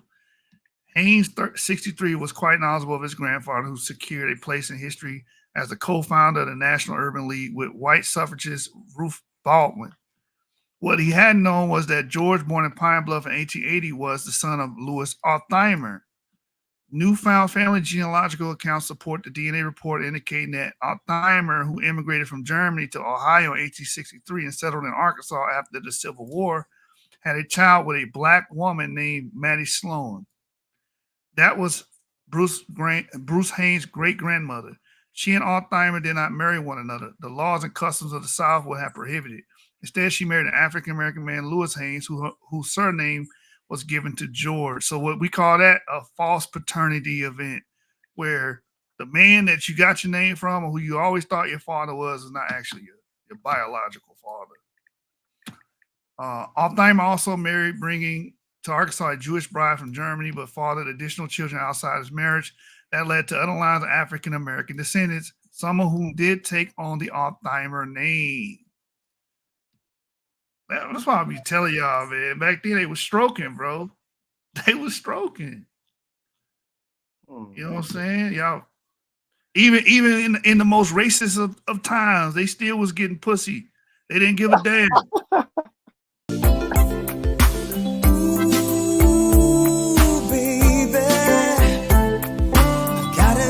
You home with me tonight. Ooh, baby, gotta get you home with me tonight. Them niggas was Klan members by day and Jungle Fever by night, man. They was freaking. I'm just saying. That's just tell the truth. These niggas was playing a game, bro. They was putting on the front. Yeah, fuck them niggers, but they literally meant that. You know, so later on, let me stop. Yeah, those blacks, I don't fuck with them. No, you literally was fucking with them. But anyway, that's interesting. So, yeah, keep going. Yeah, he had a bunch of African-American kids, Avery. You know? Yeah. Pine Bluff at that. Yeah, you know about Pine Bluff. It's right around the corner. Yeah, that's particularly interesting. Shout out to Pine Bluff. Yeah, for real though. I don't have to talk to y'all after this video. You might have to do some investigations and pass out some DNA tests and stuff over there. I might have to. Create a Pine Bluff family tree project. Mm-hmm. Is your great grandfather Altheimer? I might have to email this dude and be like, "Hey man, no." Real talk. So let the other lines of African. No, keep going. Some of whom did take on the Altheimer name. After learning of his grandparents' parentage, Bruce Haynes made contact through Ancestry.com with a whole string of cousins he never knew he had. Open quote, they said they always knew there had been a half-brother, close quote. He said of his welcome to the family conversations. While George Haynes, who left Arkansas, who had been lost to them, the Black Altheimer descendants were well aware of their white cousins who remained in the state. Louis Altheimer and his brothers were immigrant success stories, running several enterprises and leaving their name on a town not far from Pine Bluff. And the white and black Altheimers had cordial relations. Hines said he learned from his newly connected cousins as a social scientist specializing in race. He said that sort of acknowledgement from white relatives is not typically the case. Everybody in town must have known that these kids were related to him, and the families took ownership of that relationship. At no point have I heard that the white Alzheimer's denied it, close quote. Also notable are the circumstances of their creation in the first place. While Louis Alzheimer's relationship with working class black women may not have been equal, Haynes said, it certainly wasn't the same as abuses committed by slaveholders a generation before. So basically, these were cajoled relationships. These were like, he wanted, he had relations with them. It wasn't like forcefully or SA. Open quote. We don't know what the power dynamics of these relationships were, but we do know they came in the context of free society post-slavery where black women would have had more agency, close quote, said Haynes. While he plays catch up with the new set of relatives, Haynes digests what his Jewish ancestry means, both to him personally and to history. It's worth a rewrite of textbooks to note that the co-founder of one of the major black civil rights groups was half Jewish. Haynes also draws comparisons to one of the black Jewish icons featured in his book, Julius Lester, whose maternal great-grandfather, Adolf Ostwald, was a German Jewish immigrant to Arkansas. Unlike Altheimer, Ostwald lived with his common-law black wife, Maggie Carson, who again he would not have been permitted to marry. Lester famously reverted to Judaism in 1982, which he documented in his book Love Song. In it, he writes of being the only also descendant of the United States, black or white, left practicing Judaism. Oh, that's interesting. That's another thing, too, about culture. Everybody, well, if you're of this group, then you should have the culture. Well, these people come from a German Jew, and he's the only one that's left in the family line that's keeping that culture. So there goes your cultural argument. It says, so is Haynes, who is with his wife, has long been a member of a synagogue, considering joining or rejoining the tribe now that his lineage has been established. He's non-committal on that, but for the real answer, look to his soul of Judaism. So that's the article on that. Let's see how Julius Lester looks. Let me see. Oh, there's Julius Lester there. So he's another descendant of direct male descendant of Jews. There you go. There you have it. Yep.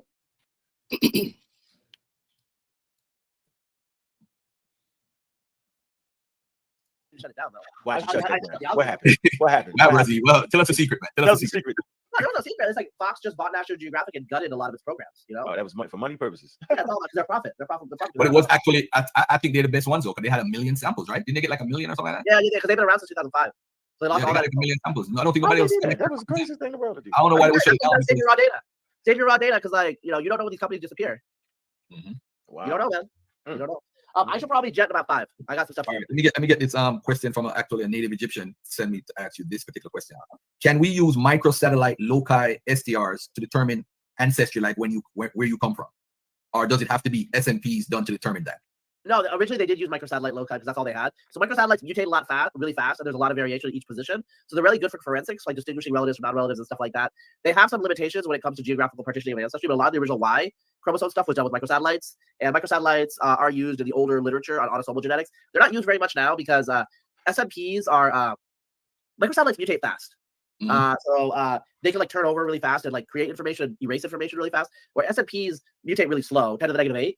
And so they accumulate information gradually, and so they record it all. But you need the technology to be able to call them, which wasn't possible until about, like, say, 2005, right? Okay. That's why the earlier literature is all microsatellite. So a lot of haplogroups are determined through microsatellites, and then later they were supplemented with SNPs. But that's what we didn't have the technology. Can you explain why Colombo-Bernardi Nubians had high influx of Levantine DNA that goes up to 70%? Did they get it from the ancient Egyptians? So I don't know that particular Nubian group, but there is a lot of West Asian ancestry in a lot of the Nubians.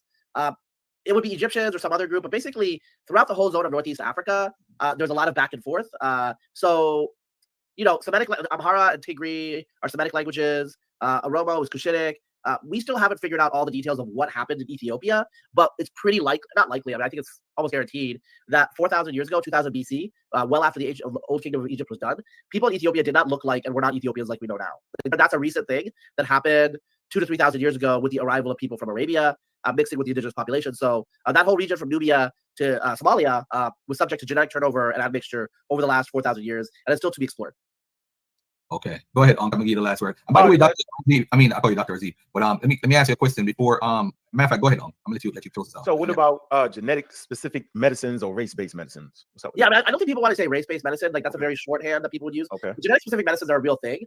It's not that big of a thing right now, but there are known to be certain genetic interactions that are found in particular genetic groups. So, like, you might get tested. I think in the future, what's going to happen is everyone's going to have their sequence, and they will modulate your prescription dosage based on your genetic sequence. There are people that metabolize certain drugs fast or slow, so the prescription level is going to vary based on that. There are cases, I think, of renal failure, so kidney issues. There's a drug that has some weird interaction with a gene of Native Americans, and there were issues where I think these were at Children's Hospital, the paper that I saw. Kids who were like 25% Native American, but their parents checked white, so they looked white, and they're only 25% Native American. Their parents checked white, and some of these kids had the Native American gene that interacted really badly with the drug that they were given. It caused massive problems, right? And so that was like a paper that was suggesting we need to proactively genetically test people coming in because they're not always going to put the race, you know what I'm saying? Correct. That is like mapping onto what their genes are. So we need to know what their genes are. So I think that's a major area that we can do. We can improve and benefit from new technology. This is like really what a lot of geneticists get funded for, not the history stuff, which is interesting, but it's not as practical. Correct. Yeah, and I would like, yeah, you're right. It's based off they're trying to understand the genetics and disease and things like you're saying. That's really what they're doing it for, to help humanity. I got you. Makes a lot of sense. So I got it. So they looking how certain medicines interact with certain genes and variations and stuff like that. Be real helpful to go into the doctor's office, like you said, with your sequence and put it together. Okay. Yeah. Appreciate that. That's the dream. Yeah, you said that's the dream. That's what they're working towards. Okay. It's a dream alive. Okay. What upcoming projects do you have coming up, by the way, that we need to look out for? Like I'm gonna still be writing stuff. I got St. Patrick's Day posts about the Irish, so that's gonna come up. I'm still like writing stuff for the podcast. I'm doing the podcast every week, as you know, Garfield. And then I'm writing. I'm a contributor. I'm contributing to Palladium magazine, which is everyone should check it out. It's a great new magazine. My company Generate. If you're looking for B2B platform as a service in the genomic space, you can look that up. But in terms of me, I am going to be trying to put myself out there more on podcasts and whatnot. How does the Three Amigos podcast sound? Me, you, and Brother How that sound? We could do something live. We could do something, man. We could create a channel and we could do something. If you want to do something regular, I'm down with that. I'm open. Like just make sure that I don't know. Your impressions are pretty good, actually. Not gonna lie. I get the people that I probably maybe because you guys have done your research, but it's like sometimes I go on podcasts and it's like people ask like really weird questions. And I'm like, yeah, you didn't do much prep, did you? It's like weird. So my channels is dedicated to scientific literacy. So we had these like me and Garfield. This is what we do, and we in battle mode with people who don't even respect expertise. Okay. Like we're reading this book right here. It's called. Not sure if you're familiar with it. Is it Nichols? Yes. Yeah, I got it. Yeah. I'm familiar with it. Yeah. So that's what we have. We always say defer to the experts when in doubt. Yeah, it's a whole separate conversation. I will say, trust but verify is also something that's important, right? Yes, that's the balance. Yeah, that's in the. But I'm not gonna sit here and let you mumble jumble DNA and you just on YouTube. Like why would I do that? Like that's what I'm talking about. I'm saying that I am on YouTube, but I'm not just on YouTube. Right. let me get real specific. I'm saying you're gonna make less mistakes than I'm gonna make in understanding DNA. Now we know when experts make a mistake, it can be dire. Like if you're dealing with plain doctor, you make mistakes, might lose their life. We get that, but that's all part of the thing. But at the end of the day, there's more checks and balances than those who do this for a living. You have more investment in it, right? I'm not saying that a novice such as myself can't understand the data, can't I'm not saying that. I'm saying that it's important not to disrespect the experts and think they just don't know what they're talking about based off of some wild quote unquote conspiracy theory, right? Like and they mess it up all the time, man. Like the whole Neanderthal question. It's just crazy to me, man. So yeah, but we here, man. This is what we do. We dedicate to scientific literacy. Absolutely. Enjoy it, Garfield. God killer. Yeah, absolutely. You guys know on Star Trek: The Next Generation that I forget who it was. Someone asked Worf like, "What gods do the Klingons worship?" And Worf is like, "We killed our gods. They were too much trouble." Oh man. Wow. Hey, what state are you in? I'm in Austin, bro. Oh, you in Austin? You know what? We should really think about flying out to Razib, man. Sit down and do like a once a month. Hey, we don't even gotta fly out. I can show you the town, man. I can show you the town. No, it's all good. We ain't gotta fly out to go see Razib. He right up the street. He in Austin. He just 4-hour drive. Go see him real quick. It could be something. Yeah, that's kind of questionable. What you say? What you say? He says No, I questionable. said that's questionable. I'm sorry. I mean, like, I would do over. I mean, Over the yeah, I would internet. do over. Yeah, I would do over the internet. Yeah, I keep my comment to myself. Hey, say it, bro. Come on, man. You know how we get down over here, G.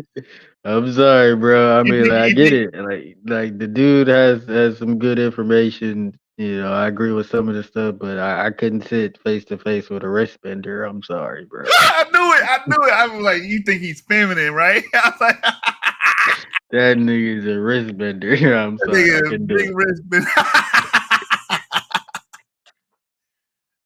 Pink panties Niggas, and shit. niggas do anything for clout, huh? It's like, I can't see it face to face with. Oh shit. Take calls or whatever. Let's do something and see what type of revenue we could generate out of it. I'm telling you, Yeah, we we could got be to change good. the landscape. I'm hoping to. You know what my email is? Like, let's keep the conversation going. Yeah, all right. And let me tell you this also. On his channel, the Pseudo Killers are the community of skeptics. You could probably do. All right, it's already over with. We appreciate Garfield for doing that, man. And we gave our thoughts. I disagree with certain aspects of his dialogue about distinctions with race, because race itself is just made up, and it just doesn't. It crumbles when you start looking and analyzing why DNA, mtDNA, and how certain groups cut across geography, cut across physical appearances, cut across culture, language. These things that we think are prepackaged in race, like our genes are cutting across all that. So they're showing you that none of that stuff stands. So I just didn't agree with some of the comments he was making tonight, but a lot of stuff was on point. I don't agree with that Egyptian contamination shit he was talking about. But it is what it is, man. Avery, you got anything? Anybody got anything before we bounce? Not all at once. Going once. No, I don't got anything. No. All right, going once, going twice, going thrice. We out of here, y'all. Yeah. All right. Shalom, y'all. Peace. Peace. Bitch. On that Draco. On that catch. Fornax, fuck it up. Be realistic, I don't really see no competition. Who she thinks she talking to? Like, obviously, I'm a nigga. Close that door, niggas snakes, I ain't going for it. Move right, outsmart them, stink team, most wanted.